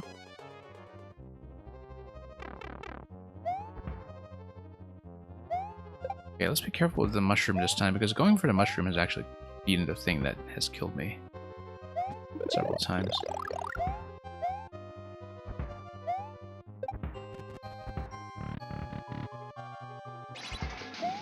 And we're going to be blocked from the axe, which is interesting because it means that we have to go back and something is going to happen. Yeah, a lot of spawn blocking trickery. I think that's what's probably going on. I think we should probably just go through this door because the blaster blocking has opened up this passage.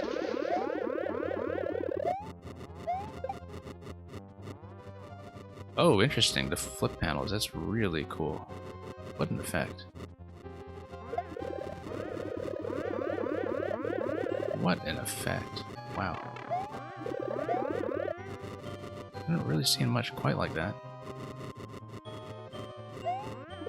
You gotta really have to watch the fire pattern on the floor.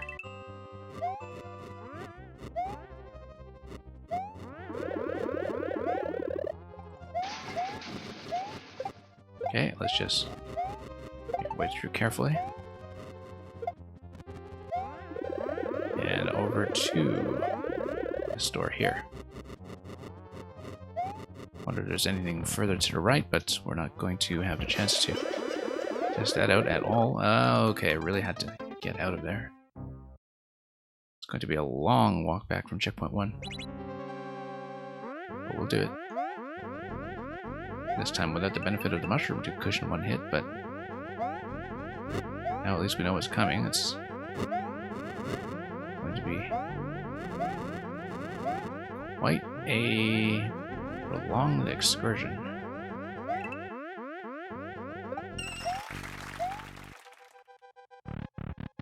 But if I have a reliable method for watching all of these hazards, it should be okay.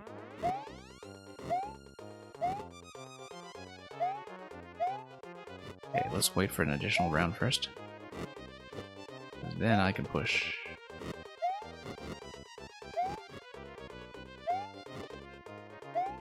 Just one segment at a time to be cautious. And of course I say that just as I try 2 segments at a time. Yeah, just have him fire a totally different direction. And he's actually going to careen completely off screen that time. Yeah, let's grab the mushroom cautiously. No, that's not cautiously.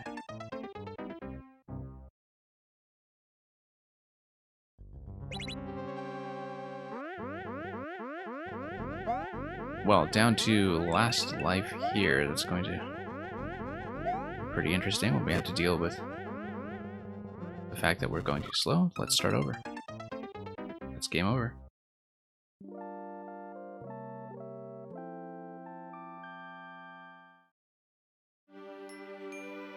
That's okay. Not a big hassle to get back to CP1.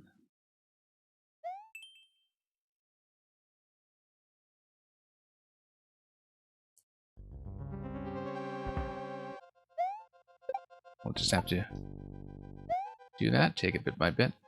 Really should make a better effort towards that 50 coin with some kind of premeditated method. But that's not going to happen until later. In the meantime, though, I should be able to get back to CP1 without too much fuss.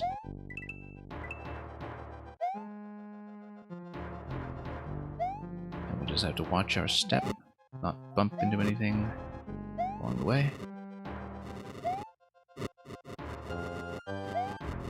Okay. Getting there.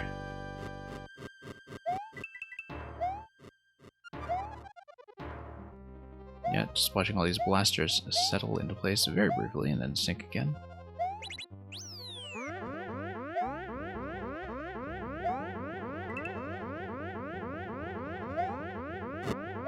Okay, here we are.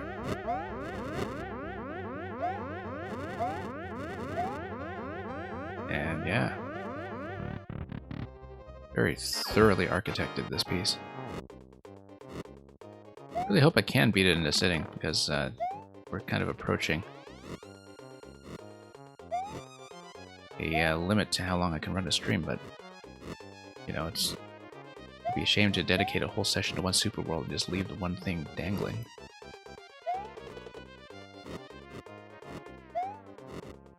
Okay.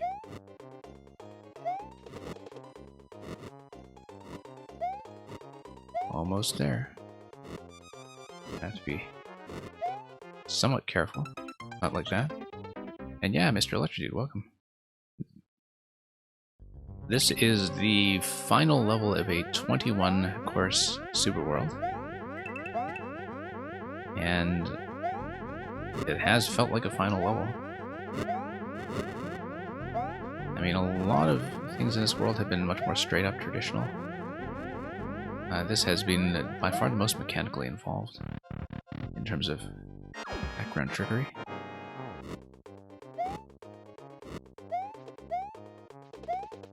And go.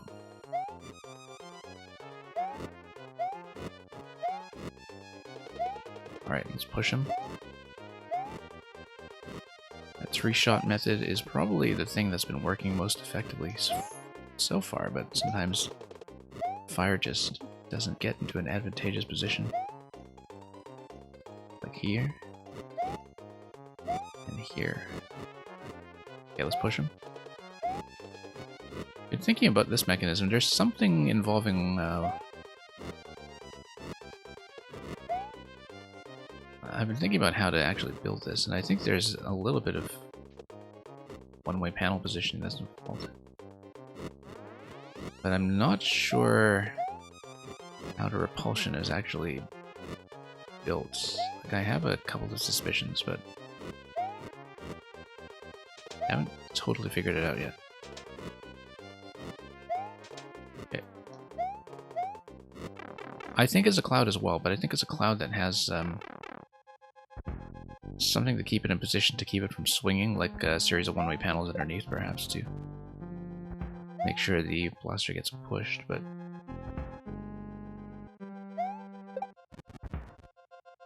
I mean, the cloud is very weird when it comes to whether the objects inside will obey collision rules. There's a couple of things in a very non-standard fashion. Let's wait for the next cycle so we don't get shot. Okay, there we go. Finally.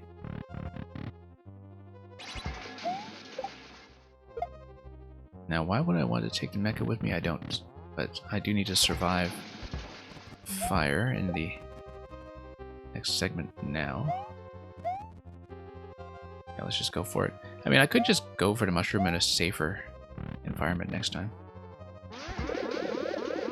I really do have to watch my feet in this segment. It's a bit of a tricky thing. Isn't this an amazing effect with the turn blocks falling from the ceiling? What an amazing effect, as far as something purely visual goes. But okay, it is going to be something timing based with the fire down below. Yeah, and then it is made such that it looks as though you have other blocks that fall in and complete that platform. Yeah, difficult to see at fire timing, though. Fireball idea is nice, but it can be a little bit hard to play around. Okay. Yeah, very specific timing here that I have to work with. Now the mecha is just in my way. There we go. Yeah, I need to jump way out of the way. And Junior needs to get down here.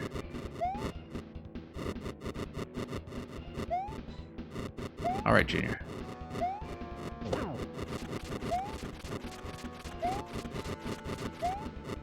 Okay.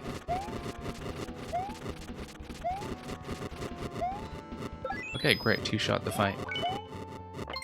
Which is good, because otherwise I'd get ejected back quite a ways. Okay, only one checkpoint. Let's check this. I think that's a conclusion now. There is one CP, but it's very early on in this level. I think that